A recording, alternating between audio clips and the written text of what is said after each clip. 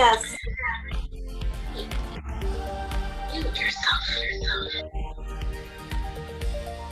Okay.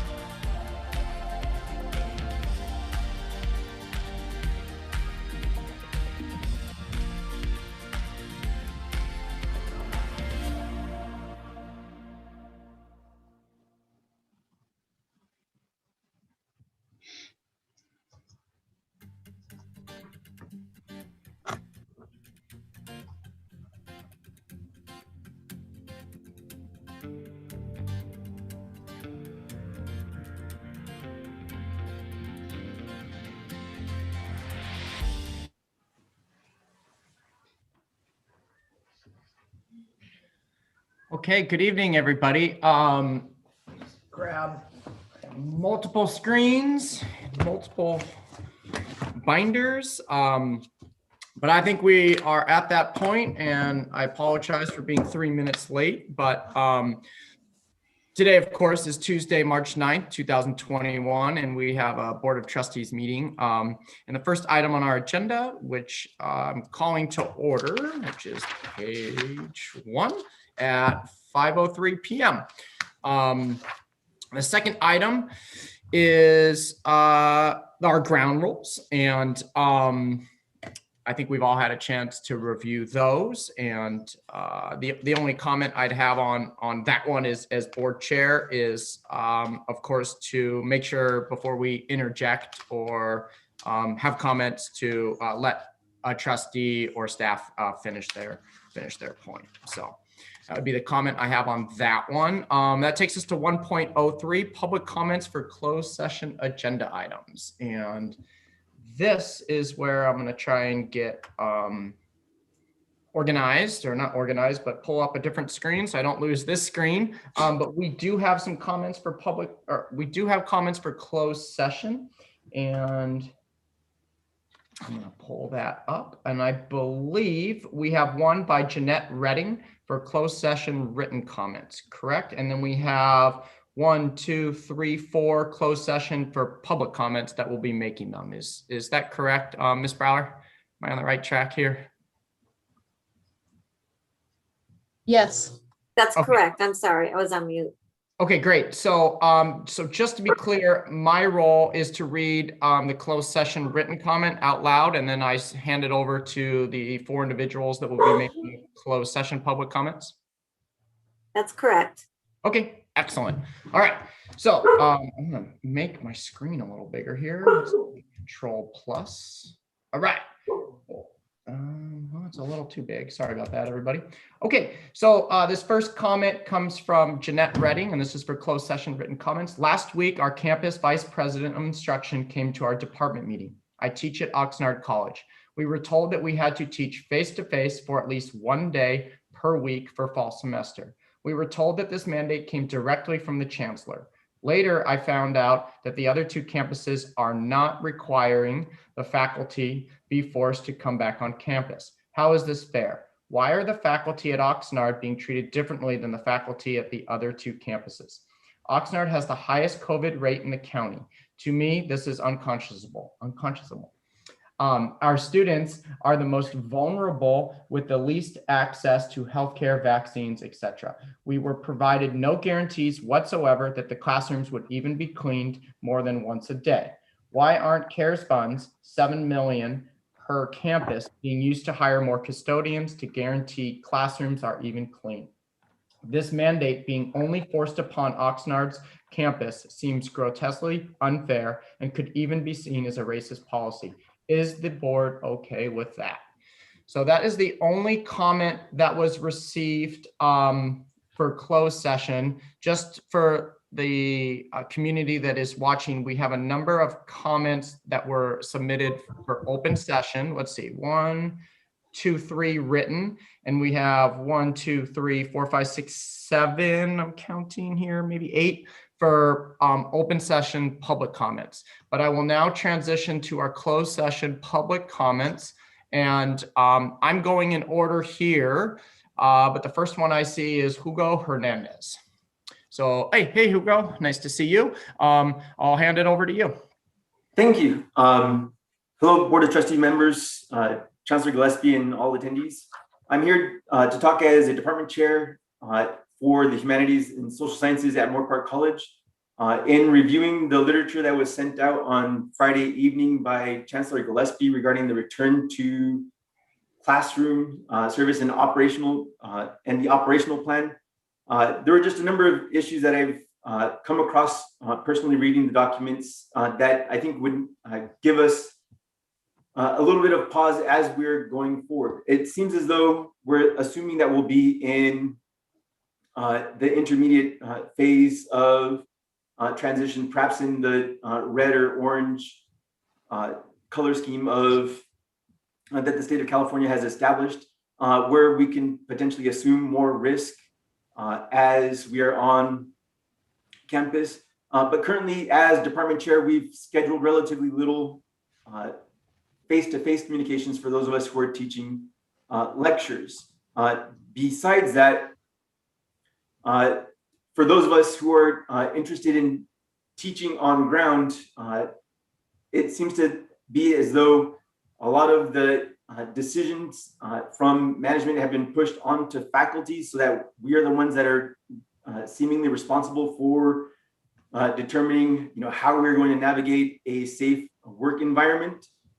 And that is in and of itself, a great challenge in addition to the actual teaching that must be involved. And so I'd just like to bring it to your attention that in the summary of the return operational plans, one of the issues states the VCCCD fall semester operational plan includes employees working and students receiving instruction and support on site must document proof of vaccination. When I asked this question of the Moorpark College administration, it was told to me at that time that faculty have no role or no part in saying who can be in the classroom and who can't be on the classroom. And so I'd like to put forward that idea. I think it's a great and wonderful idea that everyone that's on campus should be vaccinated, but the mechanisms for who is going to be party to that information, how we're going to document it, is left unclear. And without a state mandate, it's hard to know what position faculty members are going to be placed into when the students come into the classroom. Are we supposed to check everyone's app to see that they've been green lighted and that they have been vaccinated? Are we going to have vaccine passports for the classroom? And so a number of these details seem great in theory, but we need more information in order to understand where faculty fit into this this program of moving forward. Thank you. Okay, thank you very much. Our next on my list is Michael Sheets, but I believe Michael Sheets might not be in here. So that leaves us, and Michael, if you pop in, we'll of course hear your comments. But we're gonna now go to B. Herrera and then Jose Maldonado. Board Chair, this is B. Herrera. Can you hear me? Yes, loud and clear. Okay. Executive Director Michael Sheets wishes to speak at the other public comments for open session. Excellent. Thanks. I think there was a confusion with the link. Okay, I'm going to get started now. Good evening, Board of Trustees. My name is B. Herrera, and I'm the union president for the faculty of this district. Tonight, I'm requesting the board direct the chancellor to immediately address the serious concerns that the Oxnard College faculty have expressed tonight here and to AFT, as well as to the Oxnard College campus management. Oxnard College faculty have been assigned to be on campus without the faculty's prior approval. The college president and his executive team are telling faculty that they need to be on campus once a week in the fall. They did not seek their consultation or their approval.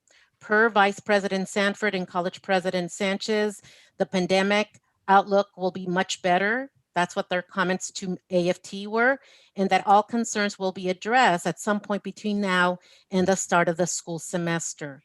President Sanchez would not commit to a specific date when AFT asked for when will you have the OSHA CDC guidelines implemented so that faculty know Oxnard College is a safe place to return to work, especially since they've increased to 50% face-to-face interactions with students and faculty. He said he was not able to give that date.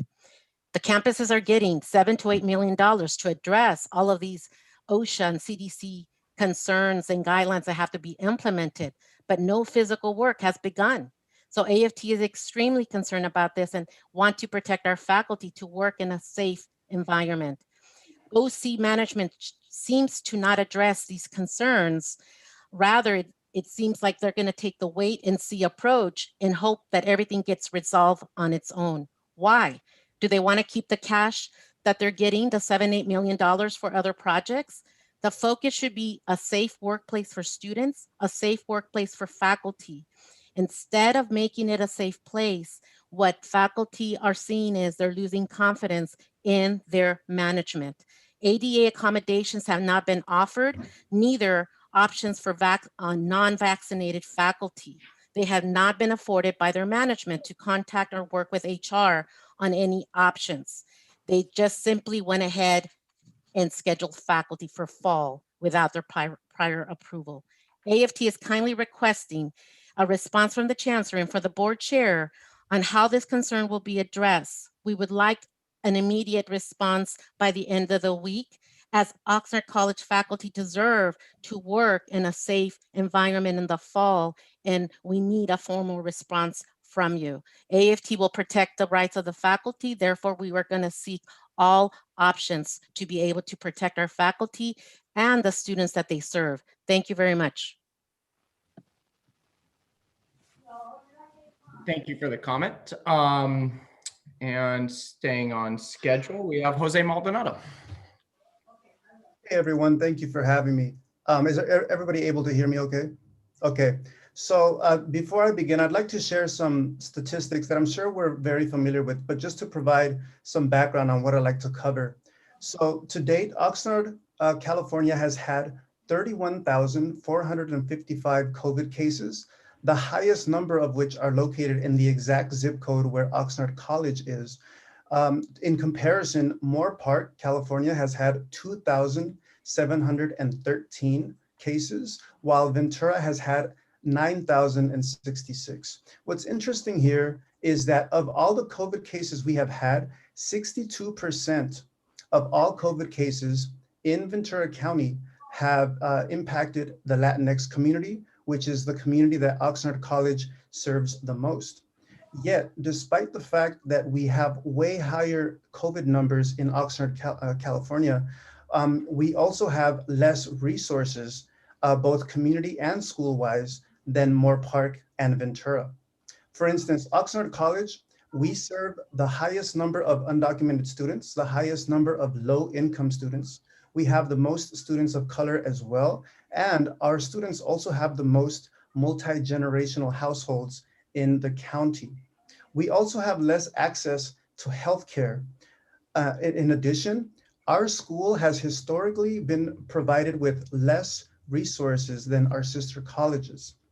So taking all this into consideration, our community has had the highest number of COVID cases. We have the lowest community resources as well as the lowest school resources. So how do we continue opening our school at the same rate as other schools that have far more resources in their community and in their school?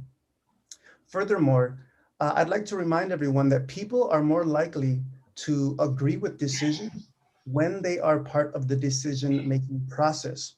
So my question, one of many, is will faculty and staff be involved in decisions that impact their health and that of the community? I'm also wondering which community organizations and which community groups have Oxnard College and the district been in touch with? There are many community groups out there that are working hard to keep COVID numbers down. So who have we reached out to in order to ensure the safety of the community? Our chancellor recently noted that low income and communities of color have been the most hard hit by COVID. So will Oxnard be provided with resources proportional to the devastation that has endured, or will we continue with the status quo? Thank you. Thank you for those comments. As you know, it's in regards to Brown Act, it's not appropriate to discuss the comments at this point, but one of the comments was addressed to myself as board chair and of course to the chancellor in asking for a response. So I'm not going to talk about the nature of the public comments, but I think it is appropriate to say that a response to the question from myself, of course, will be coming tomorrow. So I'll be working with the chancellor in crafting that. And at that point, we are transitioning to closed session, which is item 2.01. And we have three items on our closed session agenda. The first one is 2.01, conference with legal counsel, existing litigation, one case.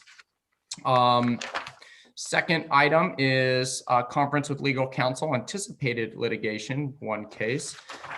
And our third item for 2.03 is public employee performance evaluation.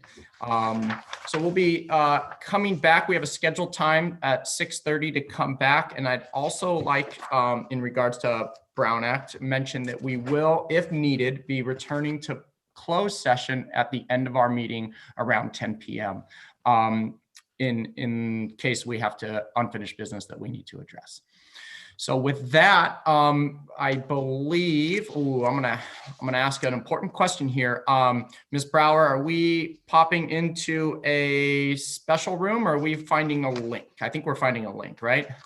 There is a link for the closed session, a separate link that was sent to you. If you go into the calendar, or I can resend it to all the Board of Trustees right now. Okay, I think Okay. we'll find it. Yeah, thanks. Or if Okay. anybody needs it. Okay, thank you so much. And we'll see everybody else approximately 6:30. Thank you.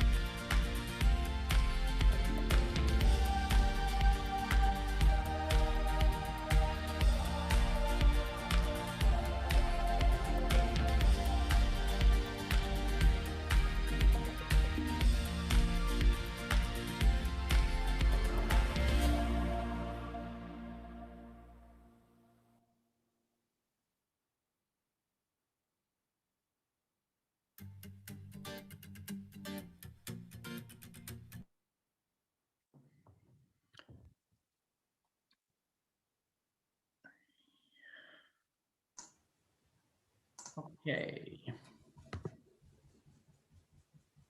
All right. Good evening, everybody. It is March 9th, 2021, and we are reconvening in open session. We just had our closed session and we have no action to report from that closed session. And I am looking for. We will going back. We will be returning to closed session. Thank you for that. At the end of our regular meeting.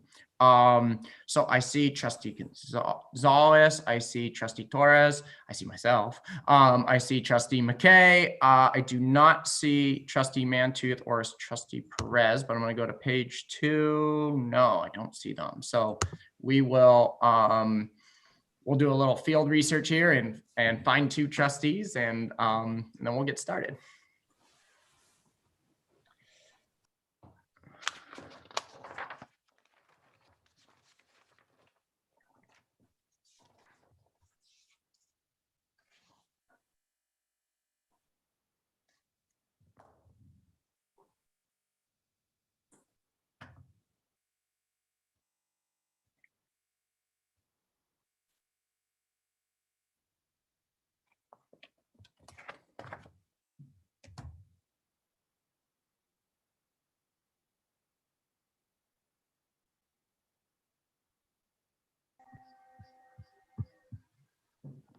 All right, Trustee Perez, and Sorry about that. that's okay. We're just waiting for Trustee Mantooth and we'll be ready to roll.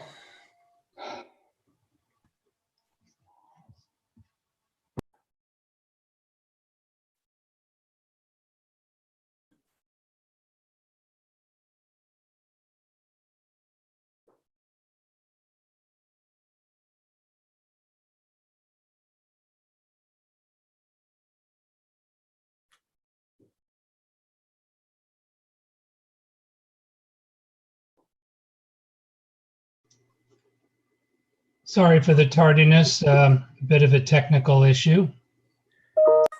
Been there, done that. So, okay, well, we're glad we're all here, and the meeting will officially be called to order at 6:56. And apologize, community, for being a few minutes late, but we are now ready to go 3.02, and which is Chancellor's recommendation to the agenda. Chancellor Gillespie. Thanks, Chair Chancellor. Consultation Council has reviewed the agenda items and it's moved forward without constituent objection for board review and action. Great. Thank you very much. And we do have a change to the agenda. Oh, here we go. I need to pull this screen up, and that email, which has the change to the agenda, additional changes to the agenda. Here we go. Okay, I have something to read as long as my internet can pull that up. Okay. All right. Okay, the following change was made to the agenda. Item 9.01, action to approve acceptance of the audited financial statements for the fiscal year ending June 30th, 2022. The summary of the auditor's result federal awards portion table has been updated to reflect the following. Significant deficiencies identified, yes. Any audit findings disclosed that are required to be reported in accordance with section 200.516A of the uniform guidance, yes. And we also have, or do I suppose I need to read the whole, the following explanation was also added immediately under the table. Recipients of the CARES Act student share were required to report student grant metrics and other data within 30 days of their award allocation date. The external auditors noted a significant deficiency related to the requirement. The interim reporting guidelines released by the Department of Ed directed recipient institutions to make the student grant metrics available on the institution's website. Moorpark College had difficulty providing copies of the college website from May 2020. Websites are not the ideal repository for grant reports due to limited archival capabilities. The district agrees with the recommendation to maintain documentation in support of all reporting requirements. The district has developed more robust procedures to maintain copies of college websites related to the student grant metrics required under the CARES Act student share reporting. Okay, looks like item 9.04, action to approve Ventura County Community College District Resource Budget Allocation. The meeting type was changed to action to be consistent with other action items presented. Item 16.01, action to approve the permanent decrease in assignment of an office assistant bilingual at Ventura College, Oxnard College. The word vacant was added under the position number V as in Victor, CU 611 for clarification. And our last change is item 16.03, action to approve the abolishment of 2 positions and the establishment of 2 positions at Oxnard College. The word vacant was added under the position XCU 443 and XCU 444 for clarification. All right, we cross that off the list. Okay. Here we go. So we are now transitioning into item 4.01, acknowledgement of new employees. Congratulations to the following employees who were hired or promoted during the period of February 2nd to February 28th, 2021. And we have the appointment of Vice Chancellor Barroso. Do you want to introduce these 5 new employees? Sure. Great. Let me bring it up in just one second.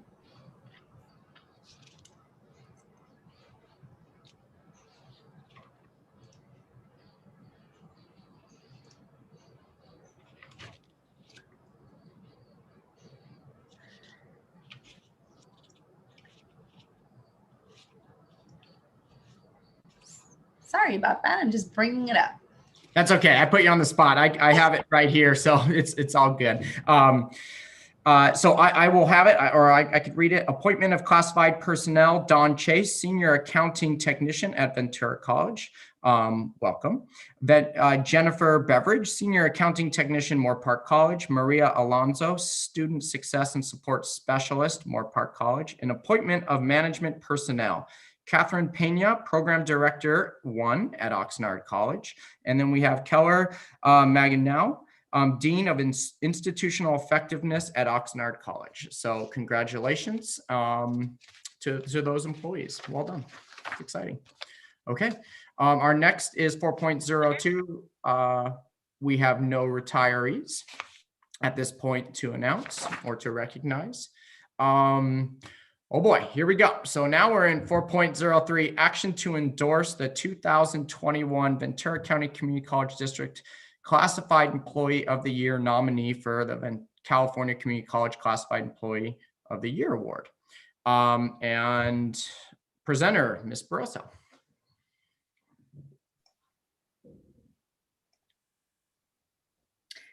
Thank you, Chair Chancellor. So I'm very excited to speak to this particular item. So every year we have nominations that come to the district for our Classified Employee of the Year. We have 3 nominees, one from each of the campuses. And so I am very excited to speak to this exciting item. I believe we also have somebody who was going to make comments. Is Ms. Urenda on?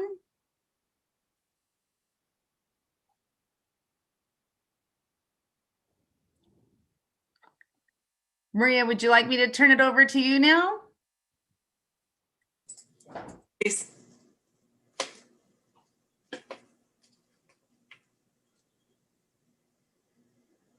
And you're on. I'm on. Okay, good. Thank you. So good evening, everyone, Chancellor Gillespie and members of the board. Thank you so much. I'm Maria Urenda, SEIU Chief Steward, and I'll be making a public comment on item 4.03, an action to endorse the 2021 VCCCD Classified Employee of the Year nominee for the California Community College's Classified Employee of the Year Award. I thank you for the opportunity for me to allow me to speak today. The classified professional staff at VCCCD are the essential workers that provide the critical support to our colleges, our students, and the community, even in the midst of the pandemic. As a classified employees union, we are pleased that 3 of our members are being honored and recognized today. On behalf of SEIU Local 99, we would like to extend our congratulations to these 3 classified professionals that were nominated for the Classified Employee of the Year Award. All of these 3 union members have demonstrated exceptional work, committed to high standards of performance, and have gone above and beyond in both their personal and professional lives.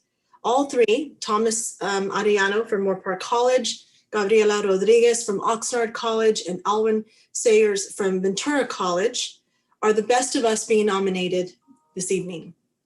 Thank you for honoring them, and we look forward to the recipient of the district-wide Classified Employee of the Year to be announced soon. Thank you, and I wish you all to remain well. Thank you. All right, thank you for those kind words. I believe it's my turn to read the three names and then also announce the Classified Employee of the Year. Is that correct? Okay, seeing a head nod. All right, great.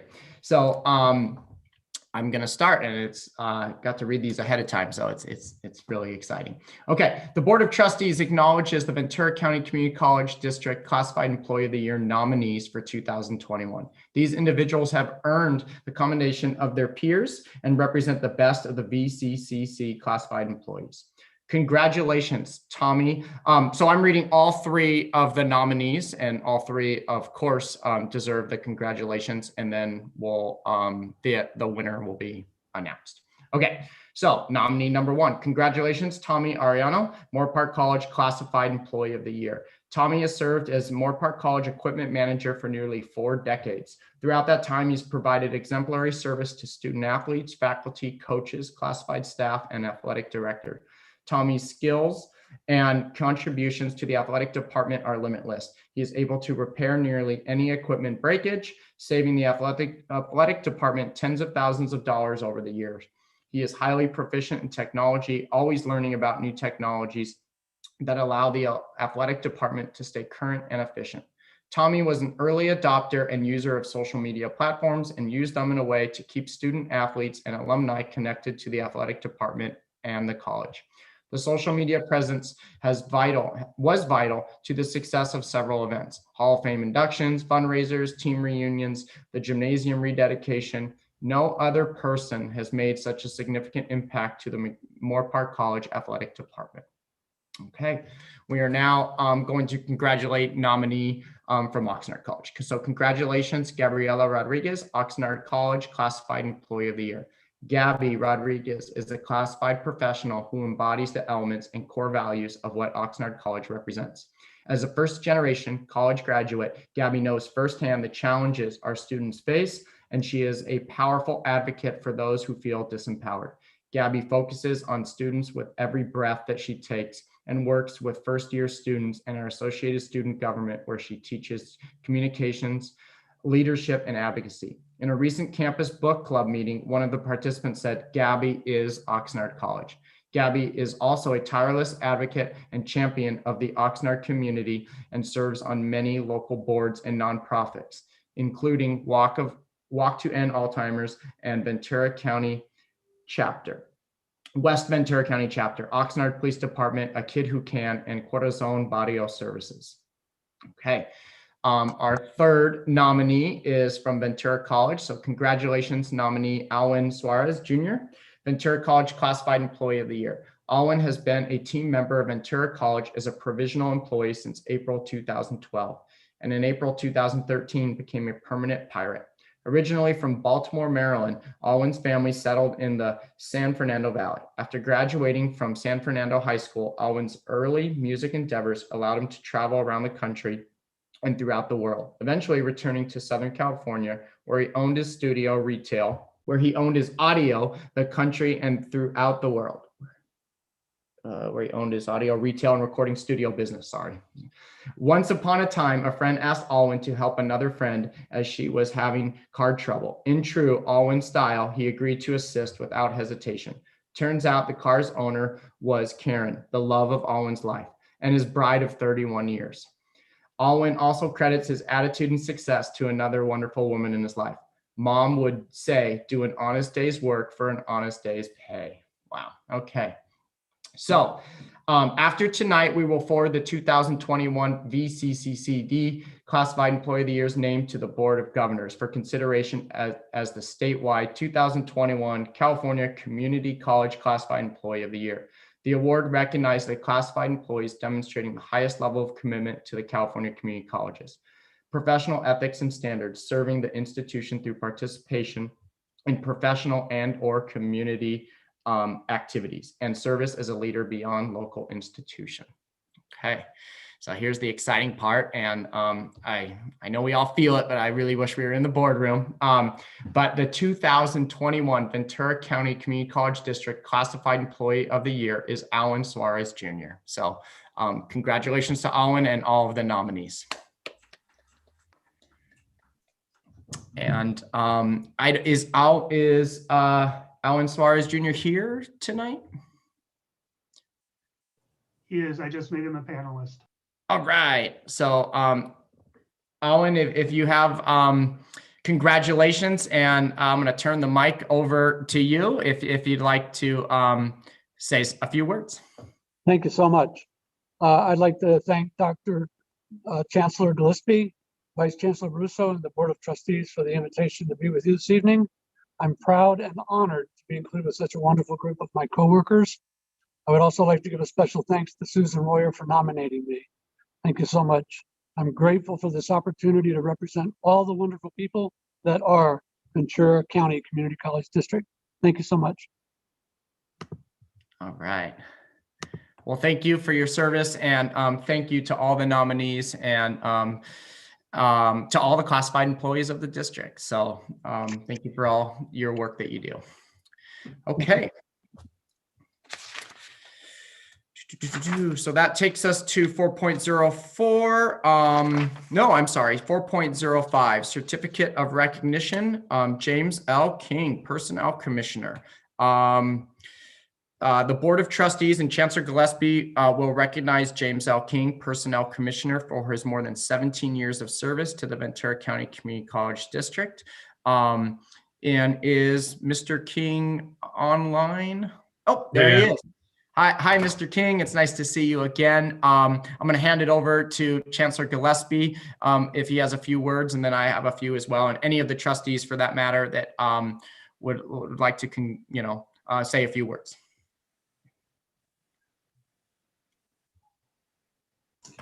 Yes, thank you, Chair Chancellor. Commissioner King, thank you for your many years of service to the Ventura County Community College District. I know that, we are presenting you with a certificate of recognition, and I believe the board chair will read that off as we wrap up. But, it takes a lot of work to have a well-functioning personnel commission, and there's a lot that's involved with that, all of the laws, regulations, rules, but you were one of our experts in that throughout your years of service to the district, and you helped to really create fair and equal job descriptions that benefited our employees and the district through the work you did in reviewing and approving probably all of the classified job classifications over your 17 years here. So thanks again for your years of service, Jim, and wish you good luck in your other endeavors. Thank you. Okay, so I have the distinct honor of reading the certificate, and of course, normally we'd be handing it off and shaking hands, but the Board of Trustees, Chancellor, Presidents, Administrators, classified staff, and faculty of Moorpark College, Oxnard College, and Ventura College, and the District Administrative Center recognize James L. King, Personnel Commissioner. The Ventura County Community College District Board of Trustees present this certificate in recognition to James King, honoring more than 17 years of dedicated and outstanding service as a Personnel Commissioner, with 6 years serving as Chair of the Personnel Commission. We acknowledge your contributions in your role as Personnel Commissioner You demonstrated your expertise in the administration of an effective and fair merit system and earned the respect and appreciation of the Ventura County Community College District Board of Trustees and classified professionals.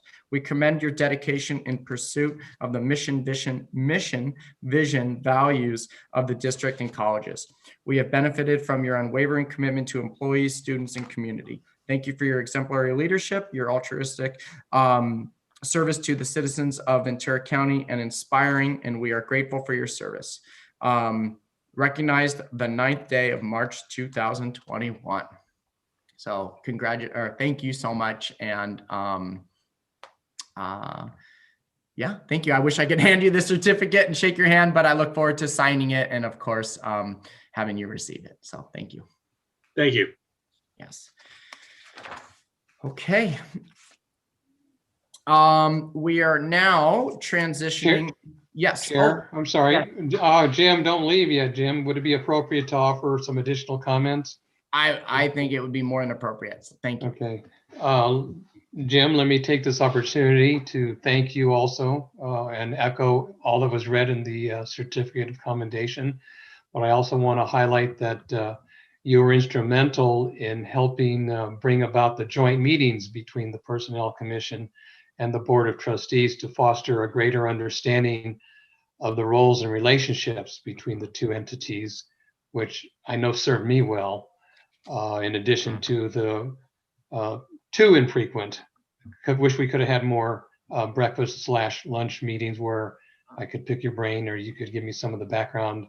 And we're going to lose a lot of institutional memory and expertise, as was mentioned. And I just want to say for everyone's benefit that Jim is also a contributing member to the broader community as well. He serves on the County Planning Commission and he's been active in his local community of Simi Valley. So we're losing a lot, but those other areas probably are gaining more of your time. And I also think it was quite magnanimous of you to decide that it might be time to make room for somebody else, some younger blood maybe, and I mean that in the most positive sense, Jim, to become part of the district family. So thank you again. Chair, I'll keep it real brief, Jim. You've actually been a personnel commissioner longer than I've been a trustee, but I want to thank you for all the hard work that you did on behalf of the board, on behalf of the district, on behalf of the classified merit system. I really appreciate just the hours and hours that you worked on behalf of the district. So thank you. You're all welcome. Okay, thank you everyone. And I would echo the thanks. And I do recall the meeting we had where you attended our board meeting and kind of shared the role of the Personnel Commission and also sat on an interview panel with you I really appreciate your leadership and all your services to the district. So thank you very much. Yeah, Trustee Torres. I just wanted to let Commissioner King know how appreciative I am of all of the support you provided to the district. And I remember, I was thinking back, I think when we first came to the board, I think it was your leadership of having a meeting to just introduce the Personnel Commission to the new board members and let us know a little bit about what the work you did. And so I really appreciated it. And I've been seeing you right now with this beautiful smile, like this peace, because it was more of like you said, okay, I've been for 17 years. I've offered my service. I'm in a good place to just allow somebody else. And as I'm looking at you have like this peace and this smile of just gratitude and just joy of just this new chapter that you're not going to embrace. And thank you for all of these years of service and how you committed to our district. And just like another trustee mentioned earlier, you're not going to give of that service and that love to another place. And so we were just very fortunate and very blessed to have you during this time. And so thank you for your service during this time here at the district. Okay, thank you very much. We are now going to 4.06, swearing in of newly appointed Personnel Commissioner. I see our soon to be new Personnel Commissioner, Mr. Escobedo. Hi, welcome. Okay. Hopefully we'll get you in the room one of these days and just in the same old backgrounds. Yeah, no, absolutely. Absolutely. And this is something that I thought I'd never do in my lifetime, but that is, read the oath of office. So I've taken the oath of office, but now I'm reading it. So here we go. Bear with me. I'm going to read the oath of office. I should read the background. The Board of Trustees has voted to appoint Matthew Escobedo as Personnel Commissioner. The Chair of the Board, myself, of the Trustees swear in the new Personnel Commissioner to serve a 3-year term effective March 1st, 2021 at 12:01 p.m. So we're now going to transition. I believe I'm going to chop up these sentences and you'll repeat after me. And then it'll be official. Okay, here we go.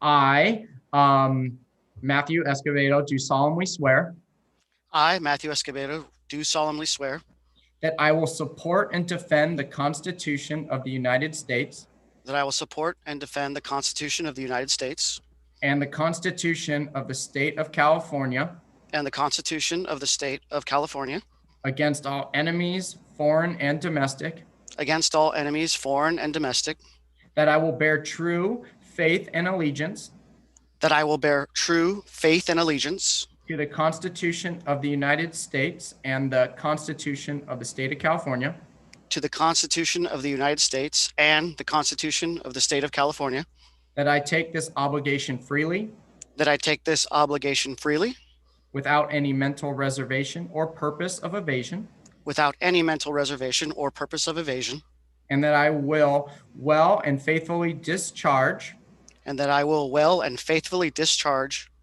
the duties upon which I am about to enter. the duties upon which I am about to enter. Congratulations. Thank you very much. Thank you. All right. This is so welcome to our district, and we look forward to working with you. So exciting times ahead. Likewise. Thank All you. right, great. Thank you. Okay.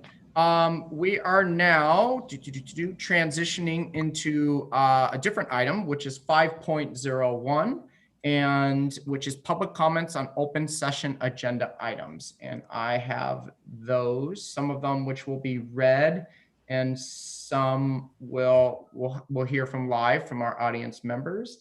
And bear with me, I'm clicking things away. Okay, cool. So this font is very small. So we received 1, 2, 3 written public comments. I think we'll start with those. And as I've been reading a lot, I'm gonna ask Ms. Brower if she can help out on read because my throat is getting dry, or Chancellor Gillespie, or any of staff if they'd like to read these public comments. But I'll do it, Josh. Okay, great. Vice Chair McKay, thank you very much. Okay, starting with Cami Algiers. Members of the board, you are well aware that the VCCCD pays lab classes a lower rate than lectures, while the surrounding community colleges pay them equally. Faculty have informed you that this pay inequity is stress-inducing and demoralizing.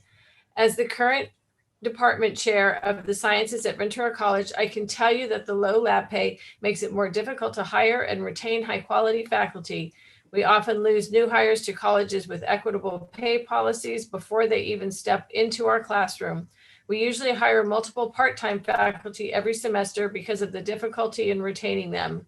Now, due to the pandemic, we are faced with hard to convert labs that would have higher retention and success rates if they were in person. However, not only do they present higher risk of COVID infection to faculty, students, and our lab technicians, our faculty are paid less for the labs. This is making it difficult to staff lab sections. Please address this pay inequity before we return to campus. Our faculty deserves better. Next, I got to bear with my electronics. Okay, Larry Falsa and Theodore Plute. Please use the comments in the email submitted a few days ago and forwarded. Essentially, our experience with BCC has been fraudulent. They are polite, incompetent, withholding our money, promising to get back to us, and not giving and giving false information and not responding to let us know what we can do further. Someone has to start paying interest on our money and stop harassing we retired people who have worked our butts off serving the community. My next letter will be to the FTC. In the past, they have investigated and been helpful. It is such a simple matter. What is the definition of reimburse? A reimburse is a reimburse is a reimburse is a reimburse is a reimburse. Thank you, Gertrude Theodore Plute for Larry Falxa. Next, Renee Rodriguez. Hi, my name is Renee Rodriguez, VCCCD Retirees Association President. The retiree health and reimbursement situation has gotten so bad that I find it necessary to appear before you that in the experience of many of, if not most retirees, the BCC, the Benefit Coordinators Corporation, has been an utter failure in performing its function of reimbursing retirees for their premium payments of Medicare.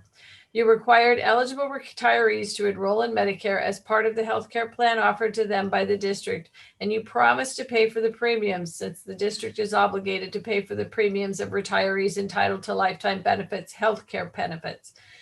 That is not how it has been worked out. The BCC was supposed to start reimbursing retirees for premium payments effective September 1st, 2020. Here are the facts. Many retirees have not received a single reimbursement in spite of their many communications with the BCC and the district. From the emails I have received, I would say that not a single retiree has received all the reimbursements due them through February in spite of their many communications with the BCC and the district. Most worrisome is this will cause a severe hardship on retirees forced to enroll in Medicare years after both retiree and spouse turn 65. They will be obligated to pay the premium and the penalties involved, an amount they did not expect to be paying on a month-to-month basis. This is unconscionable, an unconscionable imposition on retirees and must be addressed now. Thank you. Thank you, Vice Chair McKay. So that is going to take us to our 1, 2, 3, 4, 5, 6, 7 plus 1 because we had one listed under closed session. So if Michael Sheets is online, I'll start with him because he was scheduled in closed but was switched to open. Is Michael Sheets here? So we'll give Michael Sheets a couple minutes. So on the list that I have in front of me, it lists Paula Munoz, and then Victor and Lila Belinsky, and Dr. Ray Tejada. So that will be our first three. And then we have Michael Sheets. What's that? I'm we sorry. have Michael Sheets. Oh, we do have Michael Sheets. Okay. Oh, there you are. Hey, Michael. Okay. So we'll go Michael Sheets, Paula Munoz, and Victor and Lila Belinsky, and Dr. Ray Tejada. So that'll be our first order, and then we'll do the next 3 or 4. Great. Can you all hear me? Yes, we can. Floor is yours. Great. Thank you. Thank you very much. Chair Chancellor, members of the board, and Dr. Gillespie. My name is Michael Sheets, and I'm the executive director of the AFT 1828 and also a faculty member in this district. Recently, I urged the board to provide strong leadership to the district as we prepare to navigate the changes that are on the horizon. I spoke of the need for a coordinated plan implemented from the top, which would incorporate the latest CDC guidance, but also serve as reassurance to everyone that can feel secure that our health is not at risk. Yet here we are in a sea of uncertainty created by a disjointed, uncoordinated, and incoherent process that appears to be led by a complete disregard for the damage that inaccurate and conflicting information has on every stakeholder. I'm in the fortunate position to be part of the ongoing discussion between management and the union. On one hand, the chancellor has assured us that on-ground assignments will only be mandated when public health guidance says it's safe. On the other hand, we get emails from individual campus leaders which mandate that all faculty must be on ground face-to-face at least 1 day a week in fall 2021 without even being consulted. To make matters worse, the chancellor's recent email has caused even greater confusion.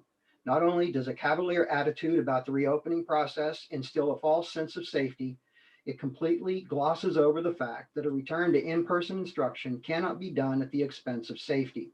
He urges that our students and communities deserve to return to face-to-face instruction, as if the faculty have somehow been impediments to this process, when in reality, all we have done is ask for nothing but safety and transparency. He relies on the fact that a skeleton staff of essential workers has managed to weather this storm without a major incident. But having a handful of people on campus strictly observing social distancing protocols is a far cry from filling classrooms with dozens of students before it's safe to do so. All of this has happened before there is a coherent operational plan with specific steps that must be taken to ensure compliance with health guidelines and safety. We have a framework, but we need to know how that framework will be implemented. Where are the resources, the tools, and what are the actual steps that will be taken to enforce health guidelines? All this must happen before any faculty member should be mandated to expose themselves, vaccine or not, to a classroom full of students. Let me be clear.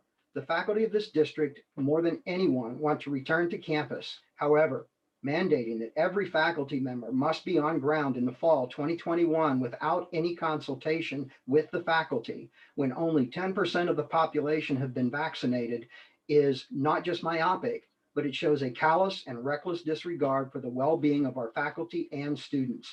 I am begging the board to demand that the district focus greater effort on making our campuses safe and less effort on making unsupported promises and inequitable demands.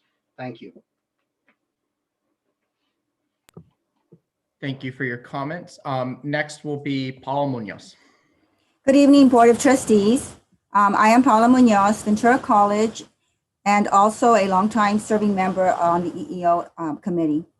I wish to address tonight your action items 803 and 804. 803, the Board Diversity Ad Hoc Committee report.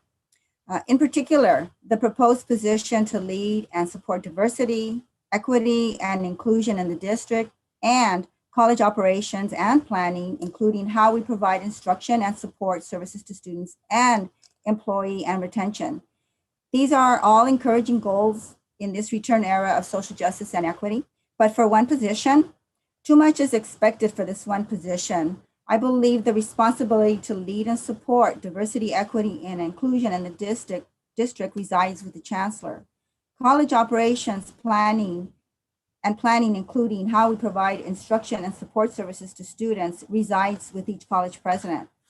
Employee hiring and retention in this district, especially if this district is serious about diversity hiring, requires one full-time district position that demonstrates HR experience and cultural competency. VCCCD had an incredible affirmative action officer years ago that provided oversight of employee hiring. Of course, this position had the force of affirmative action behind him. He reported directly to the chancellor. Diversity hiring is critical for the success of our diverse students. Our growing Latino student population needs culturally competent and instructional faces that will meet them where they are and that look like them. Hiring diverse faculty will be a challenging and time-consuming effort. One full-time position is required for this alone. In relation to the proposed district-wide diversity, equity, inclusion task force and the VCCCD 2021-27 strategic goals, there are numerous goals, strategies, and measures of achievement. Typical goals from increasing student success to measures of achievement, closing equity gaps, workforce development to a culture that values students. Each of our colleges has an equity plan or some other kind of plan that aspire to these goals, many that I just mentioned. I encourage all to look at our college budgets to see if the budgets really match up and reflect the dollars to actually implement all of these equity plans and all the other plans the colleges may have. Where do our college and our district spend most of the dollars? On equity, diversity, and inclusion? Perhaps the board, along with the district-wide diversity, equity, and inclusion workforce, can start there. Thank you. Good night. Thank you very much, Paul Munoz. Our next speaker, there's two names here, which is new to me, but Victor and Lila Belinsky, are we online?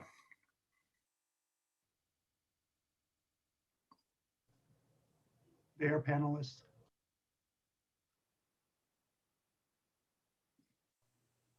I'm sorry, Mr. Watkins, did you, I didn't hear.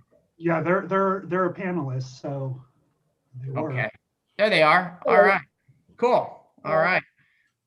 Welcome, Victor and Lila Belinsky. Thank you. Excuse me.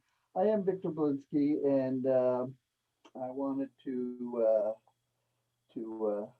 thank Chancellor Gillespie and the esteemed Board of Trustees for letting us speak tonight. I did retire at Ventura County Community College District as the Associate Vice Chancellor of Information Technology, as well as a 7-year adjunct faculty member at Ventura College.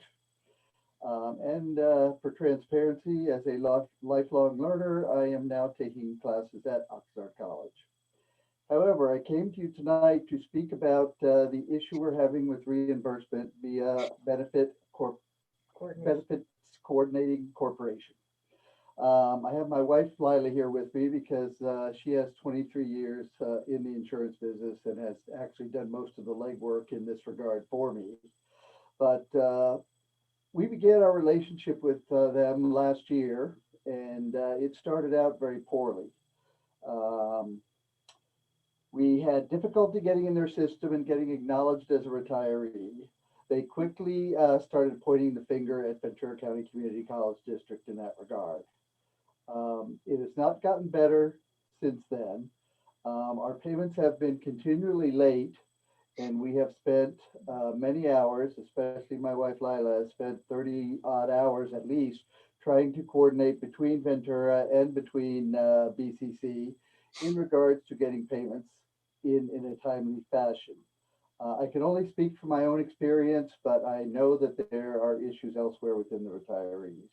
But for us, it has been a very difficult road to try to get BCC to follow through with anything they promised us.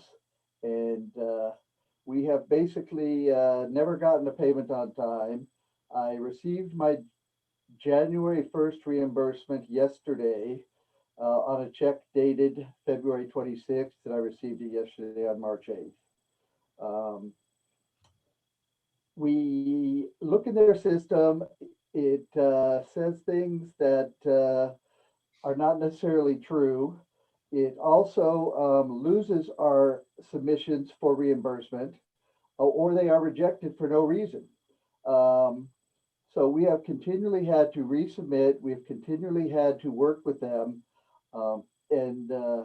As such, it's been a very difficult process, and there is a lot of finger pointing going on. And, you know, we are not here to try to figure out where to lay the blame. We just know that things are not happening the way they should, and we feel that there has to be some accountability in terms of getting these payments and reimbursements out to retirees in time. So thank you very much for letting me speak, and thank you for taking this into consideration. Thank you for your comments. Next, we have Dr. Ray Tejada. And following Dr. Ray Tejada will be Rick Castanero, and then we have Jorge Napoles.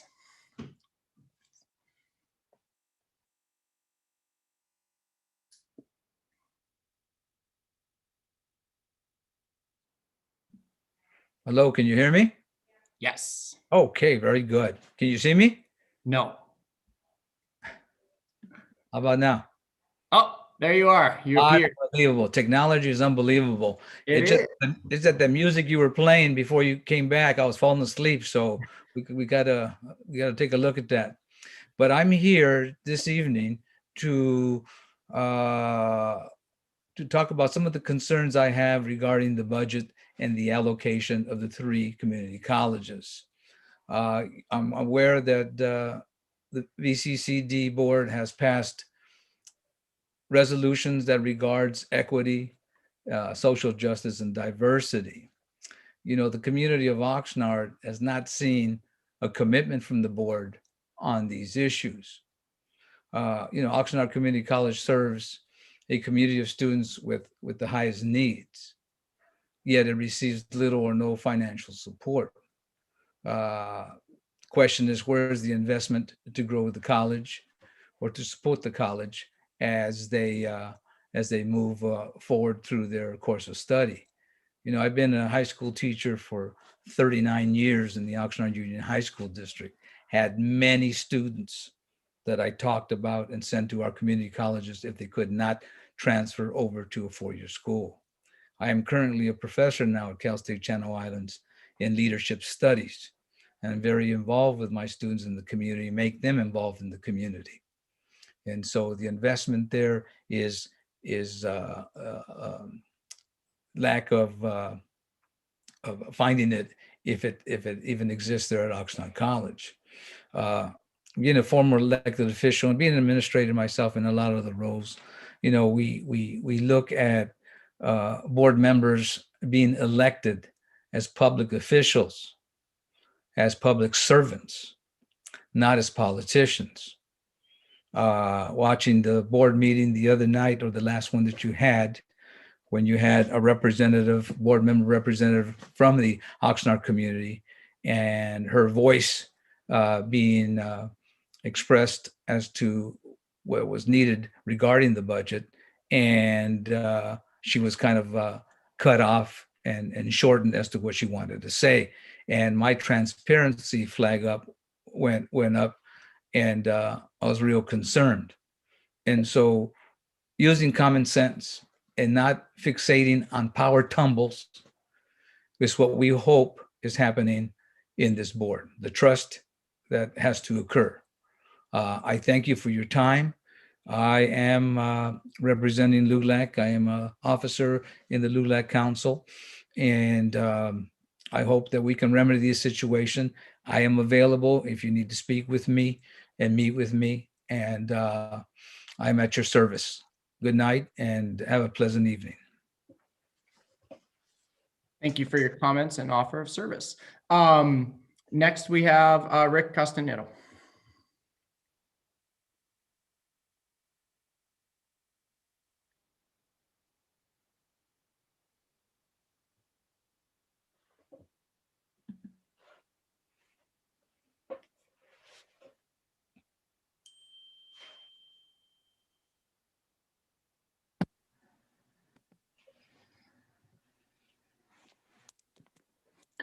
Hi, Rick. We see you. So the floor is yours.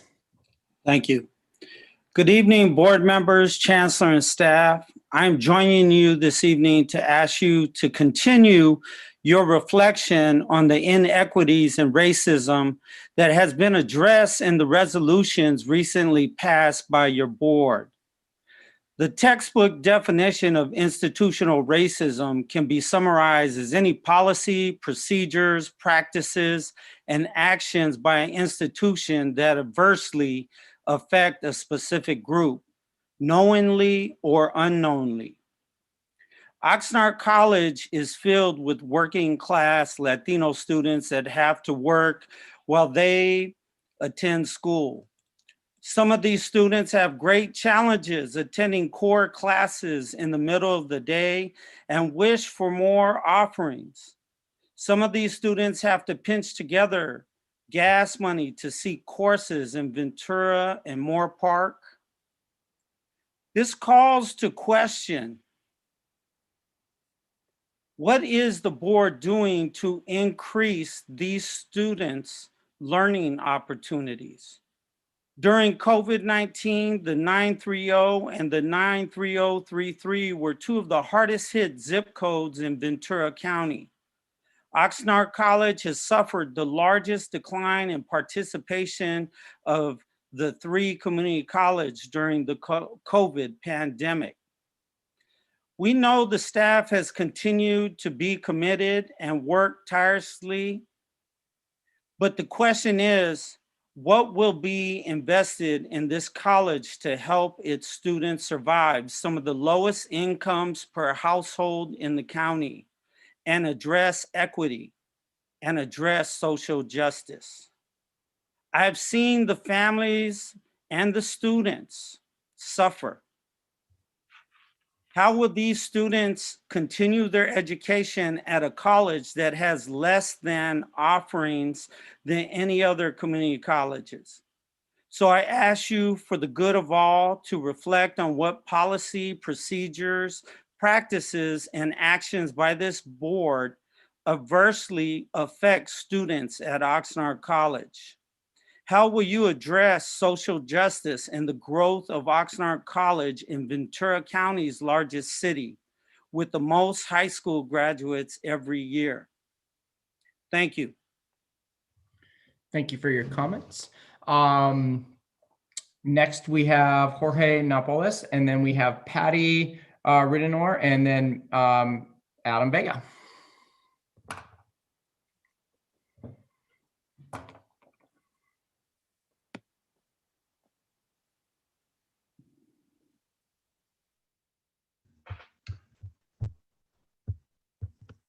Hello, Chair Chancellor, fellow trustees, and support staff. I am Jorge Napoles, longtime resident of Oxnard and a member of the Liga United Latin American Citizens Colonia Council. And I am here today because we are concerned with the amount of students that leave the Oxnard Plain for Ventura and Moorpark year in and year out. Oxnard is the largest city in the county, yet OC has very little enrollment. Such, we would like to know if Dr. Gillespie, the board and administrative team at OC have an action plan or a strategic plan to retain and market to the zip codes that we know leave the Oxnard Plain. Not to mention, what is the plan to grow the college to reflect the city's population size? Just as a CEO would spring into action if their flagship vehicle or product were not being bought anymore and their customers were buying a competitor's product, the expectation will be that the CEO would do everything in his or her power to bring in the personnel, make the investments, and put in the sweat equity to gain back that market share. In this case, we're concerned because the message that is being broadcasted does not reflect this scenario. Instead, we are hearing why we can't do more for the college and pointing to a funding formula as a barrier. To us, this is the easy way out. The League of United Latin American Citizens would like to meet with Dr. Gillespie to address this and other concerns. Thank you for your time. Thank you for your comments and invitation for district staff to meet with you. Next, we have Patty Ridenour and Adam Vega.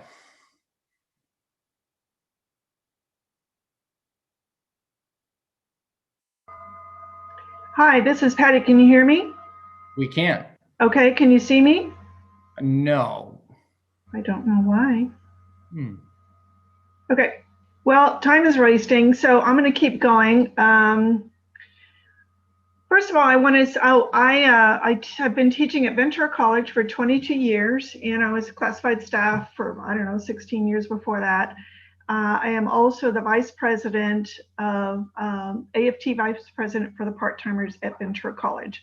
So one thing I want to mention is thank you very much for approving the $500 for each faculty member for technology purposes. I am working on a really old laptop that runs on Windows 7, and I really need a new laptop. So that is going to help pay for that. The other thing I want to talk about is been brought up already, and that is the fact that Oxnard College, from what I hear, is the president is requiring the faculty to teach at least one class on campus this fall. Okay, given the documents that the chancellor has distributed as far as reopening plans are concerned, it's inconsistent with what President Sanchez is expecting. So I want to give you some data, and I wish I could show my screen, but apparently I can't. So I went to the census.org site and VenturaCountyRecovers.org site for some data. So I found the 4 largest cities in Ventura County, Oxnard being the largest, and I looked up the demographics and the COVID rates. And so I just want to give you that data because I think it's really important to understand. So Ventura is the 4th largest city. This is data in population from 2019 at 109,000. It's 36% Hispanic. Our COVID rates for that group is 12.3. Simi Valley, 125,000 people, Hispanic, almost 40%. Their rates is 26%. COVID rates for Hispanic groups, TO, 126,000 less, 20% Hispanic rate at 2.9, excuse me, rates for COVID for Hispanic populations. Oxnard, obviously the largest city in our county, at over probably close to 210,000 people, 76%, almost 74% being Hispanic, with 41% of those Hispanic people having COVID. So, I mean, I wish you could see the table in front of me that I created, because the numbers don't lie. And the fact that the president of Oxnard College is expecting and requiring faculty to come on campus when all they're going to do is bring faculty, staff, students with possibly with COVID. There's going to be protocols there, I'm sure, but it's just going to open up a hornet's nest of possibilities of transmission. And with, you know, and we all know that populations of people of color are more susceptible, and they have fewer opportunities to get well and get services. So I just want to make the point that I think Dr. Sanchez is out of line in requiring their faculty to teach on campus. It's inconsistent with the plans. Thank you. Sure. You've reached 3 minutes. Thank you for your comments, though. And our next speaker, thank you for waiting, Mr. Adam Vega. Good evening, Chancellor, members of the board. My name is Adam Vega. I'm a lifelong resident of Ventura County and alumni of Oxnard College. As many of you know, Oxnard is the biggest city, has the largest birth rates, and is home to most high school graduates every year in Ventura County. I myself am a proud Yellow Jacket, and my graduating class of 2011, it was one of the largest freshman cohorts at the time. Literally, we had kids sitting on the hardwood court as far as the three-point arc. So how is it that the city that is home to the smallest community college, that doesn't make sense? You know, this isn't equity. Is this social justice? No. Students of color like myself, you know, we comprise the majority of the composition of the community college system across the county of Ventura, and we aren't being served equitably. The budget doesn't reflect the true needs of our community. Oxnard College has fewer choices for courses, athletics, extracurricular activities, more so than any other community college in the Ventura County district. So why? You know, I'd sit and wonder this as I drove 15 miles to Ventura College at speeds well above the recommended limit, so I could get to the classes that I needed so that I could transfer and end up graduating from CSUCI. Go Dolphins. That's 30 miles round trip. You know, I did this multiple days out of the week working minimum wage at Target. So not only was I wasting my money, money that I didn't have or already spending on school, it further complicated you know, my work, life, school balance. And, you know, this is why students burn out. This is why students drop out. I'm thankful to have made it out of that horrible experience and, you know, be able to work for one of the largest nonprofits here in the county today. But I know there's many others like myself who will go on to do the same, if not better, right? Because of this system. I also know that there are those who will, you know, fall through the cracks. At this very moment, you know, they're out there living the same situation I just described to you all. So it's been 6 years since I graduated, and not much has changed as far as I've seen. I know because I hear it from my sister. I hear it from her friends and some of my own that still attend Oxnard College. So I'm here to remind everyone that, you know, everyone here, you know, you serve us, the community. We're watching, we're not waiting. We look forward to resolving this issue expeditiously, efficiently, effectively, and immediately. So remember who got you all there, the people. Remember who you serve, the people, and remember who will be holding each and every one of you accountable. It's the people. So I believe that's my time, and I want to thank you for allowing me the opportunity to speak. And I hope that you take these into considerations, because the COVID-19 pandemic, as the speaker previously described, it's disproportionately impacting the city of Oxnard and the students that are going to this college. And, you know, we need to do better. So thank you and have a good night. Thank you for your comments. And I believe that concludes my other screen here, just locked. So I'm going to type in my secret password here. Yes, that concludes our public comments. And as the public knows, or hopefully we are not, of course, allowed to engage in conversation on these items because they're not in our agenda. The one thing I think is appropriate to say is a lot of the public comments I think did revolve around an item on our agenda, which is the allocation model. So there will be an opportunity for the trustees to reflect and perhaps make comments, or and staff as well. So we'll be moving to there shortly.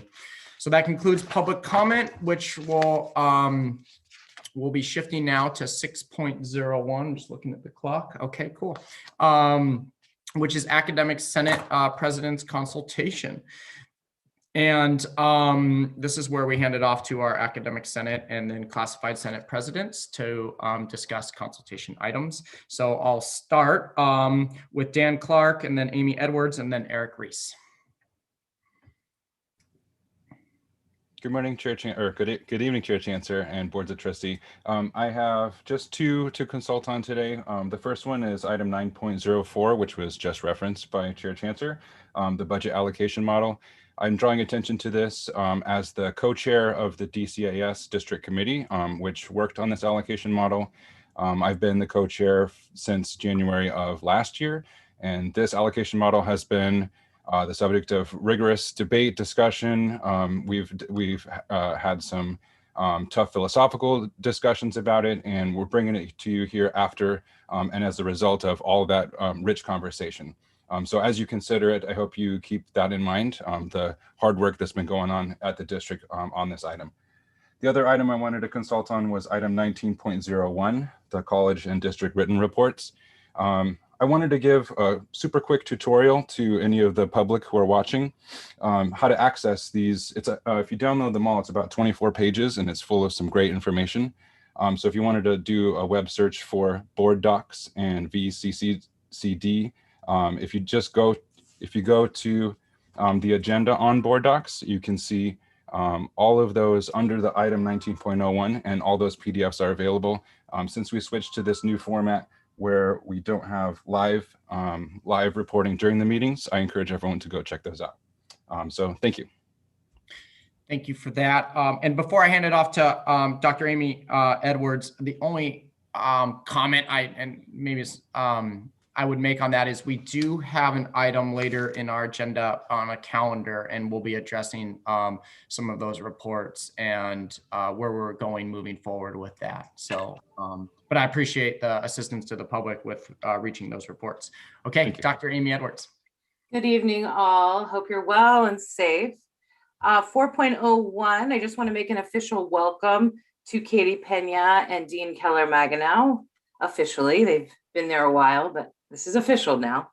4.03, I would like to recognize Gabby Rodriguez, who was the OC Classified Employee of the Year. She is OC. That's sort of the best way to describe her.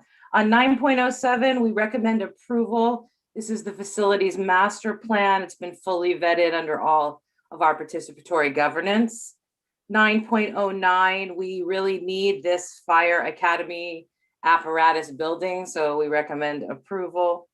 11.03, the OC curriculum. You'll notice lots of new certificate and degree programs. We're excited about that. New certificate of competency in ESL, associates in fire company officer, some work in early childhood studies to be an associate teacher. 1503, approval of this gives the very, very much needed donation gift of $25,000 to our art program. They really need that money. 16.02, we recommend approval of this new psychology instructor. This position has great support from the Academic Senate. It's had support for multiple years. We're very excited to see it in the board agenda tonight. And then 1901, which is part of my report, I'm just going to ask that everyone please read about our faculty spotlight, Jessica Kwan. She is an incredible math professor. She is our OER, liaison to the states. She's been doing some amazing work before pandemic, and during pandemic, it's gotten even better. Thank you to the trustees who are continuing to come visit us. It was nice to spend a little time yesterday with Trustee Mantooth. Thank you for being there. And our executive Senate election is underway.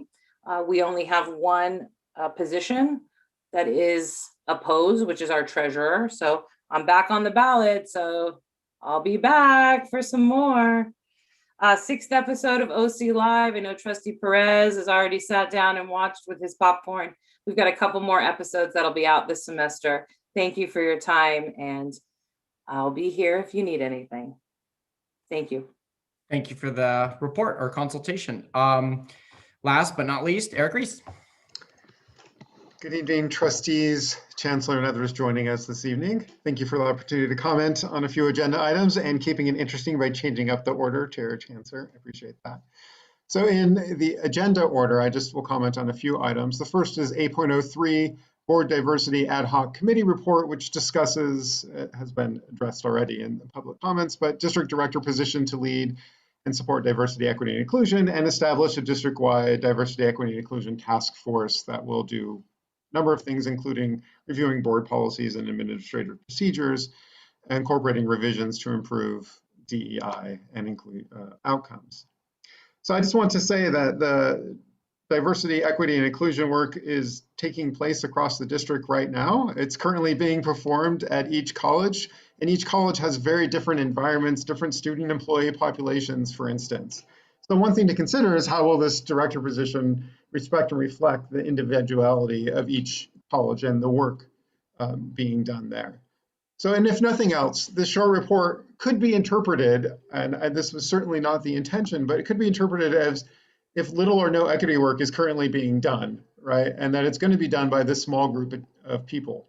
But neither of these, perhaps, interpretations are true. So first of all, as I mentioned, considerable work is being performed at all three colleges in terms of equity and social justice, including both local and district groups revisiting policies and practices and turning an equity lens on them.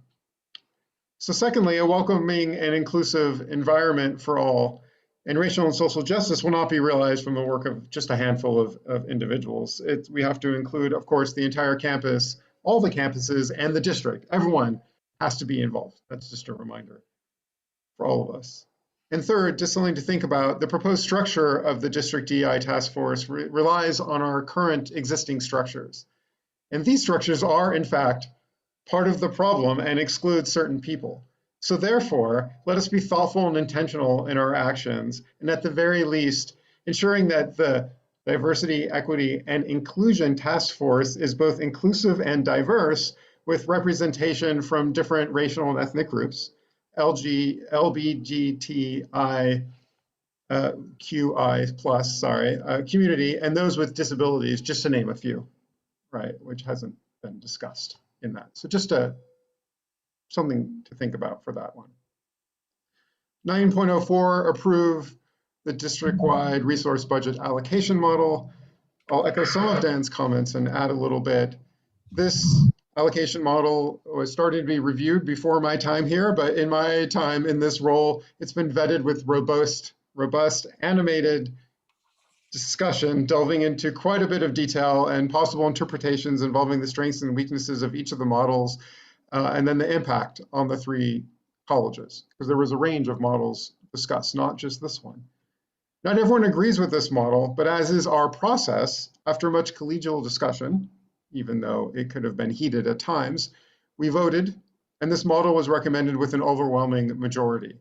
Now that it went through the full process and became a formal recommendation, all members of the District Council on Administrative Services will act in concert, well, if it's approved by you, of course, but in concert to help implement and support this direction, and hope the board will do likewise to recognize all that work behind the scenes. The last one is 11.02, MC Moorpark College curriculum, because it's curriculum and we're Senate. So I have to comment on curriculum, of course. I will comment on one item. Actually, it's a number of them, but there's a number of music courses coming through. You might have noticed They're all advanced choir, ensemble, and orchestra related courses to better serve students to ensure that they can maintain continuous enrollment in these sorts of performance classes. That's a requirement to transfer to 4 years. As we know, even though we work really hard to help facilitate a quick process through our colleges, many students take more than 2 years, and these classes will help students meet those requirements for transfer. Thank you so much for your time and attention. Thank you for the consultation and sage advice. So we're now transitioning into, unless there are any questions from my colleagues on the board for our academic Senate presidents at this time. No, okay. Okay, great. And we do have a portion later in the meeting to ask some questions. But classified Senate presidents consultation, Sebastian Shizazavoit. Thank you and good evening. I'll just be really brief. First of all, big congratulations to all of our nominees for Classified Employee of the Year, and obviously a big extra special pirate congratulations to our own Alwyn, and for all the awesome, extraordinary, and inspirational work that he really does, and how he's always there for our students and ready to help and ready to support, and really has our student success as his guiding light every day on campus. So thank you, Alwyn, and thank you to all of them. And of course, none of that would be possible without the people who took the time to make the nominations. So, you know, I'll second Alwyn's gratitude to Susan Royer for her efforts, and to everyone else who submitted nominations on our campus as well, because we had several. The only agenda item I'll bring your attention to is the Guided Pathways SOAA, and it is just an informational item, so I won't speak too much upon it, but I did just want to highlight when you review our plan, the extraordinary cross-governance committee effort that it took. I mean, we have a really robust committee with classified faculty, management, and students alike. And we really have made an effort to bring this to campus-wide retreats and to bring it through all the governance committees. And so I just really pride ourselves on the ability for us at Ventura College to really bring all the different constituency groups into this effort, because I know that's not always the case across the state. And so we are really fortunate with our classified 9+1 and the strength of our various constituency groups. So I just wanted to highlight the awesome collaboration that happened behind the scenes to bring that to you and to submit it to the state. So thank you for that. Thank you for that. Next is Amparo Medina. Good evening, trustees, and thank you. I do have a few items for consultation. Actually, turn the video on.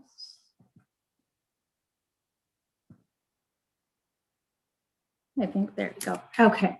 On 4.01, I too would like to congratulate Dr. Keller Maganaw and Katie Pena. 4.03, the Classified Employee of the Year. Please bear with me. Classified are the backbone of our district.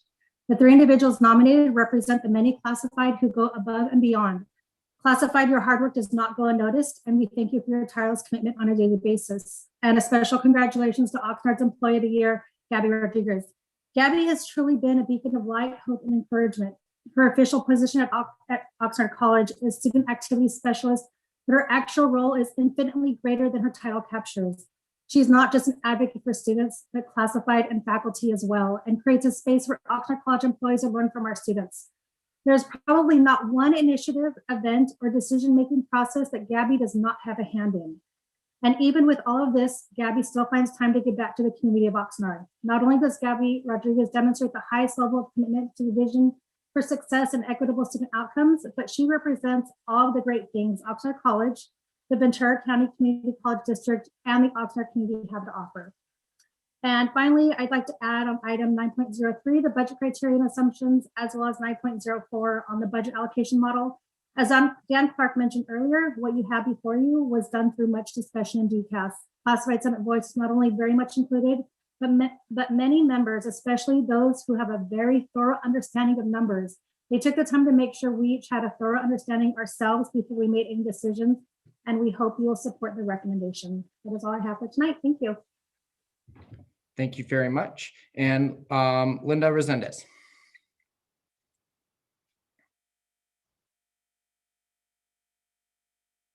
Is Linda here with us tonight?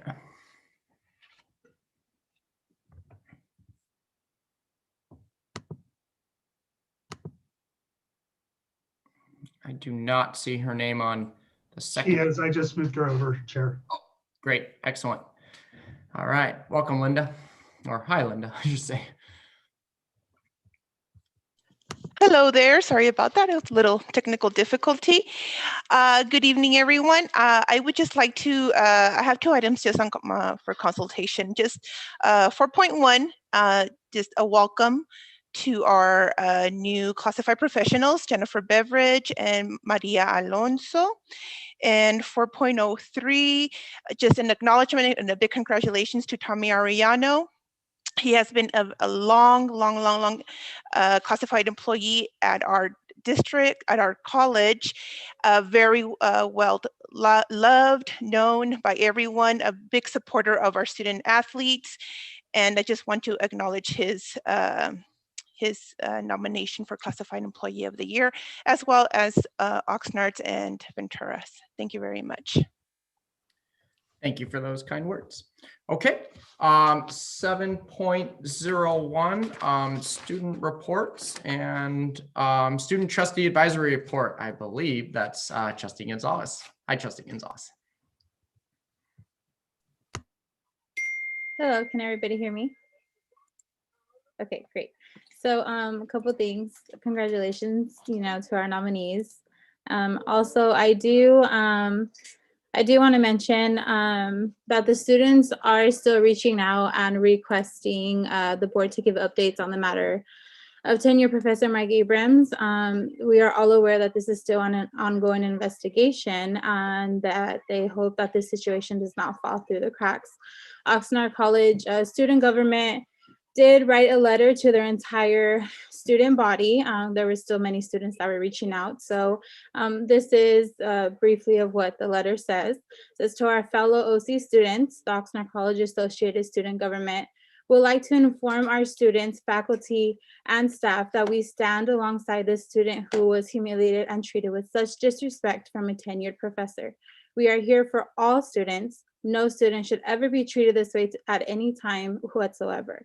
We too are students. We have witnessed how most professors at Oxnard College are beyond supportive and provide endless encouragement. Many times, staff and faculty remind us we are capable of great things. This professor's actions towards a fellow student are unacceptable and do not define who we are as Oxnard College, nor does this represent the rest of our professors and staff. Many professors have always had an open door policy with our Educational Assistance Center department and do what they can to support students with different needs. We also want to acknowledge our EAC department for its remarkable job working with our students and educators. We know that this matter is under investigation and this professor has been put on administrative leave. OCASG will continue to advocate for inclusion and stand up for students.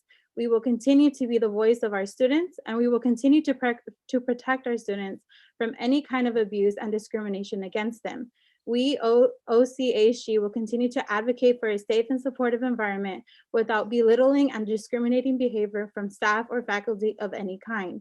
Students have the power, and should you ever have an experience or witnesses, they then went and added a link so that way students can,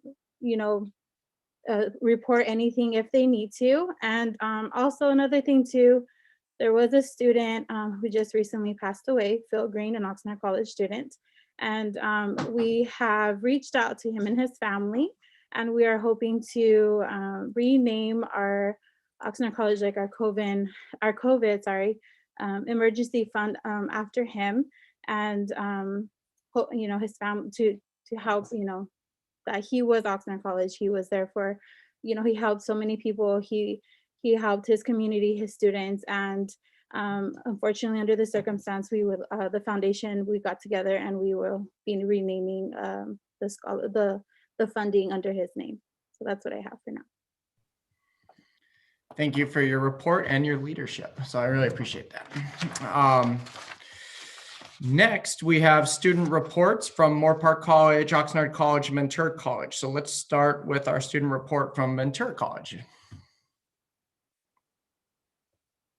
If we have a student here. Like a written report from Moore Park. I don't know if that means the student isn't coming. Ashley, do you know? Yeah, they're not going to be showing. Okay, cool. And then for the record, we did receive a written report from Moore Park College, and we'll go from there. Okay. So we are now transitioning into 8.01 highlight Oxnard College, and we are at 8:13, I believe. For the board and staff, of course, would you like to start the highlight of Oxnard College now, or are we ready for a break? I'm sorry, It's the Chair. board's We do have our student here from Oxnard College who would like to speak. Oh, great. Excellent. I'm glad we can. So let's we'll go back to that item and Oxnard College. Well, you forgot about me when I'm here every month. Lorena was missing a meeting. Oxnard College, I'm gonna report. So we had the our drive-in movie night, social distancing rules, regulations, all of the above, and we've been doing really good with those. This last time we did give out ASG's t-shirts to the little kids in the car, and I think that that's something that we could promote college and education to the younger generation and promote our college. We will be working on some other stuff as well. There is a student committee. There are some students who want to form a committee in regards to the student who was mistreated by Professor Abrams. So we're trying to see, how that committee is going to look like. And as soon as we get that information, I will go ahead and email you that information as well. And maybe we could have someone from even the district to be part of that committee as well. Other than that, we're getting ready for our graduation coming up closely soon here, and students being transferred, and Women's History Month. So we'll be having Hidden Figures as a movie. So if you guys could come and support Oxnard College, because we definitely need the support. Thank you. Thank you for your update, and apologies for not calling on you specifically. So thank you for that. Okay. So I didn't hear any response, but if it's okay, I'm gonna make a quick executive decision to take a 5-minute break, if that's all right. And we'll come back at 8:20, if that's okay, with our Oxnard College highlight.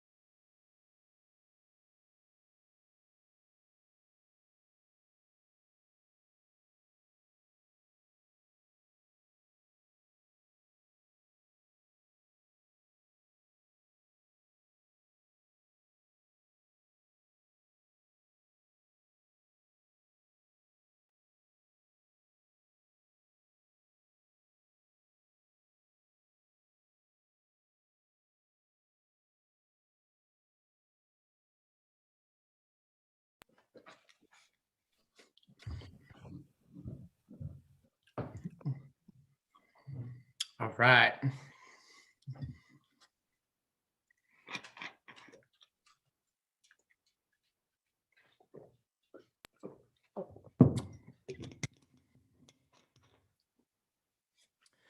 Okay. Oh, welcome back, everybody. And I'm now handing it off to President Luis Sanchez from Oxnard College.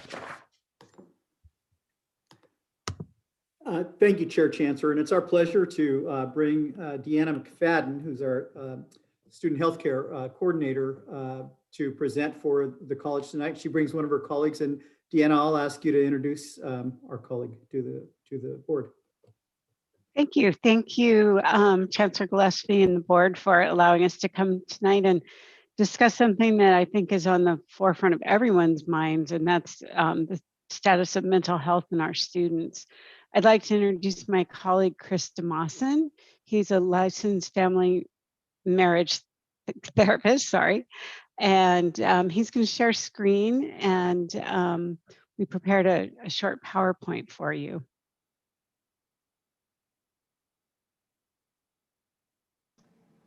Good evening, everybody. Just want to introduce myself. As Deanna was saying, I'm Chris DeMosson, and I'll be providing this PowerPoint and discussing this really, really big, important topic, the mental health needs of our college students. So let's see here. I'm trying to share, but it says I cannot share screen while the other participant is sharing. So if I can get some assistance with that. Dan, can you help us with that? Yeah, Laura, will you stop sharing? Thank you so much. Okay, here we go. So I'll kind of move us along here. I'll begin this presentation talking about the definition of mental health from the mentalhealth.gov website. Mental health includes our emotional, psychological well-being. It affects how we think, feel, and act. It also helps determine how we handle stress, relate to others, and make choices. Mental health is so important. It's something that really has now, over this last year, totally come at the forefront of a huge need that all of our students have been struggling with. I'm really glad to be part of Oxnard College and, being able to provide remote mental health services to our students. But, the difficulty we have a lot of times with our students is just them connecting in the first place. So we'll talk about today all the different ways and methods we're trying to do student outreach to be able to get them to know about our services, to engage with us, to expand their own definitions of mental health, and not just have the kind of old school limited definition, which is with those suffering from severe mental illness, really trying to capture folks that are under stress, anxiety, depression, loneliness, isolation. These are all things that we've been seeing come up a lot with the students we've been seeing at the Student Health Center.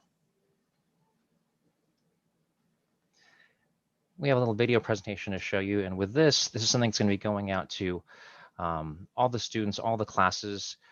It's a brief little video, but again, a way for us to let the students know of our services, that we're here and we're able to offer them remote services.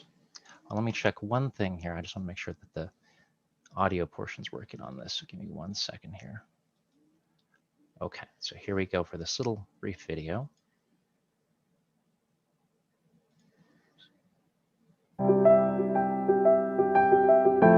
Hi everyone, my name is Chris DeMosson, and I'm a mental health therapist at the Oxnard College Student Health Center.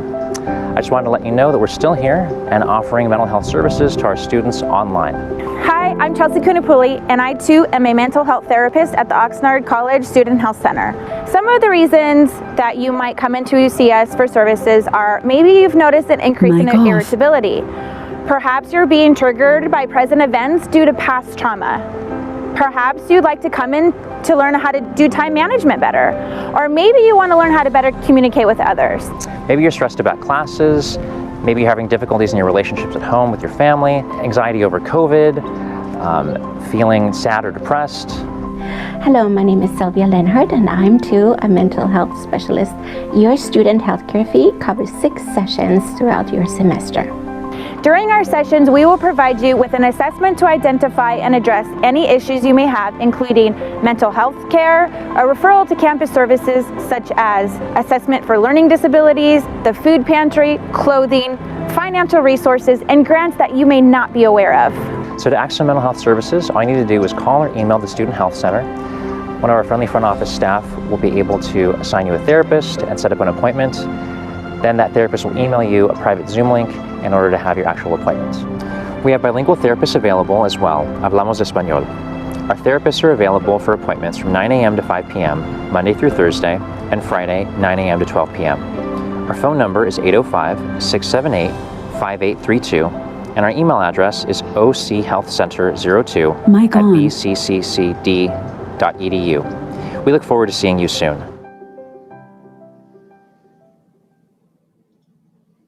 Okay. Thank you. So for those of you who know our athletic director, Yoshi, he was not doing mental health in that video. So he was just put in to show the breadth of our services. So we're really focusing on 3 different strategies right now to improve mental health services to our students. But first, I'll let Chris talk a little bit more about kind of what we're seeing happening. So right now with the students that are coming in to seek out mental health services at the Student Health Center, we're seeing this trend of students coming in really struggling to keep up with demands of school, work, and home responsibilities. You know, a lot of the students that we see at Oxnard College, they're living in multi-generational households. Everybody's working, everybody is, you know, in each other's space. All this stuff just adds such extra added stress. We're seeing, for example, one family member in the household get a diagnosis of COVID, and since there is no real space to quarantine, have that separation, it ends up many times infecting many folks in the household. All these things add such difficulties to an already difficult student's caseload of, you know, having a full-time set of classes, working part-time or even full-time at a job, trying to raise a family. You know, we have definitely an uptick in depression and anxiety symptoms. Also for a lot of our students, you know, school, going to campus provided a break from all the difficulties and chaos they might be experiencing in their home, and also a place to connect with other students. So we've definitely seen a lot of upticks in students complaining of loneliness, feeling isolated, feeling disengaged from others. Of course, you know, since everybody's together, we see obviously an uptick in family conflicts.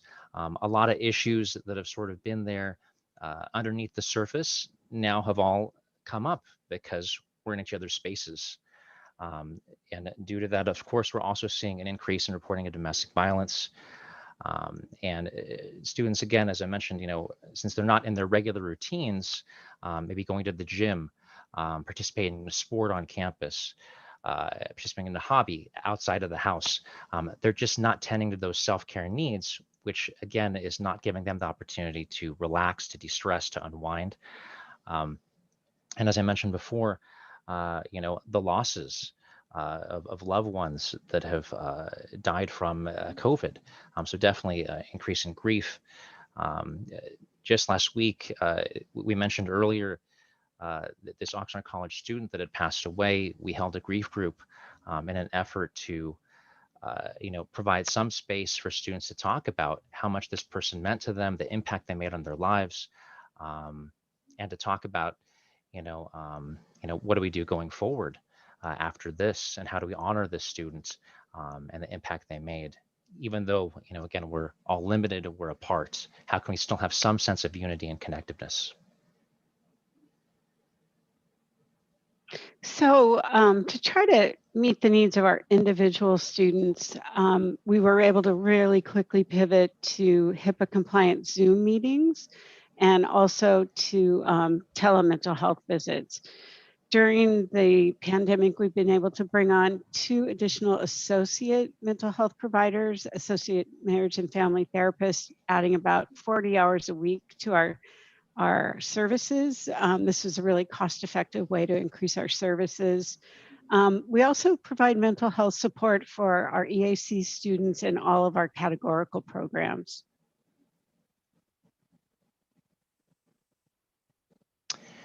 And so, another area here is how do we meet the needs socially? So part of this is us trying to drop into these Zoom classrooms to present on mental health services, and again, just advertise that we're here for students, and that it's okay to, ask for support in these different ways. Also, we have or twice a week, we have 2 weekly Oxnard College resiliency circles for our STEM tutors. And so in these groups that we do, we're trying to support our tutors, which again are such a vital part of the college, because they're there at the front lines trying to help students and assist them with any issues they might be having with their classes. But of course, as they assist students, different things come up. And so this gives the STEM tutors a place to talk about any issues they might be having with students, help them as a team problem solve these issues, and also provide them with psychoeducation for ways to handle different situations with their students or with themselves, because obviously these students too, a lot of them are also there with their own full 12 plus units of classes going on. And in addition, something that we've just put together this semester is something called the social hour. So the idea behind that is it's to provide a weekly group for any Oxnard College student to be able to drop in a safe space and socialize. So meeting that need that a student would typically get by going on campus, hanging out at the cafeteria, going to the library. Since we don't have the access to that right now, this weekly online group will be a place for students to safely connect with each other and talk about anything they'd like to talk about. Another piece that we're working on right now with one of our new marriage and family therapist associates that we hired on is developing a support group for the Veteran Center. Because again, we know our vets definitely are being impacted by what's going on as well. And they need a safe space to be able to talk about any issues they might be having. So we're again in the process of implementing a weekly support group for our vet center. This is a flyer that I mentioned before about the social hour, and it's something that's being distributed right now to all the students on campus and faculty.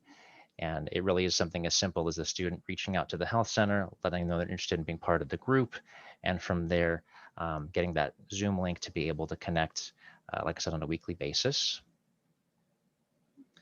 Another group that we have on campus is for our undocumented students and also for our LGBT plus students. This is called the Undocu LGBT plus Cafe. And so again, this is another safe space that'll be a Zoom group for Oxnard College students, as it says, to build community, talk, share, ask questions, and discuss personal journeys, successes, challenges, receive support and advice, and meet others as themselves. And again, in a safe space. The person putting that together is Linda Truax. She worked in the role that I'm currently in at the Oxnard Student Health Center. And so again, she is the one facilitating this. And again, just giving more of our students more support in any way that we can. And then beyond that, we have to think about the larger scope, the community collaboration. So what we're trying to implement now for the last few months is trying to collaborate more with Ventura County Behavioral Health in monthly meetings to help build a stronger relationship with them. Some of our students struggle with severe mental illness and require long-term care, and at times don't know how to access those resources. So part of my role and the other therapists at the clinic is to help bridge that gap and connect them with long-term services like Ventura County Behavioral Health and other community agencies.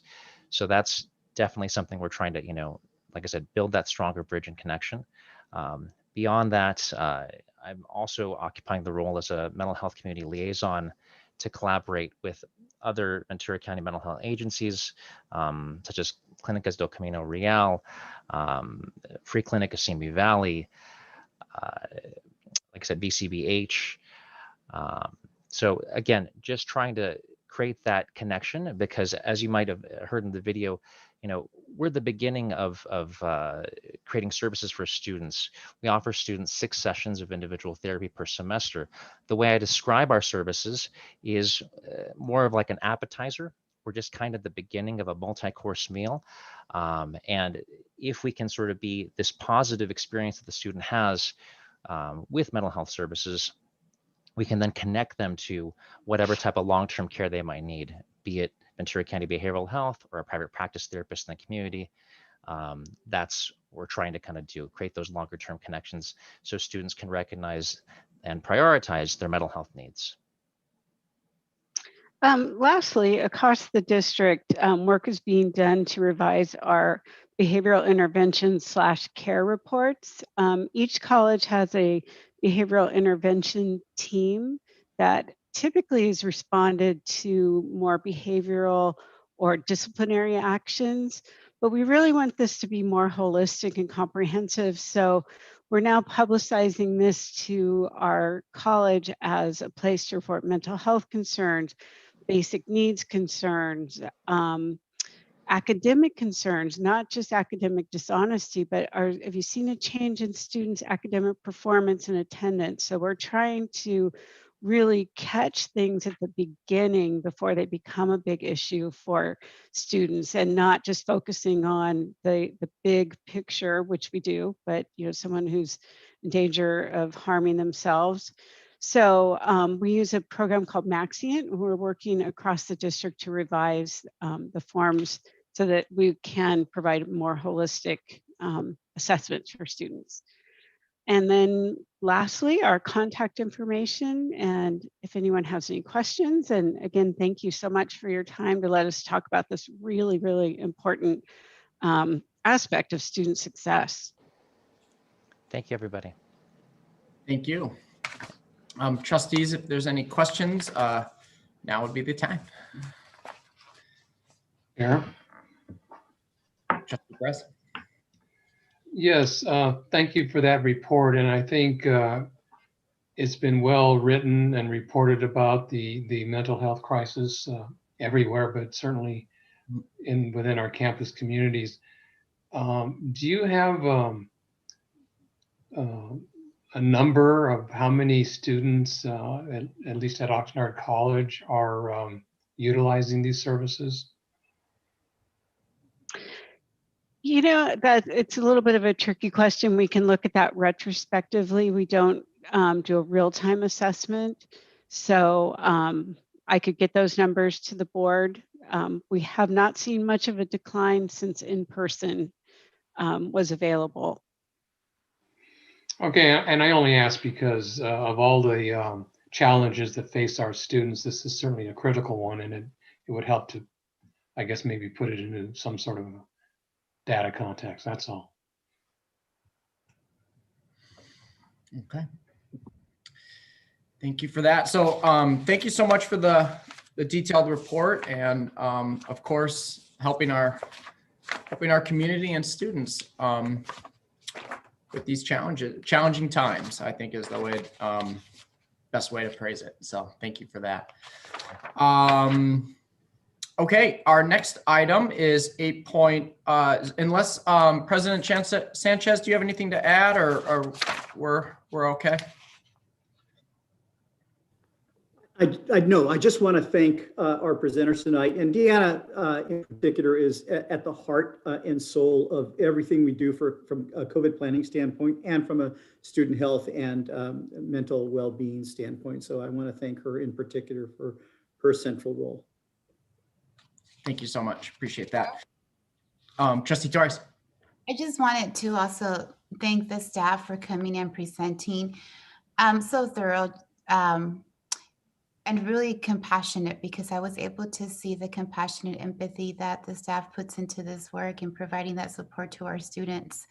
And to bring it into perspective, the counseling piece, and how does it look like the mental health, because we focus very much so on the academic piece, which is super important, but it also goes hand in hand with the emotional, with the counseling piece, because there's losses, just like it was described, and it's it's what I've been observing. It's interesting how it's been Oxnard today that's just come to surface just from different people. And when they've been sharing the statistics and the data, it's all coming together to reflect a story unintentionally. And right now, when I heard the presentation about, it's true, of the number of our students being impacted, right now, a loss. Like for me, it's been really hard, the loss of a student of Oxnard College. I had no idea that there was a loss in our college. And I am so sorry. And I thank you, Ashley, for presenting it to the staff. It's very, I feel it in my heart. And because this is news to me right now for the first time to know that we had one of our students that was lost. And thank you very much for the staff to be there to support our students.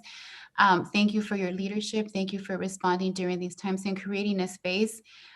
Thank you for letting us know also what the community is experiencing right now.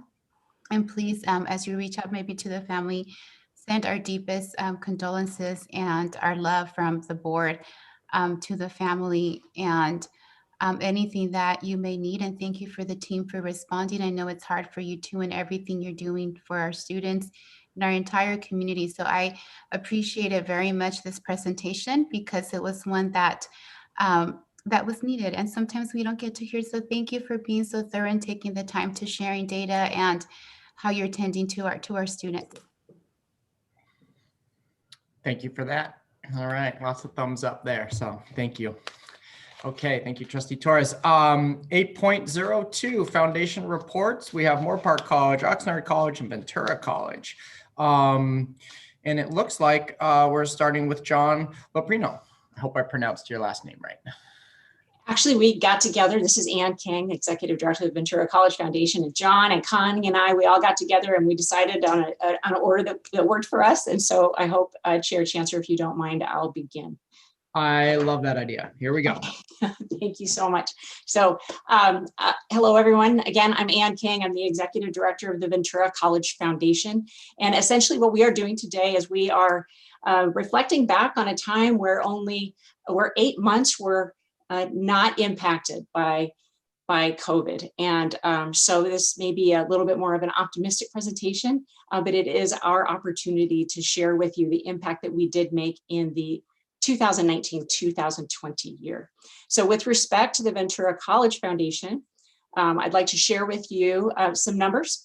And so with our private philanthropy, we provided support for our Promise program on campus, scholarships and textbook support. And we supported 5,300 students directly with about $825,000 in support. In addition, we also facilitated $920,000 worth of direct support to our campus programs. And in all of that, you will find that there are $60,000 that came from direct donations from Ventura College District and Ventura College Foundation employees. So we're so grateful to all of our donors. We have $26.4 million in assets. In this year, we had a $2.9 million in revenue and $2.5 million in expenses. In your package, you have this report. It is called the Schedule of Commensurate Return. It's the first time that this body is seeing this. And that is because California Ed Code has been amended so that auxiliary foundations of districts are to provide this transparent report on an annualized basis. So we're doing that tonight, all three of us together. The idea here is that there is a recognition that taxpayer dollars are used to facilitate the support from the foundations and this philanthropy to the public entity. So all told, for Ventura College and the Ventura College Foundation, the services that the college provided amounted to $373,000 worth of support. And in return, the bottom part of your form, the net benefit that came back to the students at Ventura College and the college itself was $1.4 million by the foundation. A nice return on investment. In addition, we were able to document that you can look forward to $17.3 million in future benefits to programs and to students as well. There are other benefits of having a foundation attached to a college. and we are no different. So ongoing additional, recruitment and retention benefits, enhanced relationship with business partners, long-term groundwork that we're building with our programs on campus to raise their capacity to raise funds, private funds to supplement their budgets. And then we do consulting and fund processing services on campus as well. We've been able to quantify the service by our board of directors to the tune of $98,000 in this particular year. And then about $11,000 of donated time was provided by the community members at large on our scholarship review committee. All of this happens because we are huge advocates of our community college system, and most specifically Ventura College students. And so we look forward to every day generating goodwill from our board, from our staff, from our donors, in the form of increased advocacy, fundraising, and then just building social capital between our community at large, our community leaders, and our campus community. So I'd be happy to take any questions that you might have at this time. We're super grateful for the partnership that we enjoy with our campus, and we're so excited that we're part of a situation and a system that is removing barriers for students and allowing success to flourish. Okay, before we transition to the next foundation, because it's a surprise, I'll offer any questions. I do have one, but any of the trustees have any questions, feel free. Mine's not a question. I just wanted to say thank you. The information was so clear. That was the first time that we've seen that document, that financial document of what we get. We do give a little bit, but what we get as a return on that investment. And it is a really transparent way of looking at it. And so I appreciated seeing that documentation. No surprise, Anne, that you had it nailed. So thanks a lot. Great. No, I agree. The presentation and materials were really helpful and very visual. So the only question I had, and I asked this as such a huge supporter and a proud donor, okay? But my question is, it's more out of curiosity, as the colleges are receiving a lot of one-time dollars through COVID relief, and that are direct to students, but then also to support them with technology, hotspots, laptops, things like this. Sure. Has that caused you this fiscal year to shift maybe more of your resources, whether it's away from the 44 or let's see here, direct programs or divisions, and more direct into students into scholarships? Or for example, there's less of a need on devices or this because the colleges now have a greater one-time bank of funds to support. I guess what I'm trying to say is there a little bit of a shift in your allocation model, for lack of better words, because of COVID one-time dollars? Alma Rodriguez is a super wonderful partner with us. She is our financial aid officer, and we have addressed this question with donors at a meeting with donors, and for all of the wonderful and amazing support that there is, it's still not enough. And the one bright spot is that though the Ventura College Foundation did initiate California's investment in the Promise program, it's now that cause has been kind of in a way solved by the state. And so we are no longer at the foundation providing financial support for the Promise. So we have shifted in that way. And that's a really nice problem to have. So we're still supporting textbooks. We're still supporting, about $24 million. Well, I'm sorry, about half of our endowment, our $26.4 million is restricted to scholarships. So that is legally trapped in that area, which is not a bad thing. I shouldn't use the word trapped, but we certainly can't unlock that. That's up to the donor. And there's plenty of need for that. We have about 300 applicants for that. We are pushing two things. We're pushing unrestricted funds for the foundation because 100% of our operations was paid for by the revenue from our swap meet. And our swap meet, we were shut down for 10 weeks, reopened that. We're the only swap meet that's still functioning and still compliant in the county. The our campus partners have helped us make that a reality, which has been extraordinary, as well as my staff. But we're only getting 35% of our revenue covered by that. So we've cut our budget by about a third. We've had layoffs and we reorganized, but we've preserved those basic programs that I showed you as well, and are really trying to funnel promised money to basic needs. And we have had success with that. And our community is very excited about that. Well, thank you for that. That's really helpful. So, and thank you for the report and the work you do. So oh, thank you very much. Share with your staff. Okay. So I'd like to ask John to go next, if that's all right, Chair Chancellor. Foundation, here we go. Great. Hello, everyone. Hopefully you can hear me. Yes, we can. Great.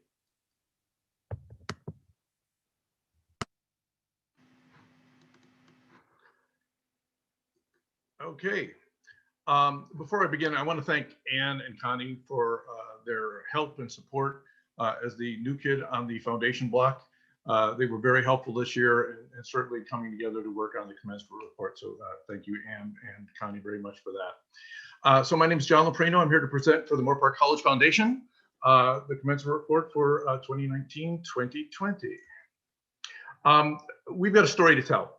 The Moore Park College Foundation in the year 19 to 20 academic year,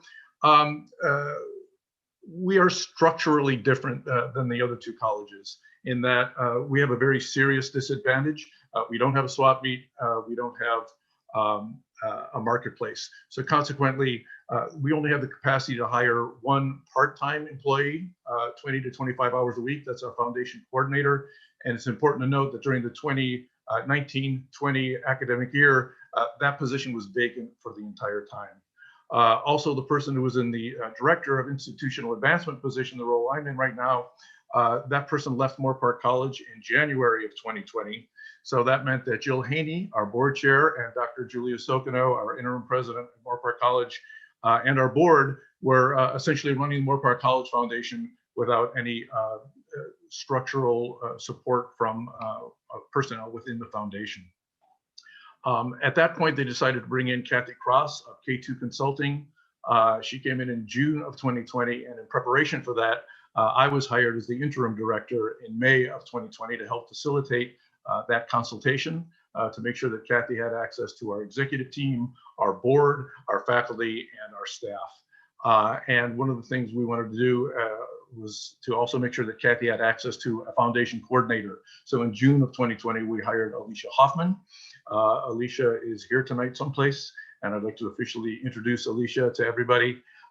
Just to give you an indication of the Herculean task that Alicia faced, she took 20 plus years of Excel files and Word documents and took all of that data and migrated it over to a digital database for our donors and for our scholarships. And for the first time, the Moore Park College Foundation has a fully searchable digital database for our donors, and we can actually communicate with them through this software. That in and of itself has been a game changer for us. So that kind of sets the stage for where we were in 2019, 2020. And it was a year of transition for us, a year of reflection, and a year of reinvigoration. As you'll see, in terms of the in-kind donation from the college to the foundation, we're looking at about $66,000, and that was pieces of different salaries for the people who were supporting the foundation during this time.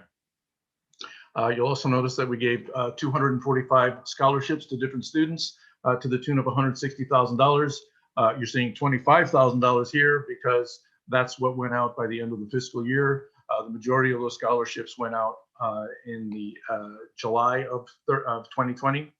So you'll see that in the next commensurate report. But ultimately, that gives us a number of $35,000 in the red. But if you take into account the scholarships that went out in July, that would be about $100,000 in the black. And then in terms of future benefit to the district and college, we've got about $2.6 million in that respect. Obviously, we're in a different position.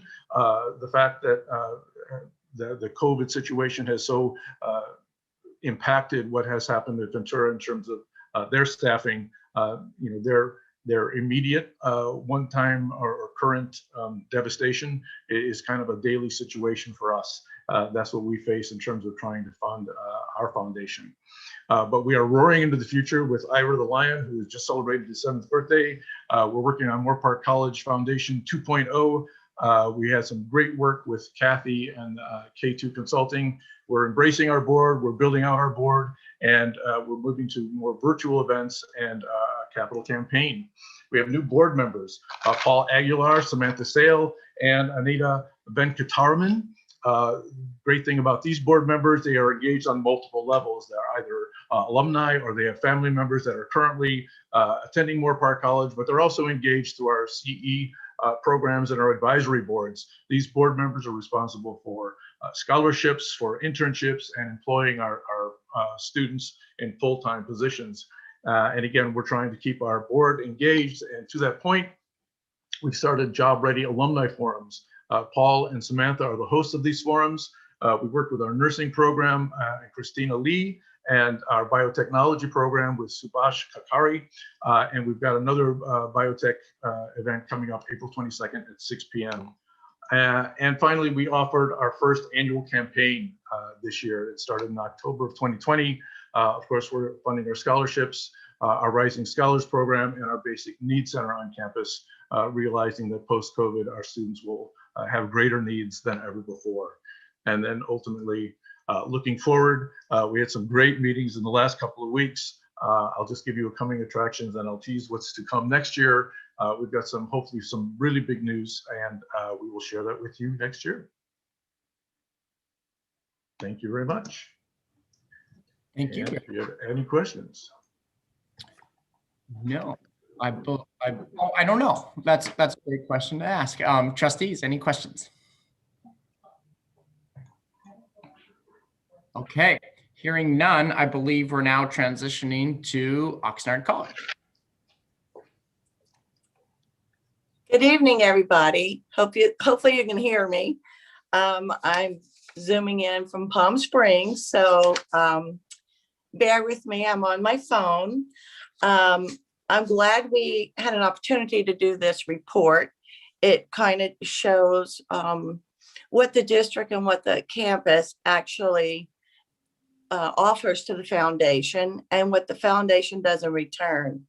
This is the first time we've ever had to come up with this report. So it shows that in the 2019-2020 year, the foundation actually gave back $1,105,000 back in services and in funding. A large chunk of that was $500,000 that we donated to fund the art building that's being put in the new art center. Along with all of this, we most of what we use from the as a foundation from the district and the college, or it looks like it's mostly the rental on all of our office space and on the parking lots when we do our community market. As Ann was saying, their community market is still open. We tried to open ours, but it was just a little too scary. We did not want our community to be have any extra spreading than they already had. So we kept it closed. We're thinking of opening it either May or June. We know we have a lot of vendors. We have a lot of community shoppers that are really looking forward to coming back to our community market. During this COVID, we have had an emergency student support fund that we've been working with faculty and staff on. And it's about at $44,000 right now. And we hope to have a goal of getting that up to $100,000. We have one more item that I want to mention, and we were offered a donation from a company called Sonic Cloud that has heard on CNN our situation that we have. And this Sonic Cloud actually is a program designed to help the hard of hearing be able to use their own technology to actually hear without hearing aids or translators. So it's something we're real excited about. We're going to probably learn more about it starting next week. But we are kind of hoping this is kind of a little silver lining over our dark cloud at Oxnard College. So that's all I have to report on tonight. Thank you for that report. Trustees, any questions before we switch gears? Chair Chancellor, if I may, first of all, just applaud all three foundations for the fantastic work that they do. The continuing work that's admittedly been interrupted in its fullness. But I'm curious about something that either one or all of you might respond to. In terms of donations, you have a great many private individuals who are very dedicated, and yet also business entities. What does that proportion look like roughly in terms of those revenues?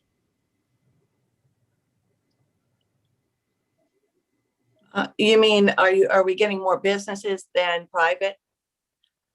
Yeah, for example, do businesses account for, say, 60% of your donations and private individuals 40, or some other number?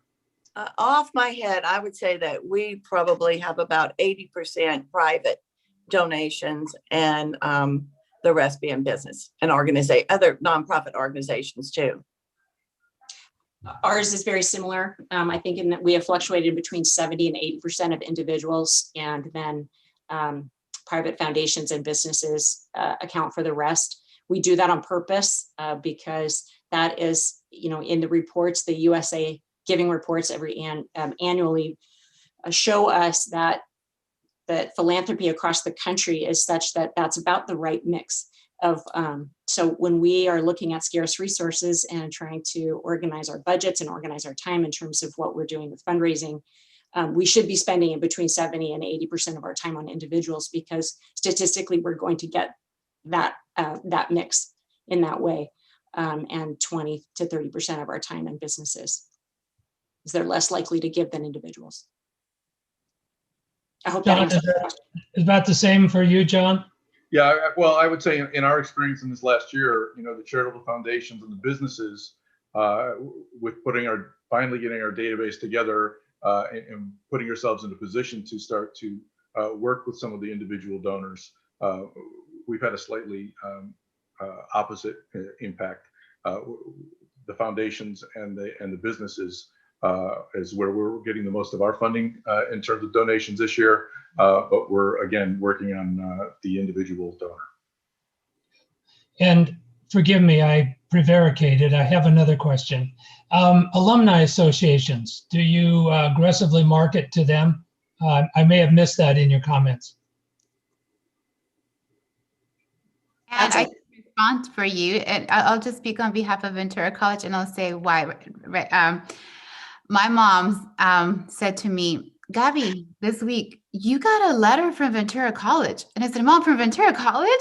And so I went to my mom's address, because that's, where I used to live when I was going to Ventura College. And so it was from the foundation. So that's why I said, let me respond, because aggressively, I said, oh, and you know what? It brought a smile to my face, because it's like, oh, I got something from Ventura College, and it was a foundation.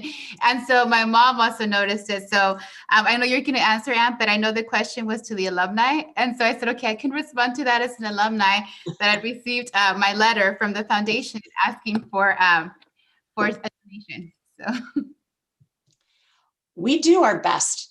And fortunately, we did our best with Trustee Torres.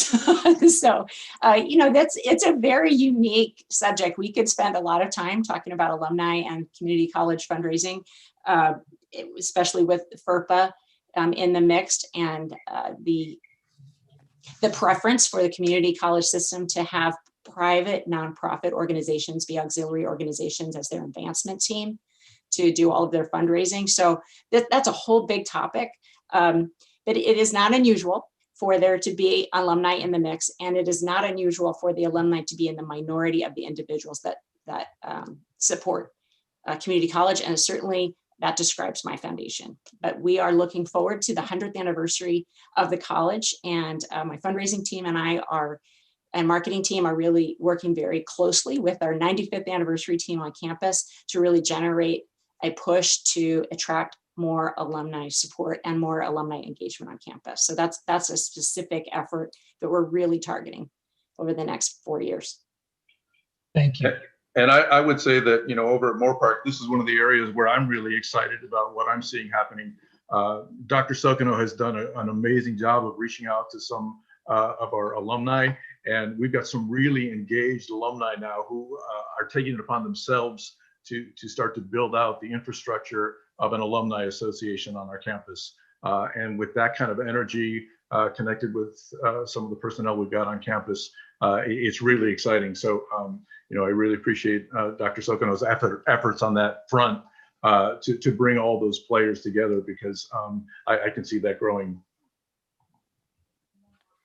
Yeah, and I see at Oxnard College, the possibility of us growing larger.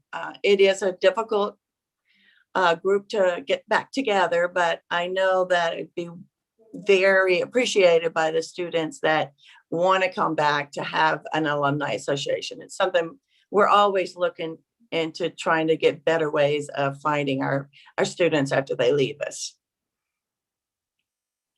Okay, thank you for that. And I have a question, Chair. oh, Trustee Gonzalez, please. Hi, this is for Connie. I know I was going through the numbers and I see that the scholarship that were dispersed to our students was around $215,000. Do you happen to know the amount that our students are not claiming or not able to claim from their scholarships? I don't have that number off the top of my head.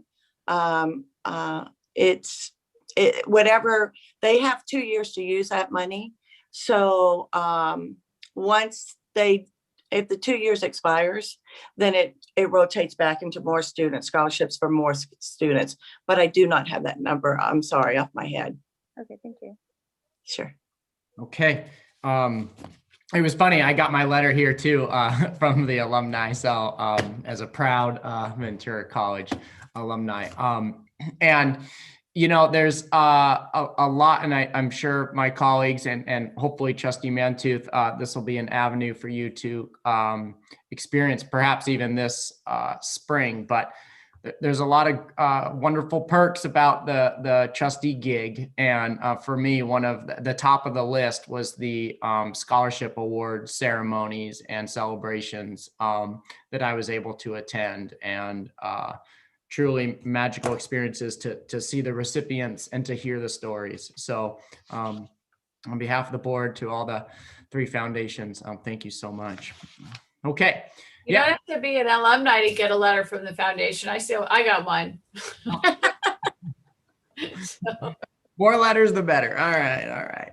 So, Diane, why did you ruin the moment? Here I thought it was because I was alumni. Now it's like because I'm a trustee. No, it's because I've given, but Diane, you should have just let us go with the moment. okay. Well, okay. Well, with that, I think we're ready to go to 8.03 Board Diversity Ad Hoc Committee Report. Chancellor Gillespie.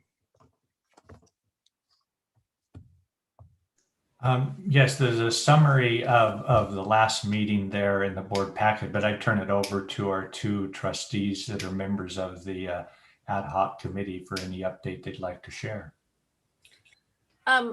We've met, I want to say probably 2 or 3 times, and we've met with Laura Shulkin. And I think what we're really hoping and what we've seen is some replication of what's working at other colleges. I heard loud and clear what some of the public comments were this evening. We really feel like a district task force and someone to lead it is what's going to help push us along. We have to look at everything through that diversity and equity lens, starting with every policy that we have. It's just an enormous amount of work. And, we want to start with our policy of how we hire, because that's where everything starts, and who we hire, and do we have diverse pools, and how do we break down any barriers that we have to those deep and diverse pools in hiring. So we want to look at what has been successful at other colleges. At Compton College, Keith Curry is kind of works nationally in this area. So we're going to try and pick some brains, but it is work, and it's going to require work of, district employees, or, employees of the colleges. And we're really hoping that the EEO committee is a partner, not something that they feel like we're working separately from. Does that sum it up pretty well, Trustee Torres?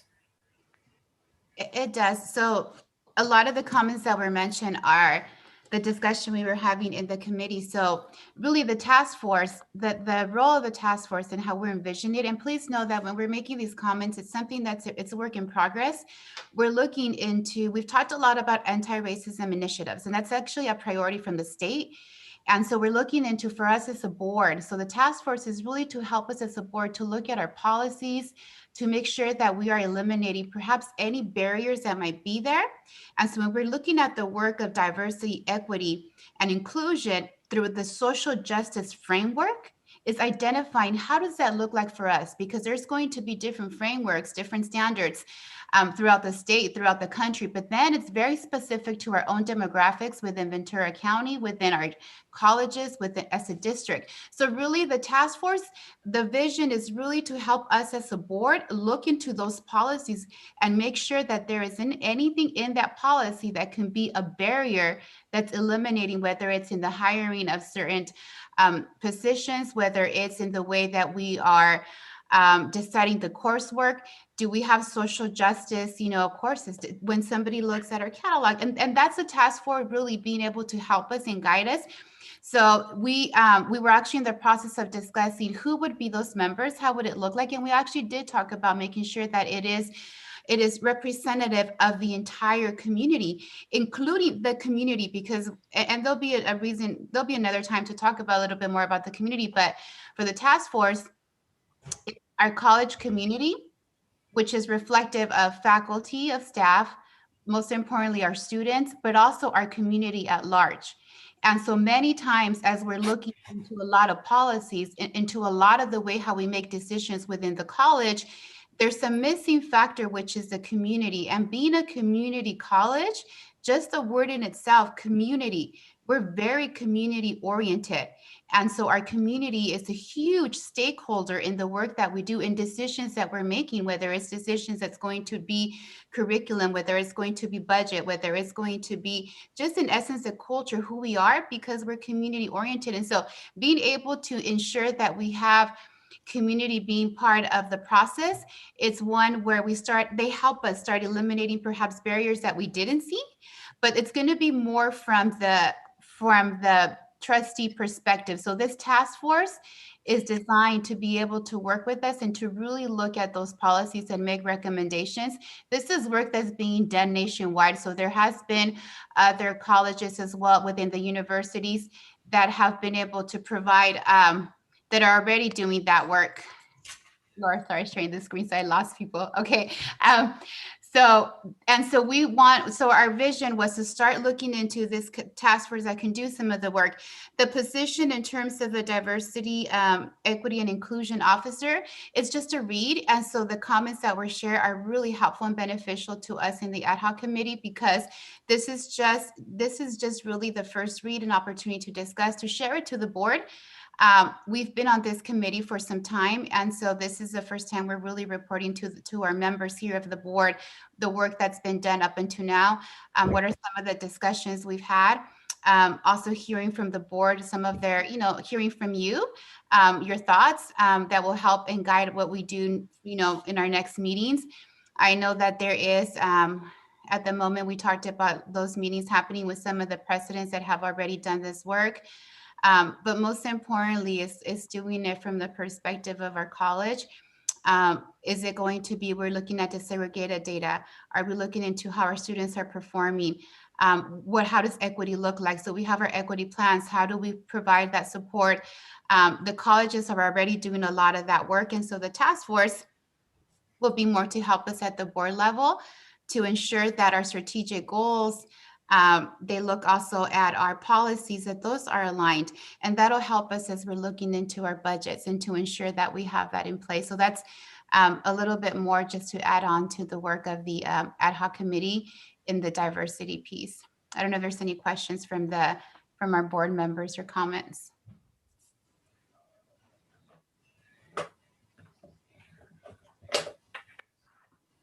Chair? Trustee Perez? Yes, I think this report is very timely because it can dovetail with a lot of the activity that Academic Senate President Eric Reese alluded to earlier in the evening about the ongoing work at all three colleges already. And also with the statewide effort, I had previously sent out to you a copy, and you probably received it from the league anyway, the Diversity, Equity, Inclusion Report of 2020. And there is a statewide call to action from the Chancellor's office to integrate and implement action items developed by various work groups, such as a trustee work group, HR professional work group, ACRO, I think is the acronym, the Academic Senate work group, and CEOs even, and chief instruction officers groups.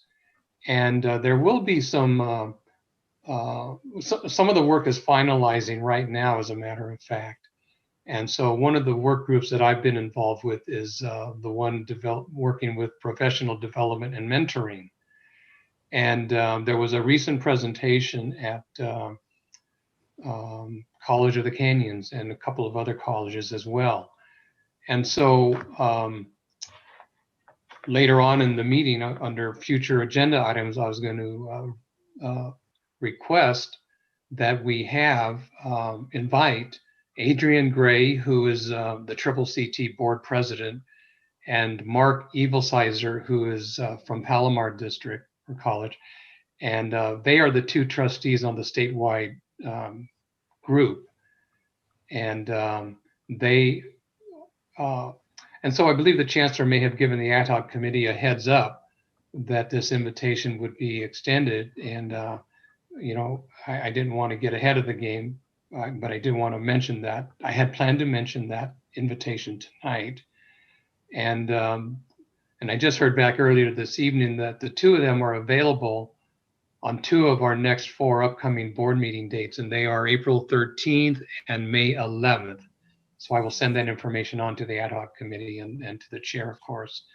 But I think it would be well worth the time if they could also present in advance to the ad hoc committee, and that way you could see the benefit of the statewide efforts. And I think a lot of what you've identified here are some of the ideas and action plans that have been developed from the various work groups anyway. So you guys are on the right path. And so I'm looking forward to your continued work, but also getting some key information from that kind of a presentation. It would benefit not only us as a board, but also I think the rest of our constituents, the academic senates and classified senates and faculty and classified staff, because they all have a role in implementing and integrating the action plans to achieve diversity, equity, and inclusion across our community college campuses. Thank you. Thank you for that. Okay. I don't know if there's any other further questions or comments, but hearing none, let me double check here. Yes, this is just an information report, so no action is required. And that takes us to 8.04. And before I hand it off to Chancellor Gillespie, I don't know if I read it in changes to the agenda, but this is not going to be an action item. This is because some significant changes were made in the formatting and presentation. This is going to be for discussion or for a first read, if that's correct. I believe that's correct. Okay, cool. So Chancellor Gillespie. Yes, so these revised strategic goals and the new format were provided, to you, I think about 2 weeks ago. So hopefully you've had time to look at that, but it was revised based on feedback discussion during the last board meeting. And if Laura, you could put the actual document on the screen for this item, it'd be helpful. And while that's being pulled up there, you'll notice that there's still 4 key strategic goals for the board.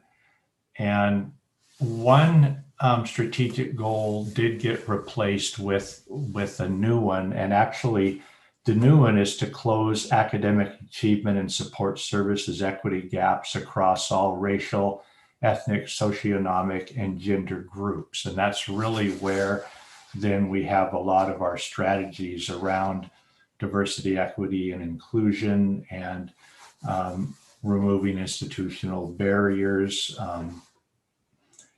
establishing more diverse applicant pools, all fit under that. And I will mention that so those are the 4 goals there. And then Dan, if you could move it down to the next page.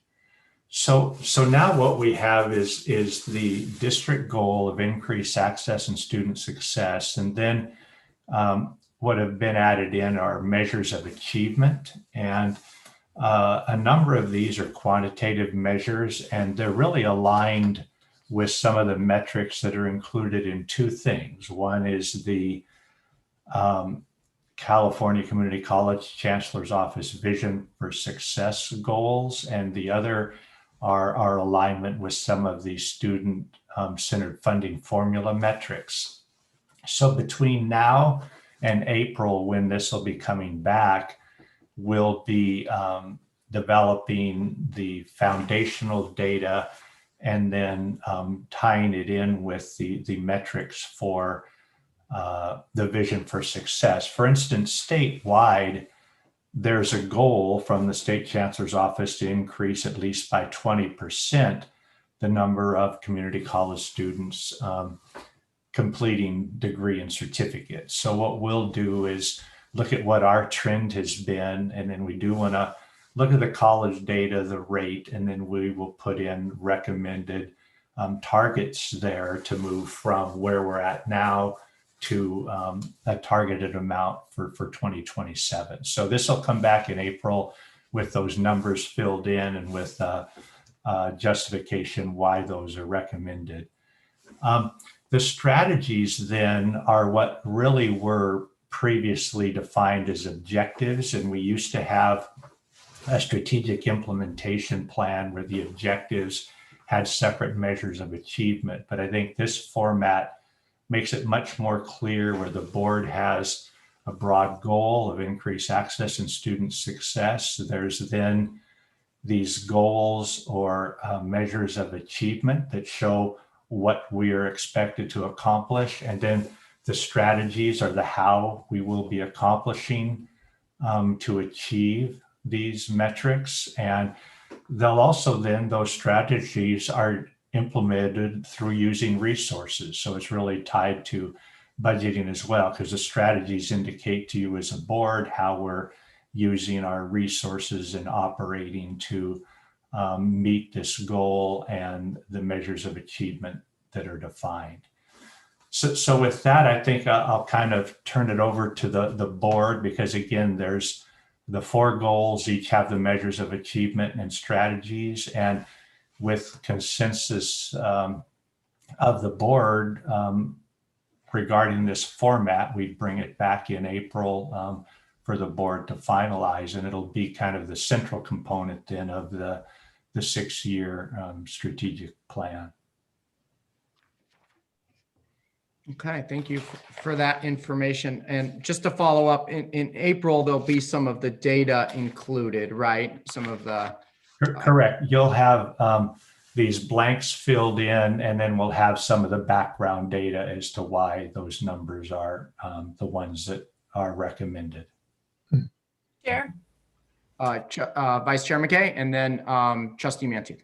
Okay. The only thing I don't see under goal 3 that, you know, we've talked about and never quite got there, but I still think we should have it in the strategies, is to be out there, you know, addressing our K-12 partners, city councils, Rotaries, you know, Kiwanis clubs, you know, I just think if we were out there speaking more in the community, whether it's a trustee and a college president or a trustee and, you know, someone from the district office, I just think that we don't get out there enough. We wait, you know, we had all those folks come to us before the pandemic, the manufacturers come to us, but I think it's time that we start getting out to them and really reminding them of, you know, what we have to offer, you know, the certificates to a living wage, transfers, you know, AA degrees, just the various benefits of community college and reminding people about it. And I just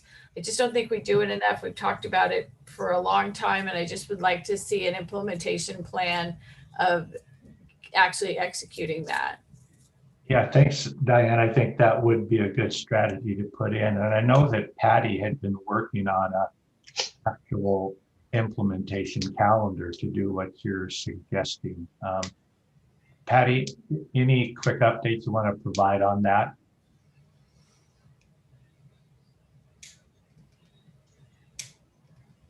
Thank you. The only update I have is I'm working the paperwork through business services, and at that point I'll be able to work with Cynthia Herrera and develop a plan, and we'll include the trustees.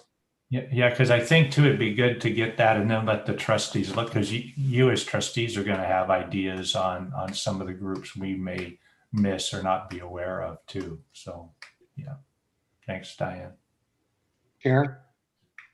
Trustee Mantooth and Trustee Press.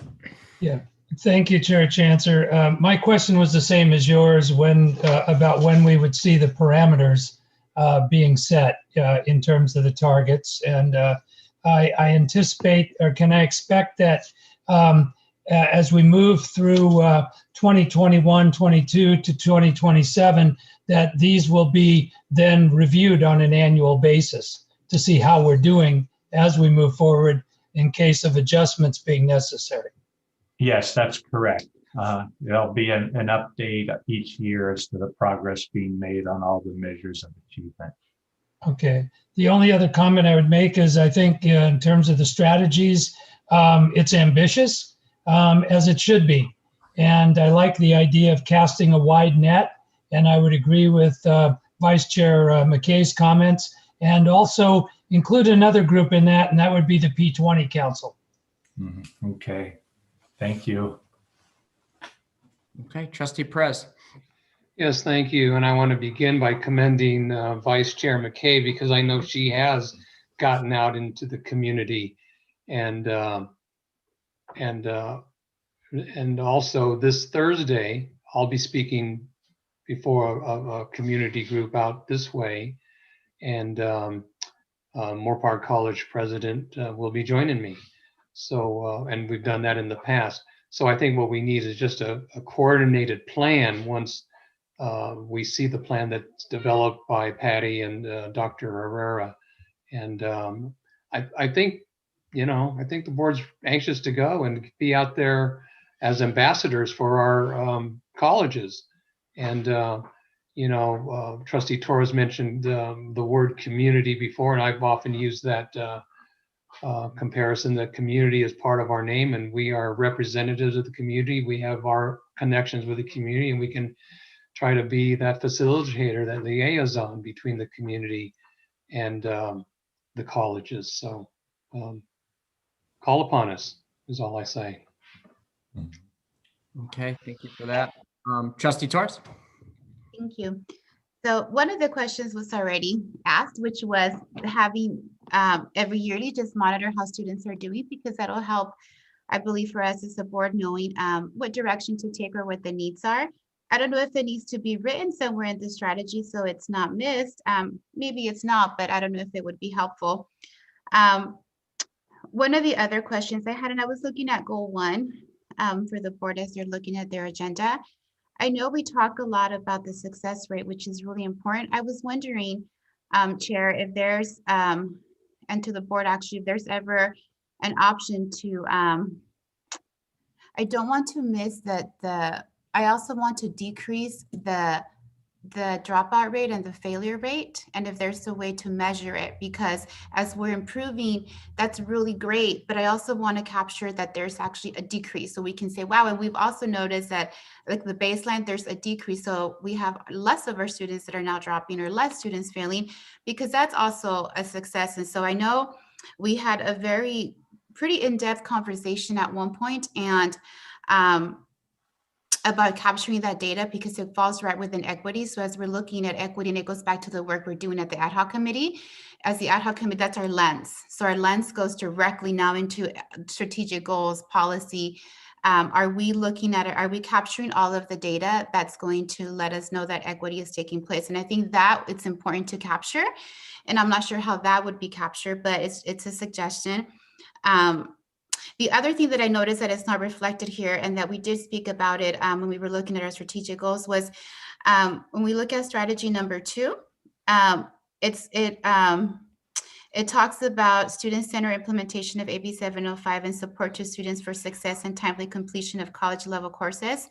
And I remember in the narrative or the change that was going to be made was that we were going to make this all of our courses and not just AB 705. Naturally, AB 705 would fall into it, but it would be all of our courses, because we didn't want it to just be AB 705 where it's just English and math. And so the whole focus was being tailored towards English and math because it's a bill.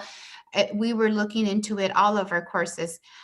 So we're providing support within the sciences, anything, social sciences, wherever the need is, we're looking at it equitable, because at this moment, when we target just AB 705, and we're going to address it, it's a law, but when we just target it as AB 705, it looks like we're just being focused because it's a bill. But when we look at it at all of our courses, and that's really equity, because we're looking into what are the needs. And so I remember we said that's what we were going to do. So I just noticed it wasn't reflected. But I know it was a consensus reached by the board in our last meeting, and I have it in my prior notes when we talked about the strategic goals. So it could have just been missed, but I looked for it in the other goals and I didn't see it. So I don't know if it's a place where we can capture it again and make sure we don't miss it, Chair. The way I read it, Trustee Torres, was for students for success and timely completion of all college level courses. It's like if we just put all in there, then it just kind of solves it. It's not just AB 705. Okay, I think you might have suggested that too, Diane. So yeah, that's perfect. We can just add all. Okay, yeah, can do that. And then somewhere in the measurements of achievement, just have, decrease in dropouts, withdrawals, and, D's and F's. I don't know, however we can word that. In fact, if we look at goal 2, which is the closing achievement gaps. So if we move down to goal 2 on the screen, the first measure is achieve blank, a percentage of course success rate. So that's going to be the C's and higher. And we can add a 2 in, which is reduce, course drops, withdraws, and D's and F's. So we can just add it right in there, and we can have it disaggregated by student group. Okay. Okay. Are we able to, and I'm not sure if it's possible to look at it through college as well. I know that in the dashboard, when we looked at AB 705, it just had the entire district. So the data that we saw was just for the district. I'm not sure if maybe that's information that could be just maybe put together in a database. Maybe it exists, but that would be helpful. I know that I've had community members as well as faculty and classified staff ask if that's available. And I said I would follow up. I wasn't sure, but I know that would be helpful. It would be helpful for me too. Sure. Yeah, all this data is rolled up from the colleges. And so, it'll be easy enough to disaggregate the data by the colleges when we provide the annual updates. But those numbers will roll up into these district-wide metrics there, but we can get into the level of detail that'll help. Those college scorecards we used to get that, we got them from each college were really helpful because we got a snapshot at the college level versus just the district. Yeah. Okay. My question actually connects to the budget component of these strategic goals.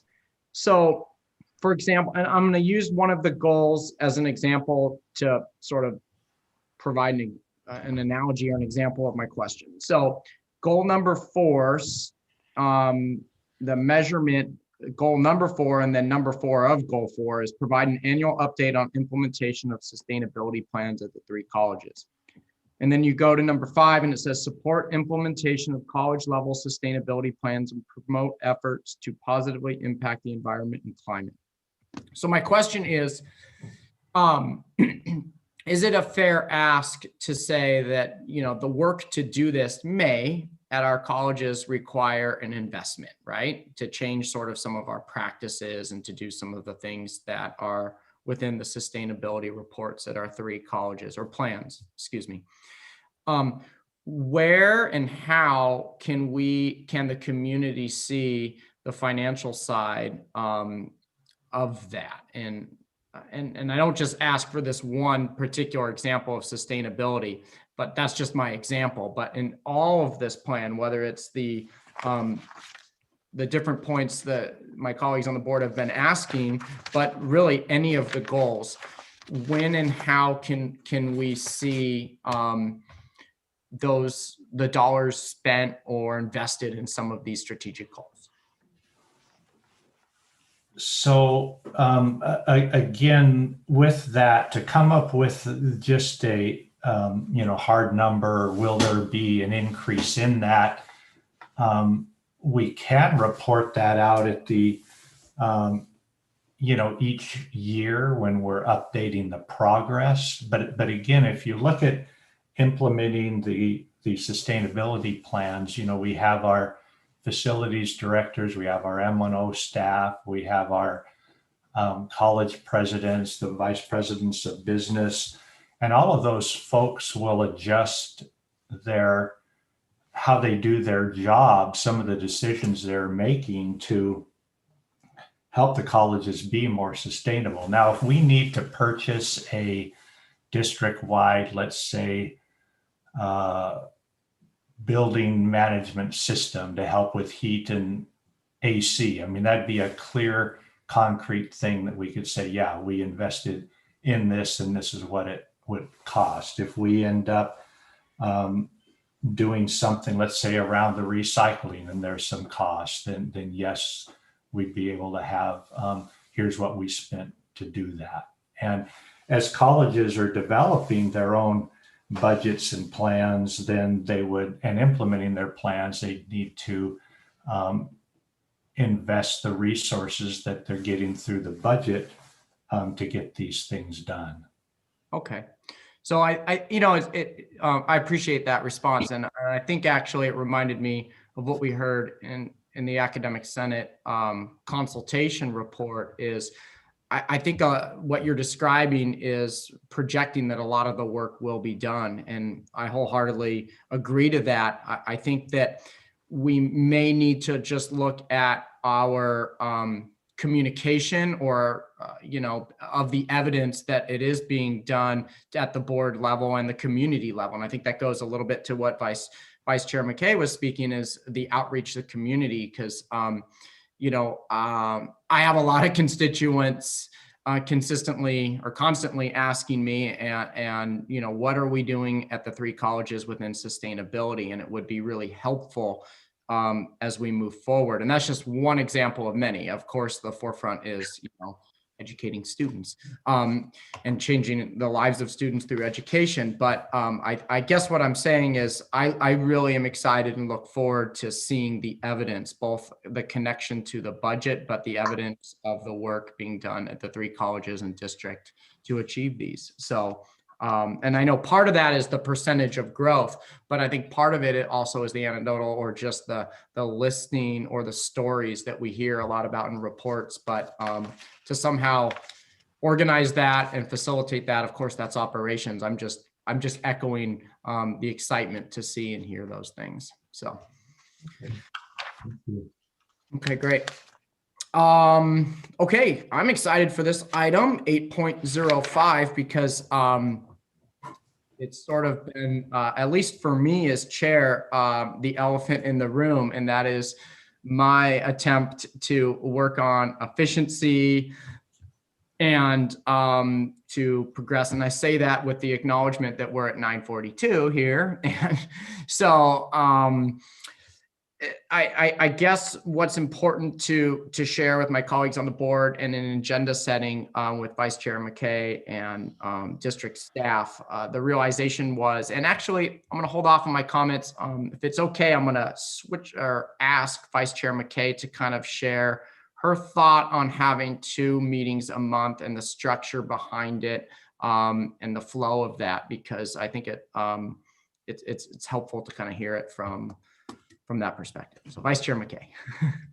Well, the way I had thought about it is just copying what the Conejo Valley Unified School District does. Is they do all of their informational reports and things like that. Their district advisory council, their student trustees at the first meeting of the month, and so it's kind of report and information heavy, first reads and that kind of thing. And then the second meeting of the month is really, roll up the sleeves, approve, get a lot of the board work done. That's where the approvals would happen. And it would relieve some of, it's not up to us who comes to our board meetings by their supervisor or asks them, but we wouldn't need a second college report. We wouldn't need a second academic senate report unless there was something they wanted to consult on that was on our agenda. And so by maybe dividing it up that way, we're not adding a second meeting to everybody's schedule. We're just adding a second meeting to ours. No, that's really helpful. And I just want to, I know we all feel this and know it, but a reminder that, as we've removed committees in the interest of improving efficiency and hearing all the information all at the same time, that did eliminate 1 meeting for, of course, the board and a number of staff. So, but I wanted, or I was hoping, and Vice Chair McKay did that kind of to alleviate the idea that we're going to have 2 formal board meetings. I mean, we will, if this is approved by the board, but there will be a difference in culture at these different board meetings, one being more, as Vice Chair mentioned, more information-based, and then one being more action-based. So, but I'm eager to hear from my colleagues their opinion on this. And these dates aren't set in stone, but I wanted a starting place. So I asked staff to kind of develop this, and thank you for doing that. So Trustee Gonzalez. So how long or how much shorter will each meeting be? Oh, that's we will have to try to. That's $1 million question. I mean, because it's a great idea to separate. However, does that mean that we're gonna have the same amount of time per each meeting? Is it gonna cut it drastically? I can speak to that maybe a little bit in a hopeful sense. I'm hoping that our meetings will be quicker and more efficient, but will also allow us to, spend some more time hearing from reports, hearing from staff, and conversating and I guess finding that sweet spot of balance between the 2. But to answer your question, I have no idea, but I'm hopeful. I am definitely optimistic that this will create some more efficiencies in our meetings and thorough and more information. I mean, committee meetings used to be, we'd sit around a table. They were far less formal, and we would exchange information. The Senate presidents would talk. We would just kind of talk through the issues, as opposed to the formality of a board meeting. This whole virtual world has changed everything. And so we're not sitting around any tables anywhere, but assuming we're going to go back to that situation, that maybe it would be that, the first meeting is maybe a little less more of a study session where we can ask questions and get answers. Not everything has to be so tightly agendized, but we make sure we get through the information. But the hope would be to be done by 10 o'clock each time, but not because we lopped a whole bunch of stuff off the back of the agenda, but because we actually got done. Okay. Trustee Torres or Trustee Perez and Trustee Mantooth, any comments on this?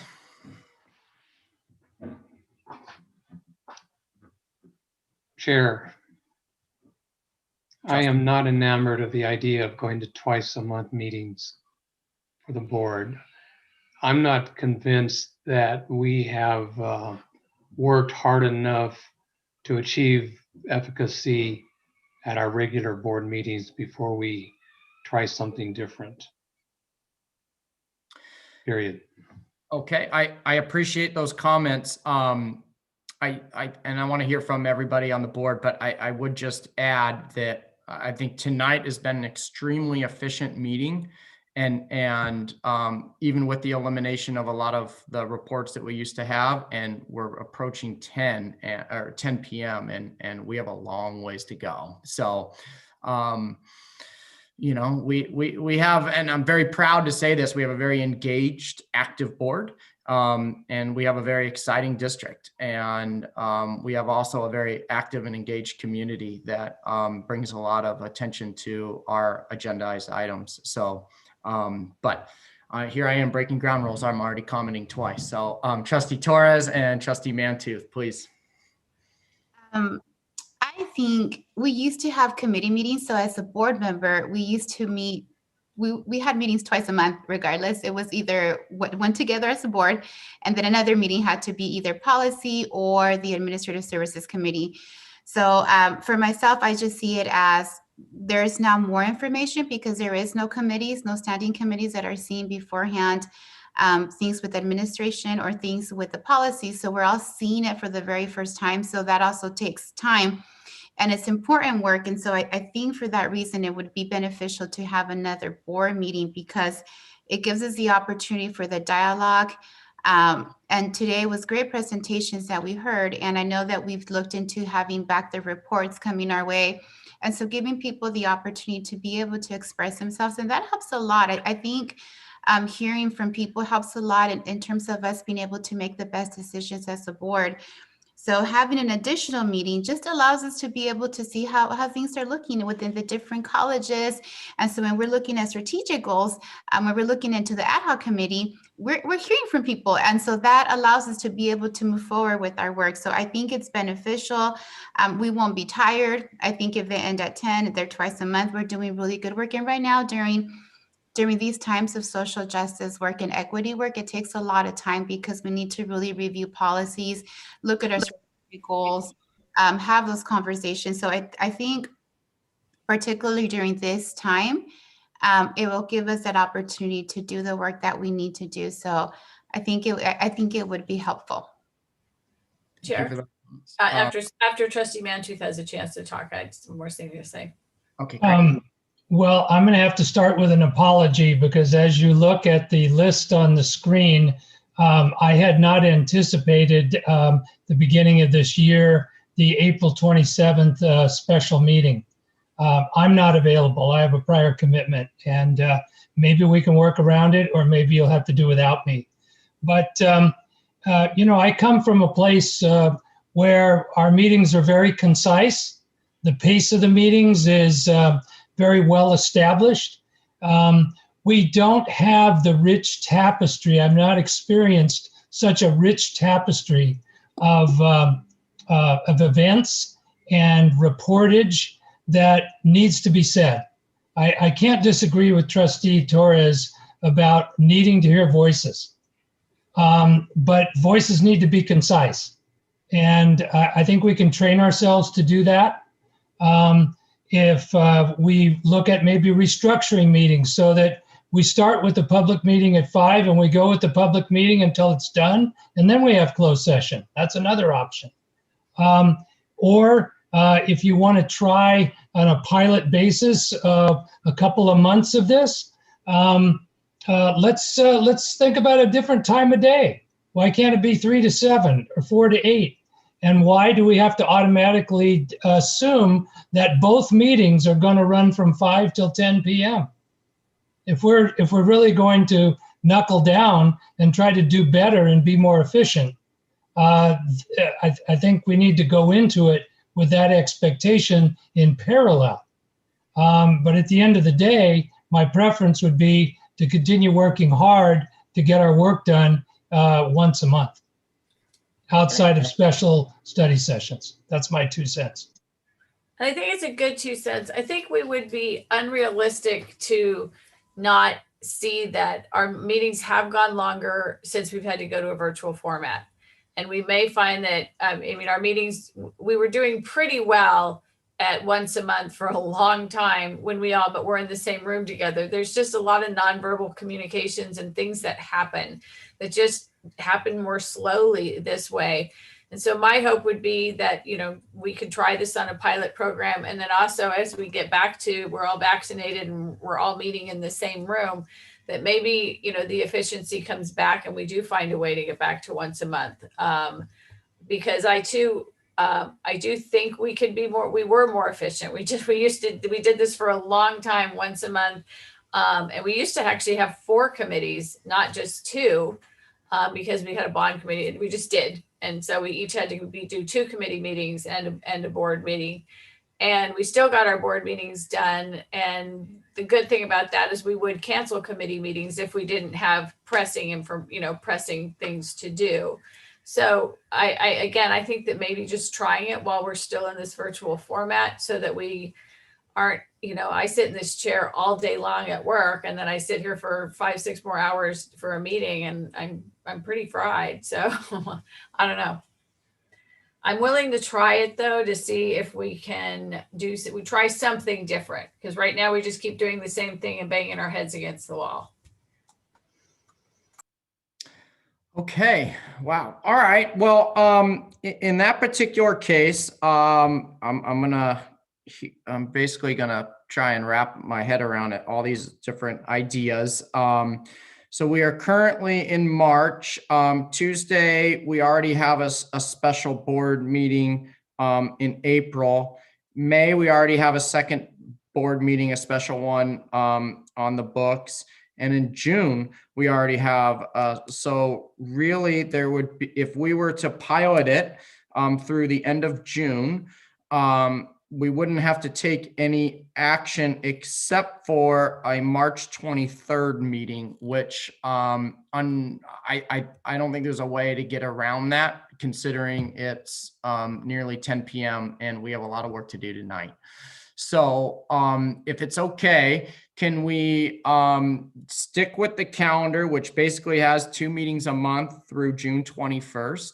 And that's already on everyone's calendar. And then revisit this in June, maybe at our strategic planning session, June 21st, and revisit for the fall. And then of course, you know, we'll eventually have maybe a new direction. I mean, not new direction, but like some new feelings about it. Can we consider the June planning meeting on a Saturday? All of these meetings at night, I also think sometimes are a lot less productive. When we start at 9 o'clock on a Saturday morning, we're usually done by noon. And, you know, we've accomplished a lot. We're fresh, we're not fried. And so our planning meetings used to be on Saturday. We used to meet twice on Saturdays a year. And it seemed to me that those meetings were also effective. Again, like I said, we start in the morning, we're fresh, we get our work done and we're out of there. So that would be my one ask, is if maybe we could move the June planning meeting to a Saturday. And then, like you said, we're going to have to finish our March business at some point anyway. Yes, I agree. I mean, I, as one trustee, think Saturday mixed in is helpful. So this is a first look. So maybe Josh, you and I can get together and pull together a pilot calendar to see if it works. But for right now, we have to see when we're going to finish the March business, because we're not going to do it tonight. Chair, I'd also suggest when, you know, we're talking that we look at a different date for the April 27th. If Trustee Mantooth isn't available, we have enough time to move it. Mm-hmm. Yeah. Trustee Mantooth, is it mainly that day or is it that week? It's, again, my apologies. It's the 25th through the 28th of April. Okay. That I'm not in the state of California. Okay, thank you. Yeah. So we'll keep that in mind. And could Patty or Laura just remind us about the April 27th? It says special board meeting. Why did we have that scheduled? What's the plan for that one?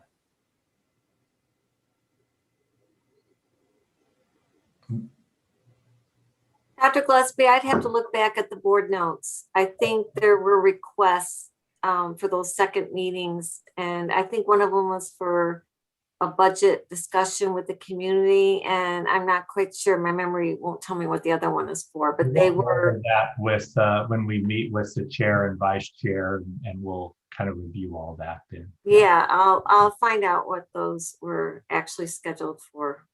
Okay, thank you. Okay, so looking at our agenda for tonight, I assume 9.01, action to approve acceptance of the audited financial statements. That has to, I'm going to imagine that has to be done. And I also imagine that we patiently have our auditors waiting. So I think we should do that. If it's okay, hey, we keep doing this, in which I feel terrible about, but if we skip until our second March meeting, which would be March 23rd,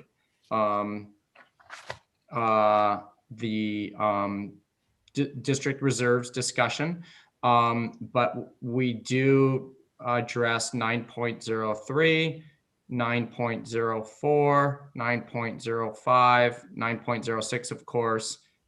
Basically all the other action items, and we'll see where we end up at that point and sort of go from there. But if we're doing okay, do we need a break, or are we doing okay to go right into the audited financial statements 9.01 right now?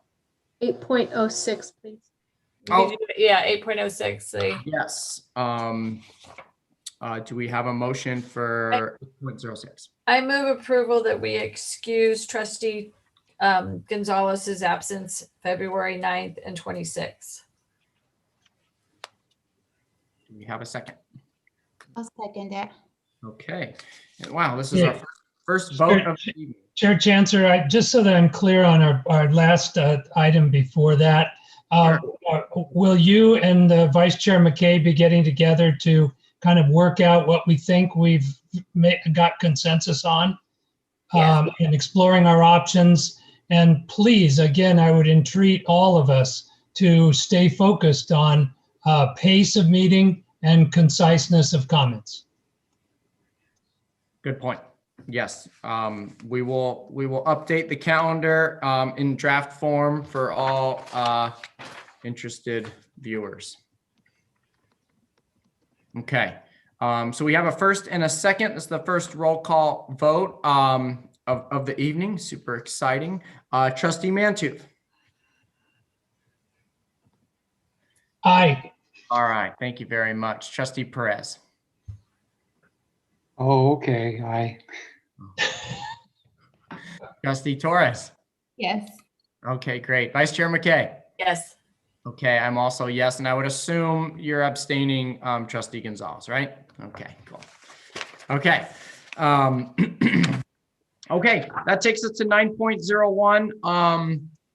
And I'm sure my colleagues on the board has had a chance to review the independent auditor's report, but looks like I'm handing it off to Chancellor Gillespie.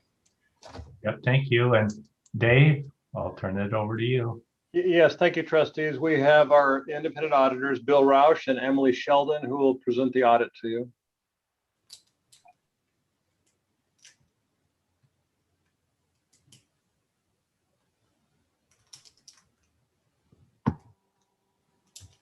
I hope.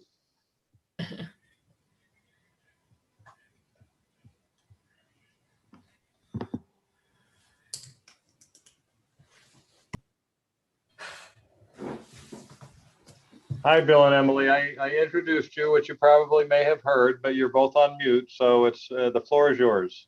There you go. Yes, I did hear you. I was just waiting for the screen to pop up. Good evening. It's a pleasure to be here this evening. I've been here the whole time, so I've heard your concerns. So I am going to be very, very brief. There's one page in the audit report that I'm going to go over, which I think gives a snapshot of what we did for our audit. And I think it was just up on the screen. So I don't know if you could pull that back up, that one page, which is page 96 of the audit report, the summary of audit results.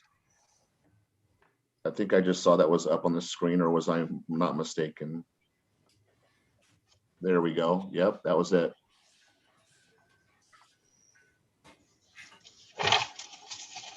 No.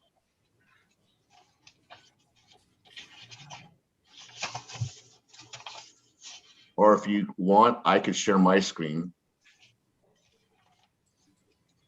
Yeah, I think it's there now. Okay, so if you want to pull up pull up that one right there. And if you go to a PDF page, I think it's like 103, which is that page 96 of the actual audit report. Or maybe go up a little bit, maybe 102. There we go, right there to the top, right at the top of that page of 101, right there, perfect.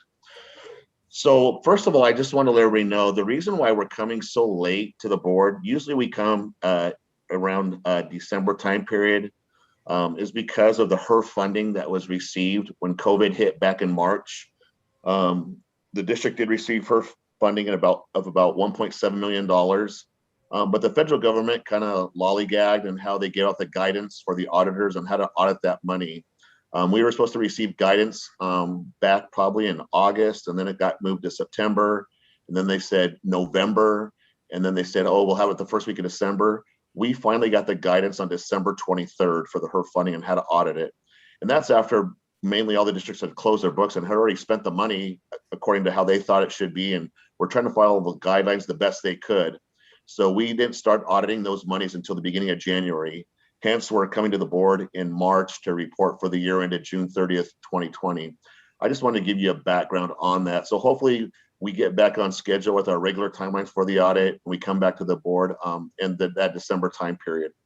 But as auditors here, we give three opinions over the district's financial statements.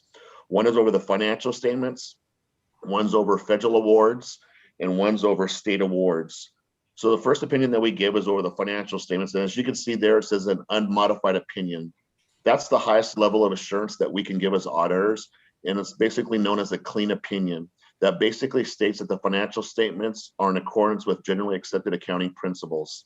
There was no material weaknesses identified. There were no significant deficiencies identified, and there was no non-compliance. So that's the best you can get. Why is that important? Two things. Accreditation, that's the first thing they ask for when they come out to the district. They want to see that the district receives an unmodified opinion on their financial statements. Also bond rating agencies, they look at this opinion for the financial statements. That affects the bond rating. So they want to make sure that the district is getting an unmodified opinion, that clean opinion over their financial statements. The second opinion that we give is over the federal awards. So if you want to scroll up just a little bit so we can see everything under federal awards. There we go. Keep on going right there. Perfect. So under federal awards, you'll note there that we were able to issue an unmodified opinion. We did have here, as you'll see, that we had a significant deficiency. I know that sounds bad, but it's really not that bad. It was over reporting if you looked at the finding that we had. And that was just kind of there was no evidence that the reporting guidelines were published on the website and the time requirement established for one of the colleges. I think the district and the college has worked with that campus and that college to make sure that that doesn't happen in the future. But when we do have a finding, we have to report it. So there is a finding in regards to the HERF funding over that. But I'm happy to report that we were still able to issue an unmodified opinion, which again is the highest level of assurance that we can give over federal awards. The district expended about $48.9 million in federal awards. And our audit, we audited approximately $45.2 million, which was about 93% of the total federal expenditures we audited. And it basically did not have any question cost of that sort. And to only have this, like I said, this HERF finding is excellent. And like I said, I think it was just because there was not proper evidence of documentation that was kept that this information was posted on the website. But other than that, we had no areas of concern over the HER funding.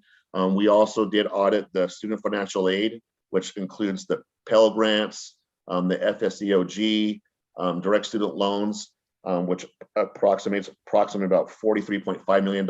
And we had no findings over that area, which was great.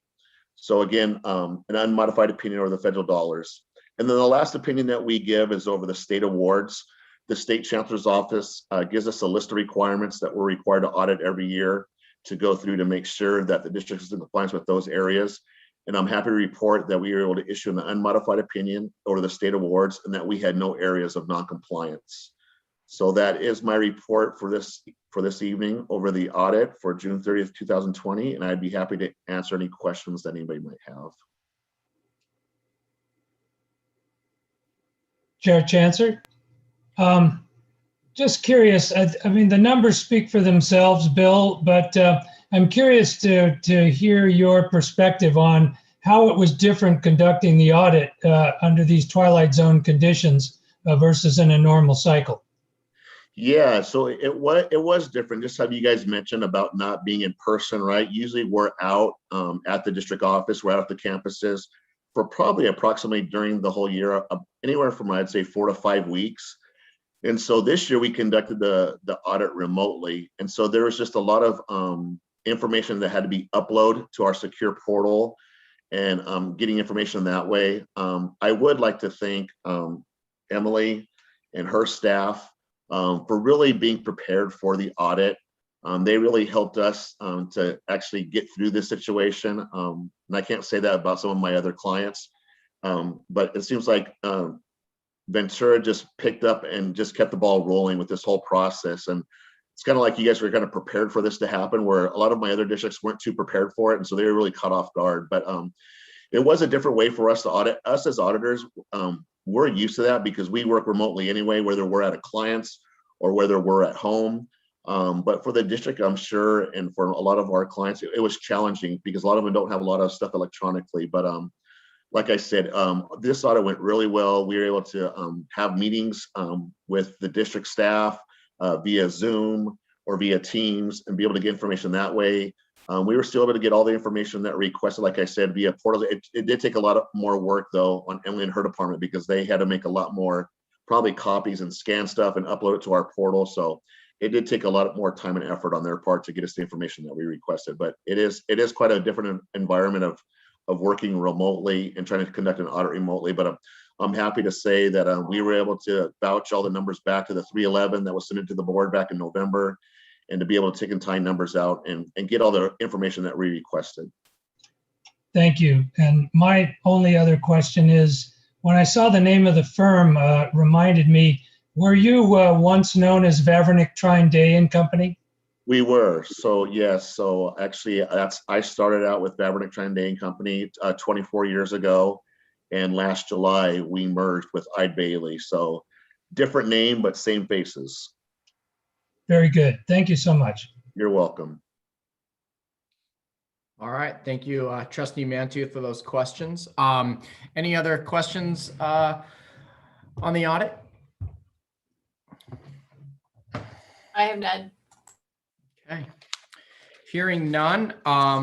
Wait a minute. Let me go back. I believe this is an action item, correct? I would be pleased to move approval, Chair Chancellor. Well, thank you, Trustee Mantooth. Second. All right. Vice Chair McKay with the second. And a roll call vote. Trustee Mantooth. Aye. Did we lose? I know Trustee Perez mentioned earlier he may have to step out. Did we lose? Okay. Trustee Torres. Yes. Okay. And Vice Chair McKay. Yes. Okay. And I am also a yes. And Student Trustee Gonzalez. Yes. Okay, great. So 4-0 with Student Trustee also an aye. Great. All right. So we are going to push back. Well, before you leave, thank you, Bill and Emily. Appreciate you hanging with us for this meeting, and Thank you for still completing the audit with Twilight Zone. I like that, Twilight Zone conditions. So thank you. Thank you. Okay, cool. All right, so we unfortunately are going to push back our study session on district reserves discussion, which I know I share the excitement and eagerness to discuss, and I'm actually not being sarcastic. So, but we will get to that. So, but just not tonight. But we are going to still get to 9.03, action to approve acceptance for the fiscal year 2021-22 budget criteria and assumptions. Chancellor Gillespie. Yeah, Dave, this will be your item. Yes, so you'll forgive me for just echoing Bill's comment. Emily Day and her fiscal team are the consummate professionals. They do excellent work all the time, and the nature of these next three items, Emily's hands are in this, and so are many others. And also, by the way, regarding the audit, the staff at the colleges that have to provide data and answer questions and work with the auditors, really it's a Herculean effort in many ways, and so it's nice to hear what he said. So thank you for allowing me that little time for those comments. On 903, I know we're going to talk about that in a second, but 903, 904, and 905 all come together. It's a precursor to bringing the tentative budget forward to the board in June. So on 903, this is asking the board to approve and accept the budget criteria and assumptions. This is part of ultimately the document that you have in front of you is the narrative that will be included in the tentative budget. And just as a reminder, the assumptions, they come from the governor's January proposal and other information that comes out of there. And so we developed these assumptions and criteria based on the best known facts as of this moment. And those facts may change over time, but as of right now, these are what they are. You all will recall there was a $15.5 billion windfall of one-time revenues because of the stock market money that the state has earned. And so that has bought down most of the deferrals, bought down $1.1 billion of deferrals, but it leaves $327 million in deferrals for the next year. And also we're budgeting hold harmless. The total computational revenue will be hold harmless, which is the same amount from, I want to say 17, 18, plus all of the COLAs that have come along. That doesn't consider whether there'll be a deficit factor buried in there somewhere, but these are the critical facts regarding the assumptions, and I'm sure you've had a chance to look through it. There are a few other items in there also. Thank you for that. So it sounds like we are going to look at 9.03, 9.04, and 9.05 together, which is okay. I wasn't quite prepared. So I'm not suggesting that. I was only saying that they ultimately will come together. But no, these are individual items. I just was setting context that they're all related to each other. Oh, okay. Well, thank you for that clarification. So for questions or comments for that matter, why don't we just go through 9.03, and thank you, Dr. Ofatal, for the concise description there. So I'll just open it up because I do have the majority of my questions are on 9.04, but let's start with 9.03 or any of the other ones. I'll just kind of go through and keep it fluid if any of the trustees have questions at this point.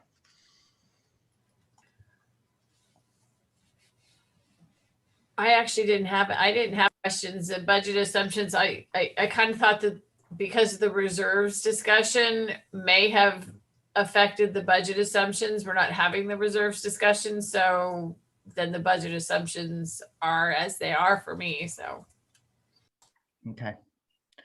Trustee Torres? I felt the same way. I thought we were looking, because they're pretty much a description, like it defines the terms and in terms of where it came from, because so I saw it also as something in addition to the reserves conversation, just to have it for us to look at, because they would go hand in hand. And I have, mine is also on 9.04, 04, where I have more of my concerns and questions and comments. And then why don't I move approval of the budget assumptions? How about that? I'll second that. Any questions on 9.03? I know that there's, and maybe Chair, you can let me know how this can better be addressed. I know, for example, I also have a question regarding the infrastructure model. So I don't know if maybe the reason Dr. El Fattal was saying that they all come together is because we approved, this is like our assumptions, budget and assumptions, and therefore if there is an infrastructure model, it's based on these assumptions that we're making. So I don't know if, I guess I'm trying to determine if I say yes, and then I have questions on the next one, it doesn't kind of make sense. Would it still make sense? And Well, if I may, from my perspective, the reason I mentioned context, they all kind of are together, is because the narrative that you read in each one of them, but we're bringing them forward separately for separate discussion and or separate action, as they always are brought forward annually. All of the narrative that you see in the 3 separate items will be included as they're approved, will be included in the tentative budget as the complete document, the complete narrative document. So that's just what I meant, is they're in the budget book for historical purposes. This And is for chapter 3 or something. I'm sorry? I said the assumptions are like chapter 3, I think. Well, I don't know the chapter number, but they're all in the book. well, the reason I asked, to my colleagues is because, and I see Dr. Fatah's point where they're all related. Regarding the reserves, there's I have questions regarding the infrastructure funding, or the Fund 113. Because right now, as it currently stands, is whatever money, and I remember it very clearly from the Administrative Services Committee, there's a budget, and whatever is not spent, let's say like utility bills, it goes automatically to the Fund 113. So there's funding that goes there. And so I just wanted to have right now during these times, that funding just like a stop. And I remember Trustee McKay said that because it's policy. So it's us as a board that, set the infrastructure model, or the funding 113. But in certain circumstances like this, that we can always say, okay, we're going to put just a stop on this year, because we want to be able, whatever money is going to come over, to be able to use it for other things that our students may need. Because once it comes to the 113, that's pretty much, it's earmarked for specific reasons, and it's listed also in the narrative. Which also is important, but I think during these times right now specifically, we've heard already from the foundations themselves. They said even though there's CARES money, although there's been all this money coming from the federal government, we still have lost revenue. There's still a lot of need. And so my recommendation would be for this year not to have anything go into the 113 fund, so we can use that money into other things that we might be needing it for our students, because that one's tailored specifically for infrastructure. And so I think right now, we've been almost a year that our students have not been on campus. I know there's still needs, but, and as we're moving forward, we still don't know how it's going to look next year, but it sounds, there's conversations, but it's not going to be full on yet 100% all of our students on campus. So there is some room to not necessarily be investing in infrastructure things that we might need within the colleges or the district, so we can use it for other resources, whether it's mental health. We just had a presentation from Oxnard College where they came and presented where the needs are in mental health. We heard also about some of our students perhaps needing scholarship. There's healthcare. We heard from community members. We heard from faculty in terms of where we are with students. And so there's needs in our county. And that's a recommendation that I'm making, is to, at least for this year, not have anything go to that fund. And I don't know if this is a place to have that conversation. Maybe it's Dr. El Fattal can help. Yes. I believe we're still on 9.03, I'm sorry, 9.03, the budget criteria and assumptions. I think your comments are more to 9.05, which is the infrastructure funding model. And the reason I say that, on page 278 of the board book, there's a 2 or 3 sentences about the infrastructure funding. And it just says the infrastructure funding model represents the methodology for distribution. So we're going to get to that at 9:05, which is what you're talking about, is maybe not distributing it in the way that that methodology is. But for the budget criterion assumptions, it's just kind of a pointer pointing to the infrastructure model. So I think your comments are more related to 9:05. Thank you. I think you're just trying to make sure that by voting on the assumptions, you're not locking in the infrastructure funding model. That's exactly yes, that's the point I was trying to make. Thank you. I think I don't think you are. We're saying these are the assumptions, but then when we get to it, the funding model, I mean, we can say that it doesn't. I'm looking at it. There's a revenue shortfall. The reserves are in here. The infrastructure funding model, it just says, again, it represents the methodology for it. The colleges deserve the budget for it. I think if we're going to consider suspending the infrastructure funding model, I'd like to hear from the colleges and the staff what that means to their budgeting process. Because I would think that they would need more infrastructure. They need those little air scrubbers and all the kinds of things that they need to take care of. Making sure the campus is safe. So I guess I'd really like to get some input on that. But I think I still am comfortable moving forward with the assumptions because again, it's just the methodology. The methodology, if we don't allocate, if we say we're going to suspend the infrastructure funding model for a year, it doesn't change the methodology for it and assumptions if we were to have it. Does that make sense? And I think, Trustee McKay, you and I were saying the same thing regarding approving 903. My only question, does 903 in these assumptions, and is it the appropriate place for the first 2 rounds of COVID relief funds? So I know the second one was like in the neighborhood of 28 million. I forget the dollar amount. I know a lot in the first one went directly to students, Dr. Elfenthal, or Chancellor Gillespie, but I don't know the dollar amount. But and then if a third round comes, should that be captured in these guiding principles and assumptions that if we're going to have this huge influx in a fiscal year or 2 of general fund dollars, is that going to impact our assumptions? And if we have these designated dollars that we have to spend, is that going to create some bigger pots of money in other areas that get some relief?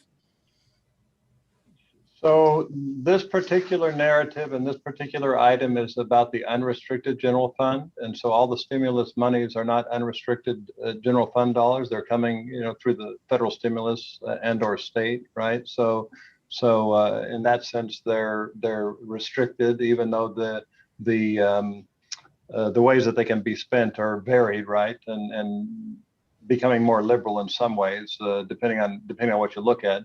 I think if you're asking the question, we're going to spend all of that money, and does that mean we still have to spend all of the unrestricted general fund money? I'm not sure if that's the question you're asking. No, thanks for clarifying my question. So I guess, what impact do these restricted dollars in COVID relief have on our general fund? Because later this evening, when we look at some of that, like I know it was Moorpark College spent a lot of it, just listed as academic salaries. So I guess what I'm getting at is, what impact do these COVID relief dollars have on our general fund? And should that be taken in, should there be some verbiage connected to that in the assumptions? So for the most part, as I'm sure you all know, about 85% of our expenditures are for salary. So we haven't done layoffs. We still have the same salaries and so on. And so our unrestricted general fund dollars are really still being spent on salaries. I think with all of the discussion about what needs to be done for facilities, whether that's improving the HVAC systems, having fewer students in per class, partitions, all of those issues. Yes, we're receiving a lot of money from the stimulus packages, but there's still more to be done. And so I don't mind having a comment in here about, we're receiving stimulus money, but it really is, on the restricted side, but I'm happy to add something like that.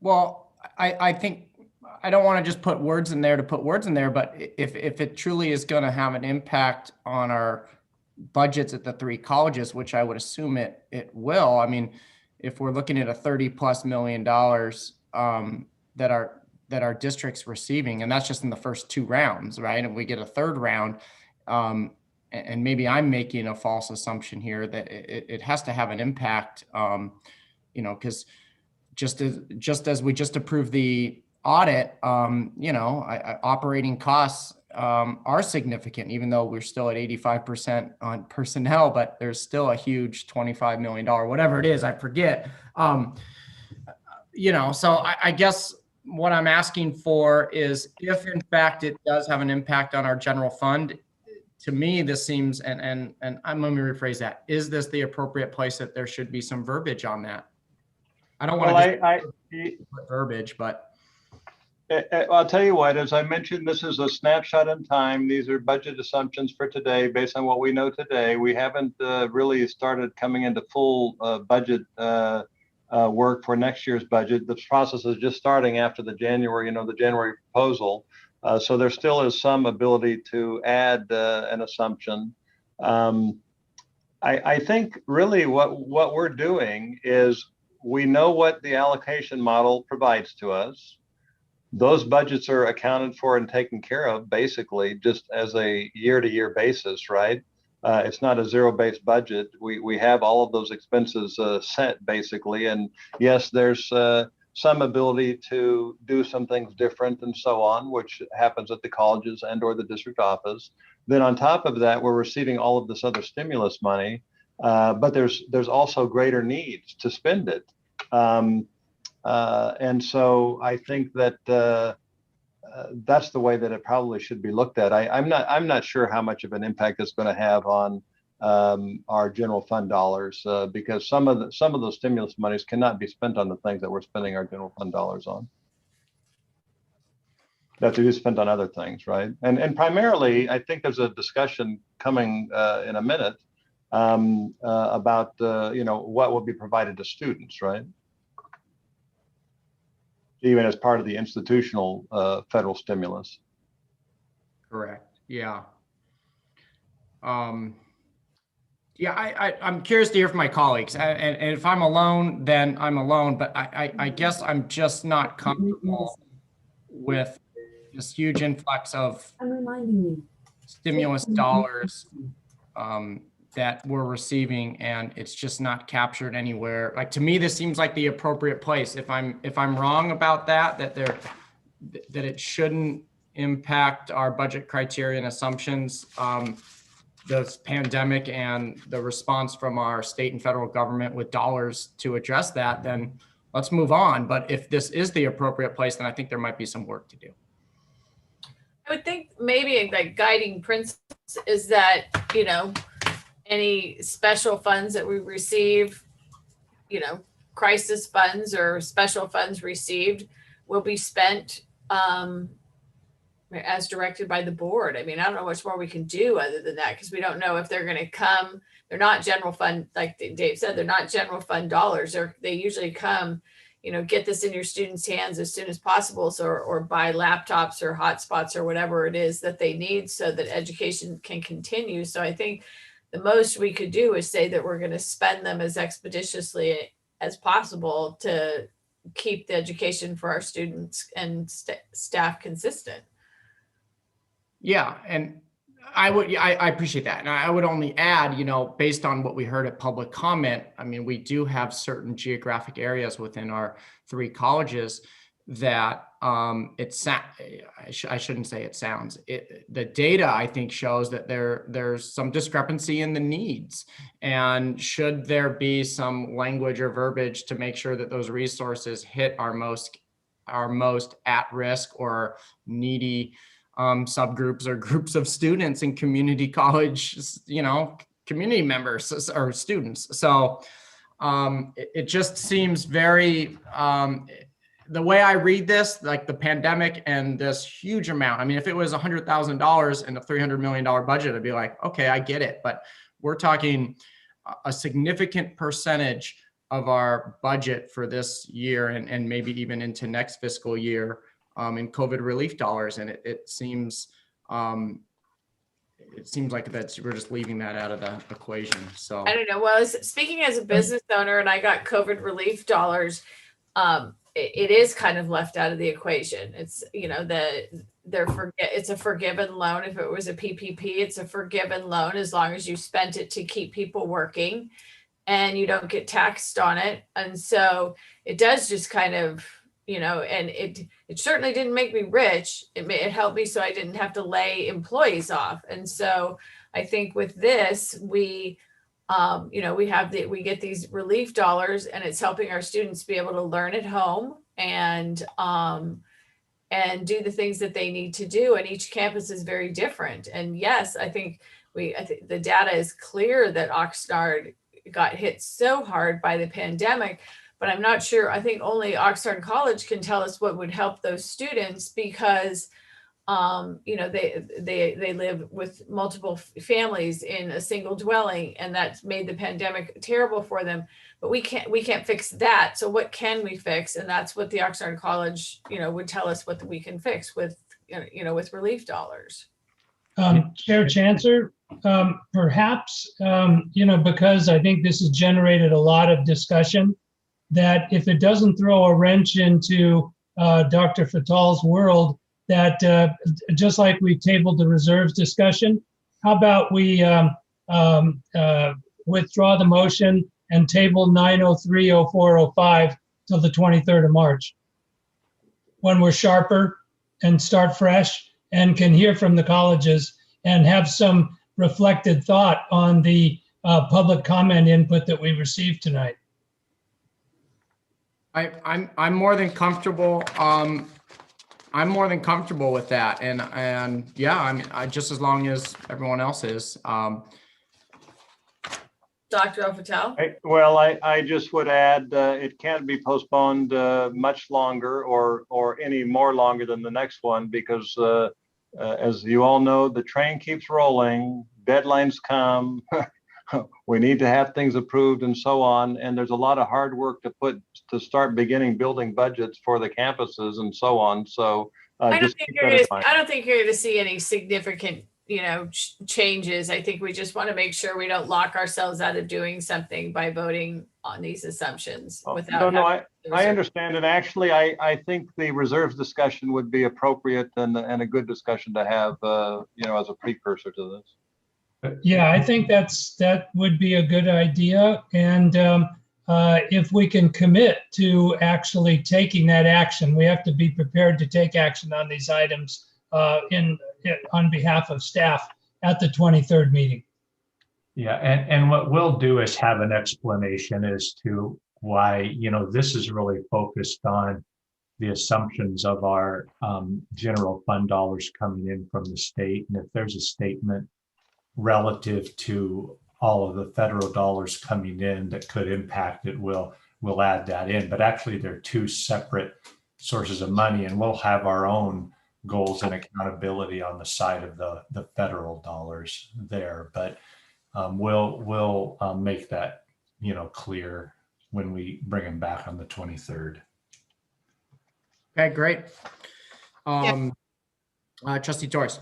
I was just going to say that I just appreciate the conversation because being in the committee, the Diversity, Equity, and Inclusion Committee, this is the type of work we're doing, is looking at everything that we do through an equity lens. And if there's language that we can include that talks about just things that are coming our way is helpful. So I appreciate the that we're tabling it, so we all have an opportunity to reflect. We had really good points that were brought in by community members. We had the community of Oxnard who was here speaking. We heard from faculty from Oxnard.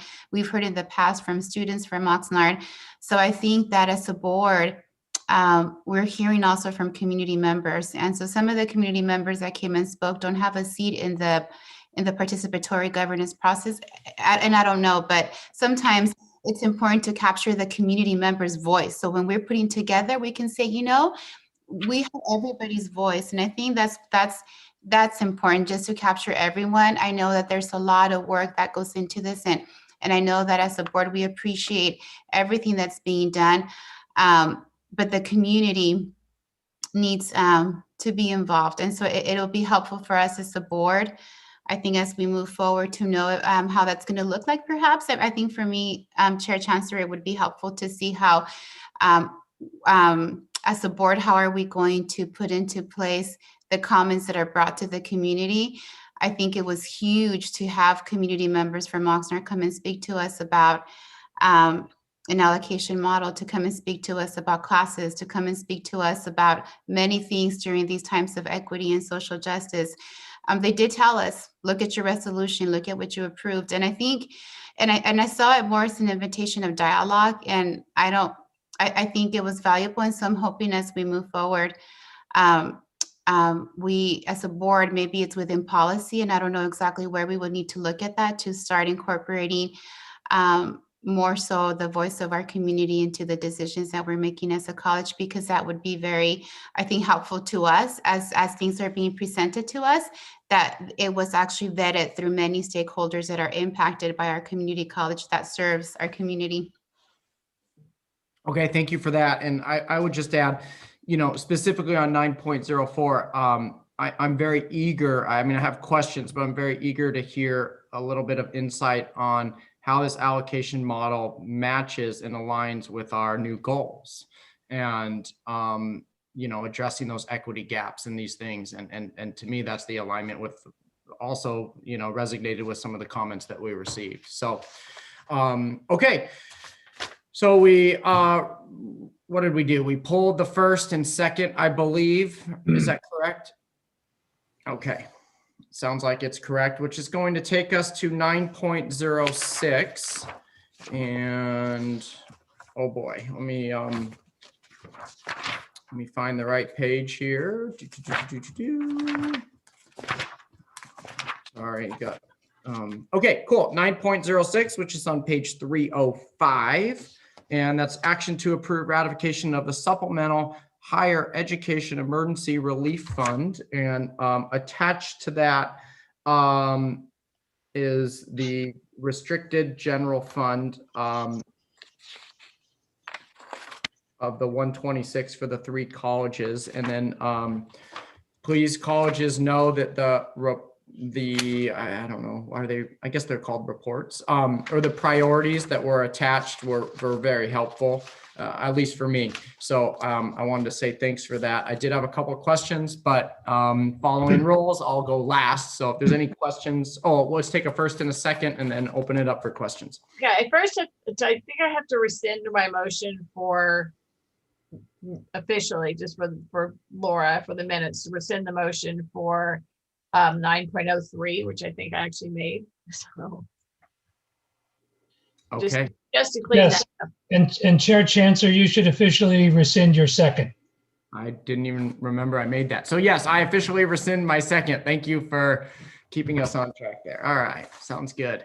Okay, so now we're officially at 9.06, and to keep us on track also, I'll take a first and a second and then open it up for questions or comments. I move approval of the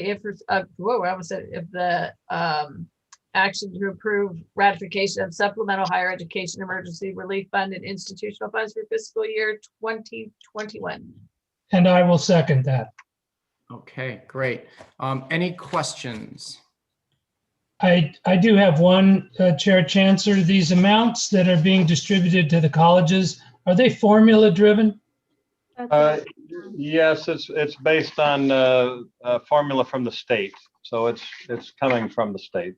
Okay, so it's pretty cut and dried how the total amounts are apportioned, yet there is flexibility for each college to determine how that's parsed out.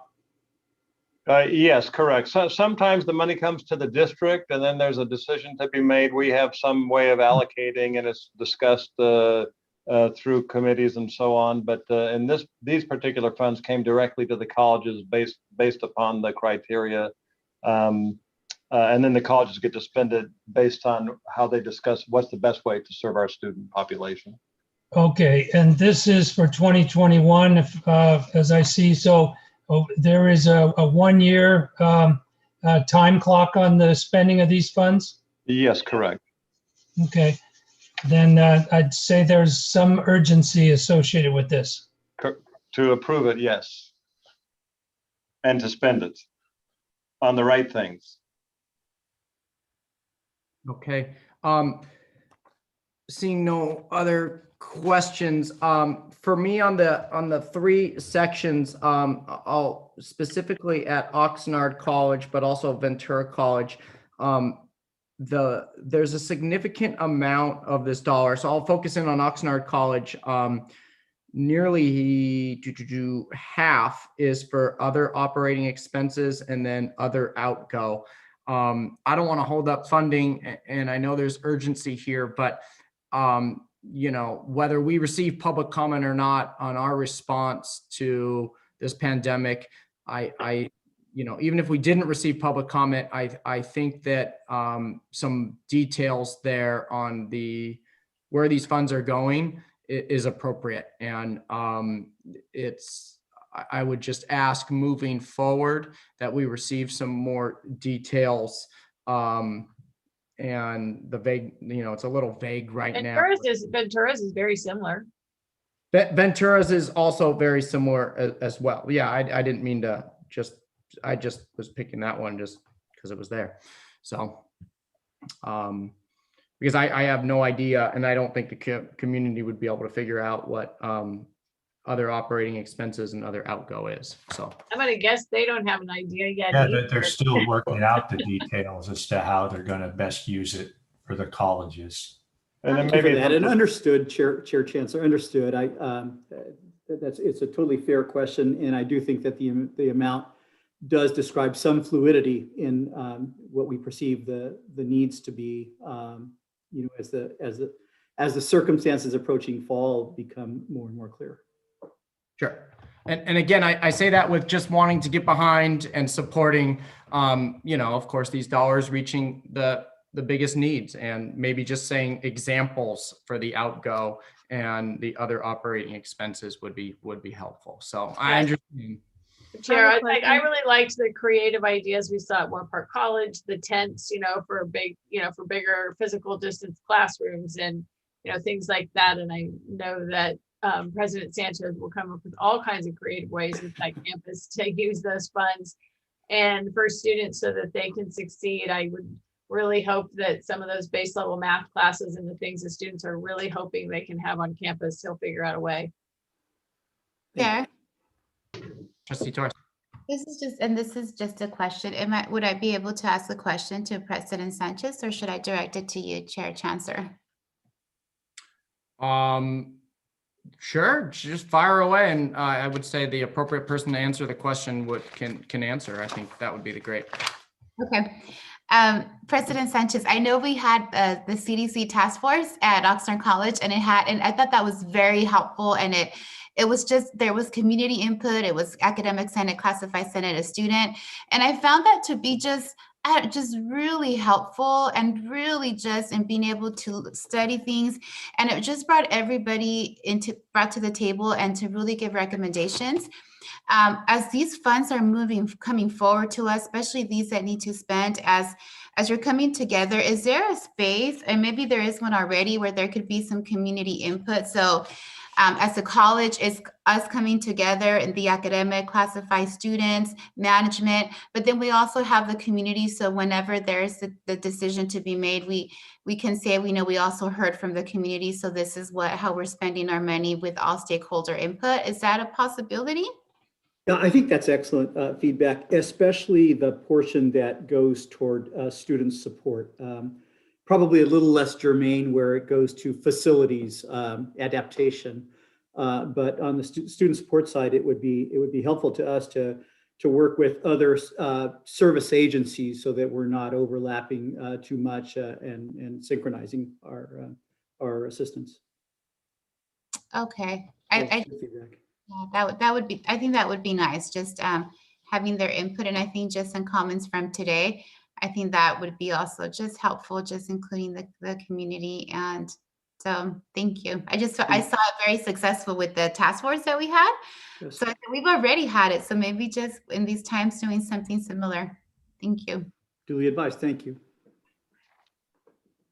Thank you for that. And I would just add, it's been a number of meetings that we have received public comment, but then also have received numerous asks for details in our reopening plan. And to me, this may be an area where we have the dollars to provide the action, which will require the details of those reopening plans and some of the steps to make sure that we are following those CDC safety guidelines and Cal OSHA guidelines. So I know everyone's feeling a sense of urgency, but I would just echo, as we, along with that sense of urgency comes a sense of urgency for the details too. So, which will bring some peace of mind, I think, for a lot of people and confidence to come back. So, okay. I think we have a first and a second. Is that correct? That is correct. Oh, that's exciting. Okay. In that case, if there are no further questions, Trustee Mantooth. Aye. All right. Let's see, Trustee Torres. Yes. Okay. Vice Chair McKay. Yes. And I'm also yes. And Student Trustee Gonzalez. Yes. Okay, great. Thank you. That is going to take us to 9.07 and 9.08. Can I combine those two items? No, I should keep it separate. Let's do it. Let's do it separate. 9.07, Chancellor Gillespie.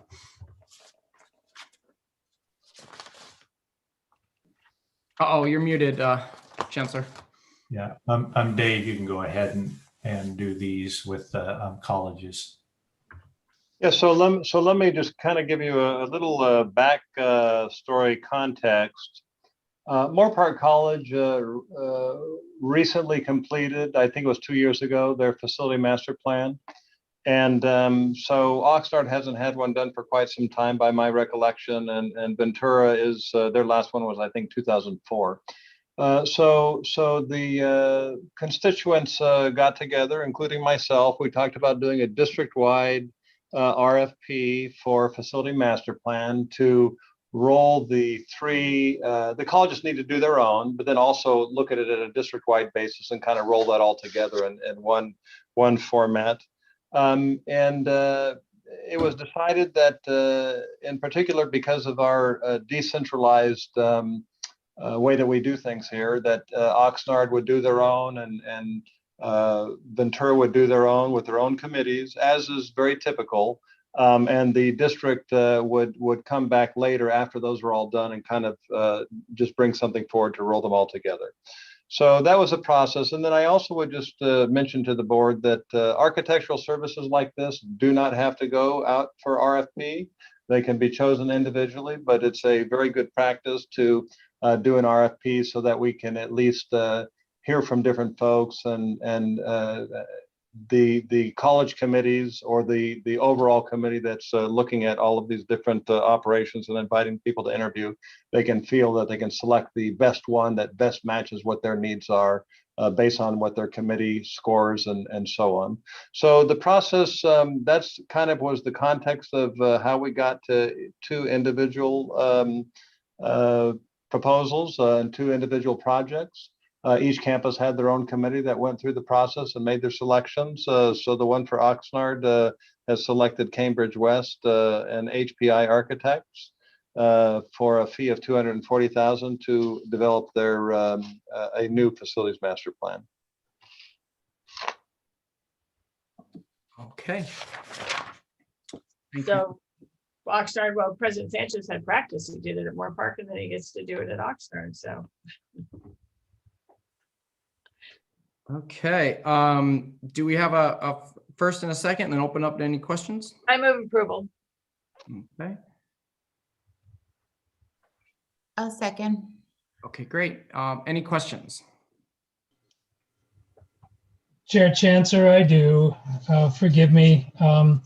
I'm kind of curious, and it's very hard to separate these two things because I'm still getting used to the fragmentation, if you will, or the autonomy with which the campuses have to do these things instead of being under a single umbrella, operated out of the district. But I noticed that the apparent successful bidder for Ventura also bid on Oxnard, but at a cost of $465,000. While Cambridge West sounds fairly reasonable, they also bid the same amount for Ventura, and yet the recommended bid for Ventura is $160,000 more. There's got to be some story there, and I'm not opposed to approving this item, but I really want to hear more before we entertain approving 909. I'm sorry, 908.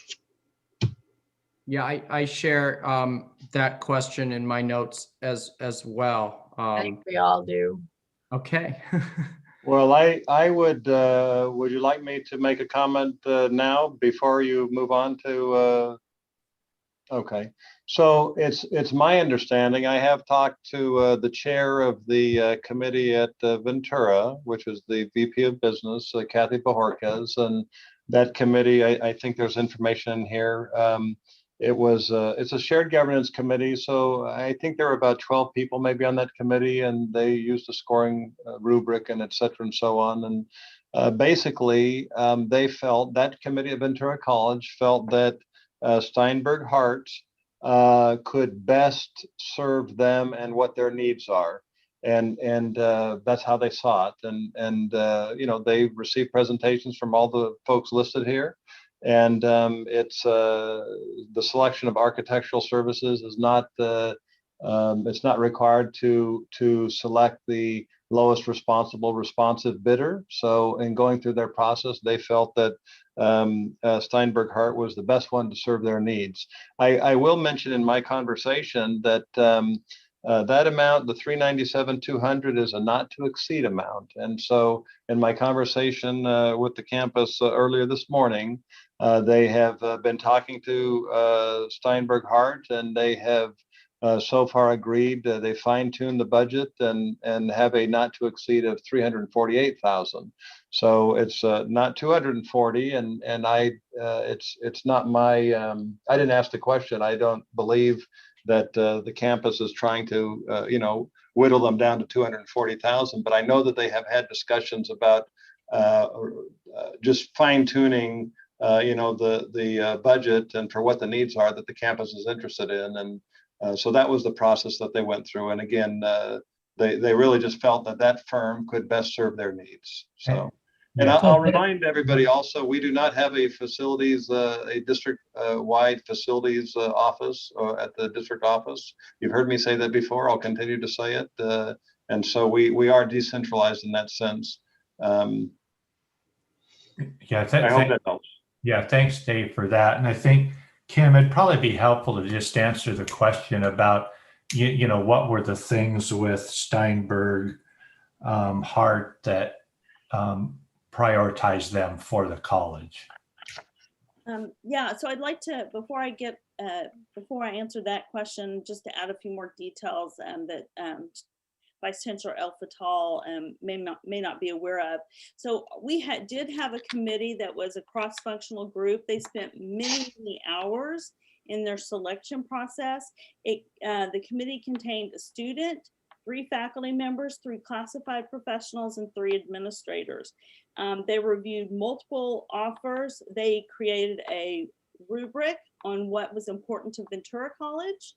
And the rubric contained information on the firm's background, their experience, the fee schedule, the project plan, and methodology.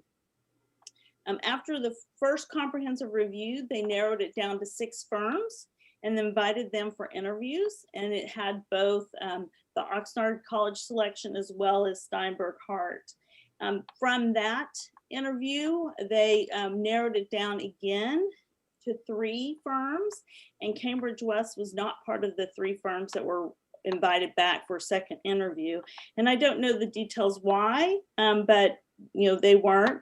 And the 3 firms presented their information, and the reason why they selected Steinberg Hart is they thought that their experience and expertise was very strong. They outline a very comprehensive proposal and methodology in their planning, and they had a really strong process for engagement of all stakeholders of Ventura College and our East Campus, a depth and breadth that we thought would serve us well. Chair Chancellor, may I direct a question to President Hoffmans? We love questions. Okay. President Hoffmans, you just said something very important, which is a component that looms rather large on many people's radar, and that's East Campus. Is it possible that that also plays factors in a big way with regard to the plan that you envision and the scope of work you envision for both your main and your East Campus? I do, because it brings in a different constituency group that we need to have the dialogue with and get their input. And also, our master plan is old. Like we had a temporary stopgap master plans, but we haven't done a comprehensive master plan in quite some time. So I think that, in our discussions, all of our firms toured our campus. We have multiple buildings, and our needs are really large. I mean, we're the oldest campus, oldest college in our district.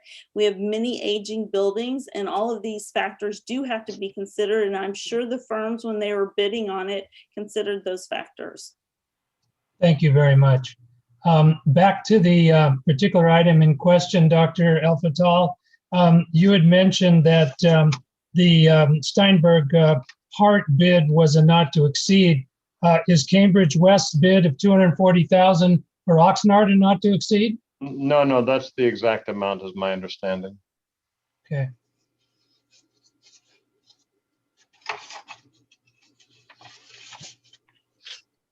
Thank you. Okay, thank you. Any other questions? And just to reframe or just to recenter us, we're questions on 9. I mean, we were kind of fluid and going back and forth, which is fine. But we do have a first and a second on 9.07. Are we ready for a vote on that item before we go into 9.08? Any other questions? I just have one, and it stems from Dr. Amy Edwards. She advocated for the passage of this item, but and maybe I misheard it, but she kind of referenced that I get it that this firm will help develop the master plan, but has a lot of the work for the master plan already been started, and has that already begun, or is it blank slate starting from scratch that it hasn't even begun yet? I don't know, President Sanchez, I can comment, but President Sanchez, I think, wants to comment. I assume you're not referring to the educational master plan, Chair Chen. Yes, sorry, the facilities master plan. Yeah, just the facilities portion of it. No, that the firm really does, all of the heavy lifting. There is a shared governance group that was involved, obviously, in choosing the firm, and for purposes of choosing that firm, they had to make some assumptions about the facilities needs for the college. So it's not starting from absolute scratch, but pretty darn close. Got it. Okay, thank you for that. Okay, in that case, we're ready for a roll call vote for 9.07. Trustee Mantue. Aye. Okay, Trustee Torres. Yes. Okay, Vice Chair McKay. Yes. I'm also yes, and Trustee Gonzalez. Yes. Okay, great. Okay, that takes us to 9.08. I'd be happy to take a first and a second. I'll move approval. Second. Okay, we have a first and a second. First by Trustee Mantooth, second by Vice Chair McKay. Any questions? I think we hit them all. Yeah, just a comment that I hope I'm not coming across as unduly harsh in my questioning about this, but I really think because of the disparity that we see on paper, that it's important to get more information in the interest of spending taxpayer money. I don't want to make the assumption too that we all share that concern, but it definitely was a major orange flag, red flag for me too. Specifically, since if a firm is works for one college and that same firm, why wouldn't it work for the second college? But so we'll see how it shakes out. Okay, any other questions on this? Okay, cool. Trustee Mantooth. Aye. Okay. Trustee Torres. Yes. Okay, Vice Chair McKay. Yes. Okay, I'm also yes, and student trustee Gonzalez. Yes. Okay, great. Okay, 9.09. Action to approve the award of bid 618 fire technology apparatus building phase 3 fabrication.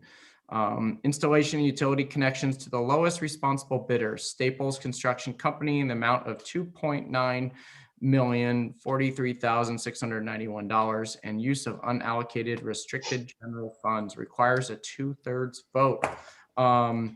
Take a first and a second, I please. move approval. Okay. I'll second. Okay, great. Any questions? I'm just curious why it's completely necessary to pull from the reserves and not use let's see, capital outlay or even 113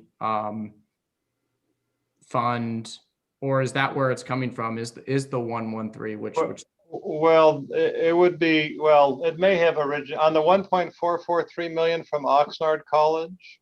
That may be coming from 113, but because it's a capital project that you have to spend it out of capital projects.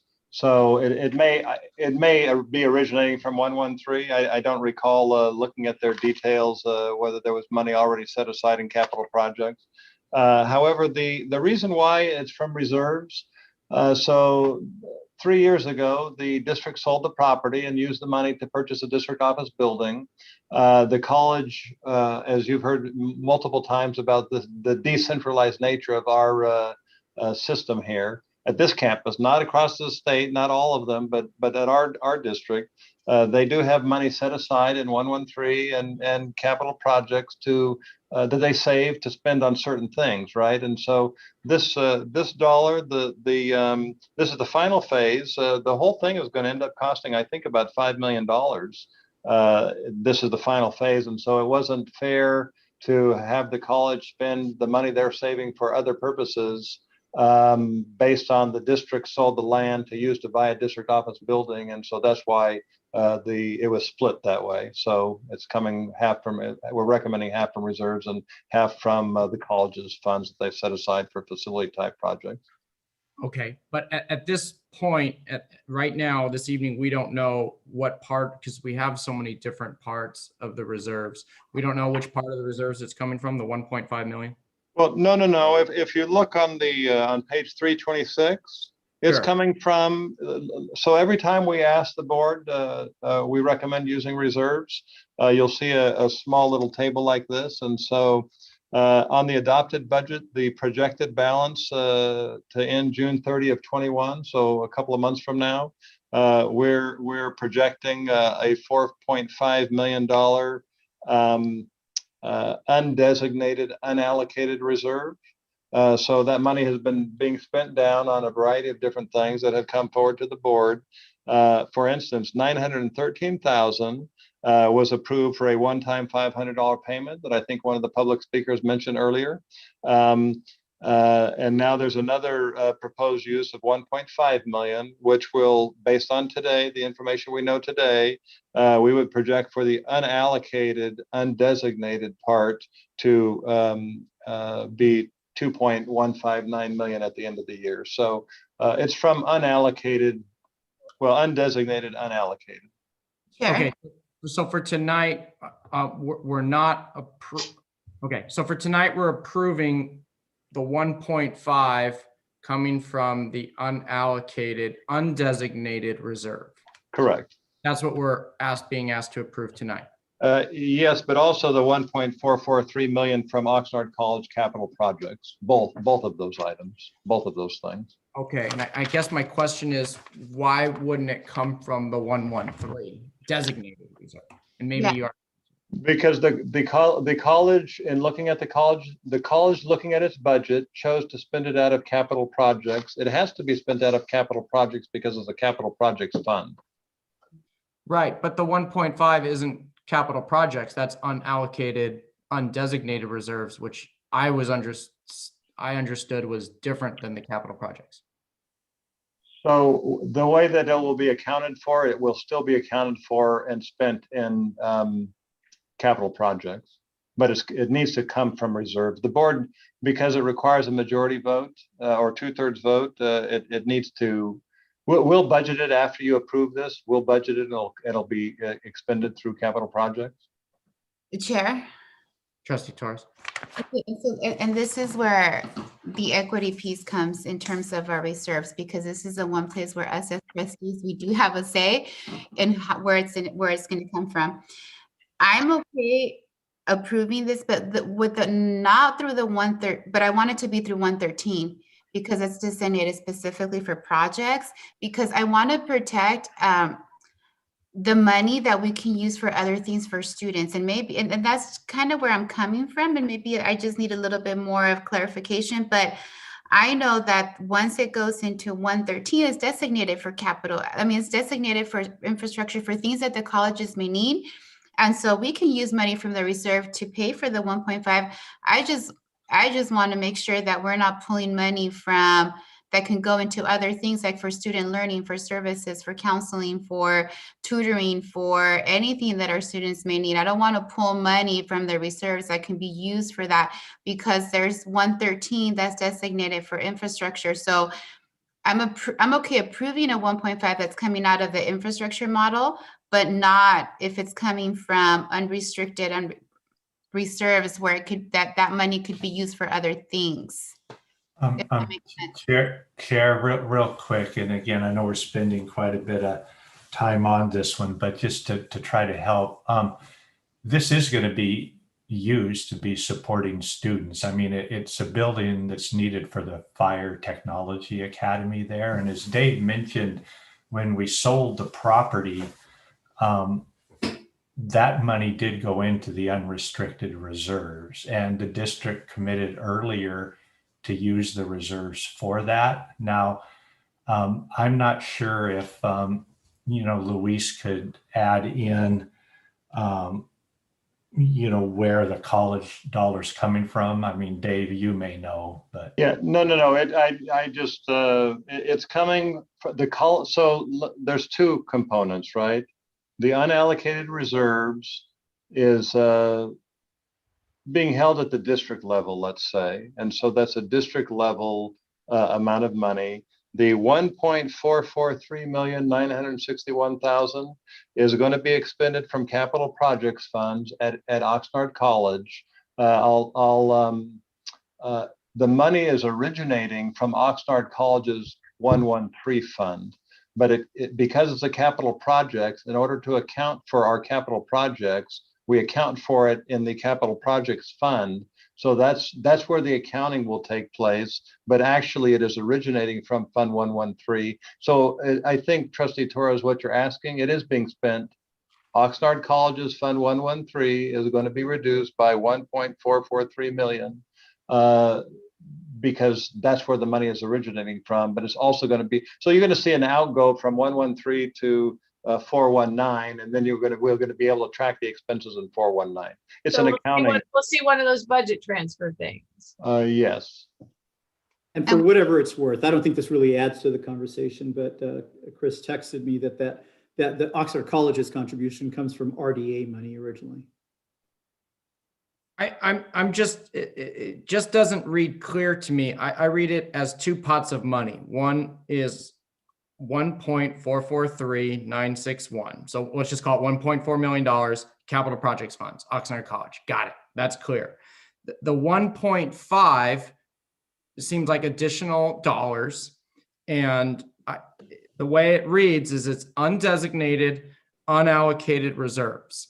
And which if that's the case, that's the case. But I'll go back to my original question. Why can't $113 of our designated reserves for projects like this be utilized? Well, aren't $113, don't they belong to the college? And this was a district transaction to buy our district office. And so we put the money in those undesignated reserves and said we would take them back out for these kinds of expenses so that the college didn't have to bear the expense of us buying the district office that we don't use right now. Well, I'm using it. All right. Wait a minute. Some people use it, but that's just kind of why it's, it was a board before you made a promise that the college wouldn't have to bear the expense of this because we took the money. And it is two pots of money, but the college is bearing half of this expense because the total project to this final phase is 2.943 million. So actually the district is not spending all of the money. The college is contributing from the funds that have been earmarked for them that they've set aside for these types of projects. But it wouldn't be fair to place the whole burden on them because it wasn't their decision. They wouldn't be spending any money if it wasn't that the district sold the property and all the buildings on the property. That wasn't their choice. Okay. Because really they're not autonomous, they're decentralized. which Trustee Mantooth, that wasn't really for you, but whenever I hear that word, I make my comment. Okay, so I hear you. I think with the history component, it helps clarify that for me. So at least for me. So I don't want to speak for anyone else, but I agree with you, Chair Chancellor. I think this was a special kind of arrangement with understandings that have been appropriately explained. Okay. In that case, I believe we have a first and a second. Trustee Mantooth. Aye. Okay. Trustee Torres. Yes. Okay. Vice Chair McKay. Yes. And I'm also yes. Trustee Gonzalez. Yes. Excellent. Okay. Thank you. All right. Okay. We are at sort of switching gears to 10.01 and gosh, we're at 11:15. Okay, well, would it be appropriate to ask which items are absolutely needed to be done tonight in the interest of time and move the rest to the 23rd? I think that's very appropriate. Chancellor Gillespie, you're muted, sorry. Laura, where are we with these two? Can they be acted on the 23rd with no problem? They can be. Yeah, okay. So these can be moved. The CT overview, that can be moved. I'd like to go ahead and get the action on these curriculum items. So I move, okay, how about if I move approval of 1103 and 1104, the curriculum items for Oxnard and Ventura. And I'll do 1102, 1103, 1104. Moore Park, Oxnard, and Ventura's curriculum. I'll second it. Okay, we have a first and a second. Trustee Mantooth. Aye. Trustee Torres. Yes. Vice Chair McKay? Yes. And I'm also a yes. And Student Trustee Gonzalez? Yes. Okay, great. Thank you for that. We'd like to get the consent items approved. Great. Okay. I would like to pull 15.02, but all other items, if there's any other items for the trustees. I have none. Okay. Trustee Mantooth, are you okay with consent items, and Trustee Torres?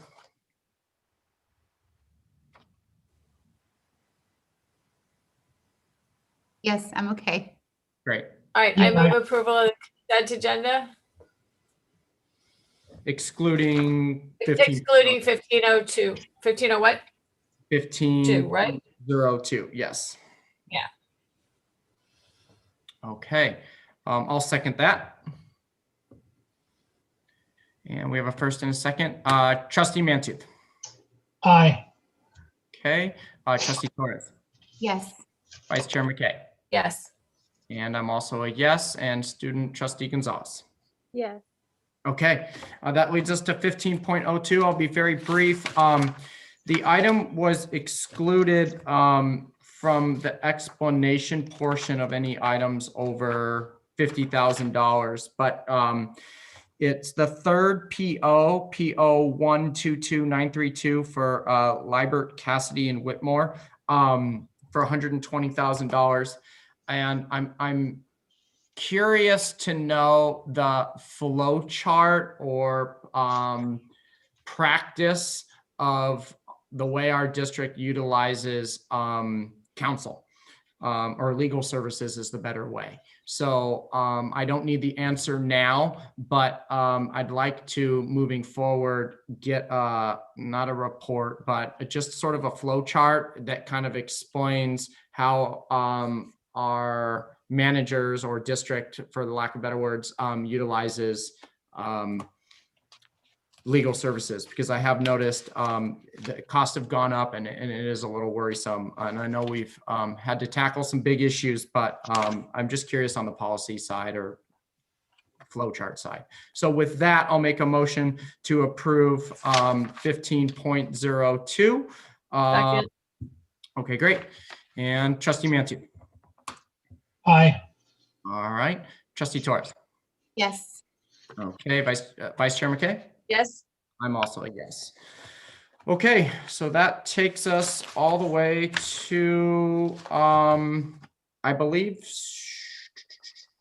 gosh, we're finished 16 and 17. There are no items there. 18.01. Is this one of the I'm assuming This is just for information and for the board to review. If you had any questions, fine. Otherwise, Can we table it? I'm sorry. Go ahead.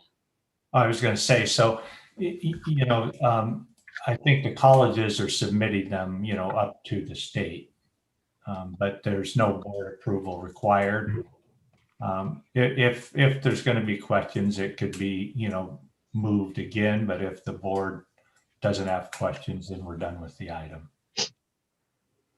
Got it. Yes, Trustee Torres.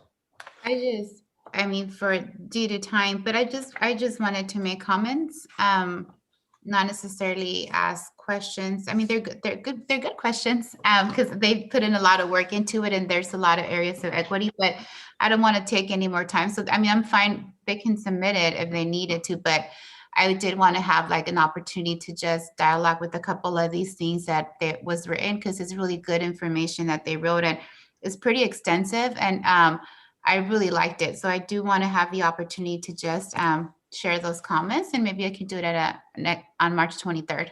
So if it can be brought back. That's great. I support that.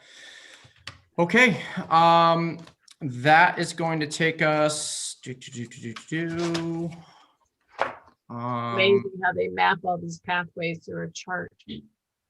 Yeah. Yes. 19.01, which is board questions on college and district reports. Are there any questions on the lengthy, much appreciated reports to the board? No, I thank you for them. I do enjoy reading them.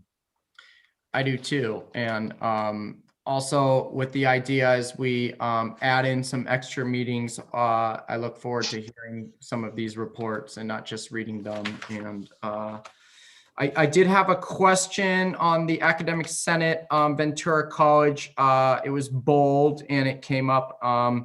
A faculty work group has been formed to investigate the definition and purpose of and current usage of course wait lists. So I'm curious because I think that really aligns with our strategic goals, like where, when, and how, and the why of wait lists throughout our district. And another point of I share Sebastian's sentiment of Valentine's Day candy grams. You know, I miss those too. So just thought I'd throw that in there too, because it's in all good measure. So there are no other further questions on the reports. Let's see here. We have trustee reports 20.01. Trustee Mantooth. No comment at this time. Okay, thank you. In the interest of time. In the interest of time. All right. Trustee Torres. I just wanted to say I happened to, in Moore Park, I happened to sit or participate in the webinar where they had their guest speaker. And it was so like uplifting. It has to do with everything we're talking about. And every time I hear social justice and the speakers and that passion and commitment is just so uplifting. And so I really wanted to say that I appreciated that they brought the guest speaker over, and he had a lot of really great words of wisdom. And so I've enjoyed very much reading the reports and everything that's being done at the college level. And thank you so much for carrying the social justice work at each one of the colleges. It means tremendously to the board that you're doing this work. You inspire us and you guide us as we continue to do our work in our diversity ad hoc committee. So thank you for everything you do. Okay, thank you for that. Vice Chair McKay. I'm looking forward with Trustee Torres, I'm sure, and participating in the women's leadership at Moore Park College this Friday. That should be fun. And I'll leave it at that in the interest of time. Okay, and in the interest of time, I'll be very brief.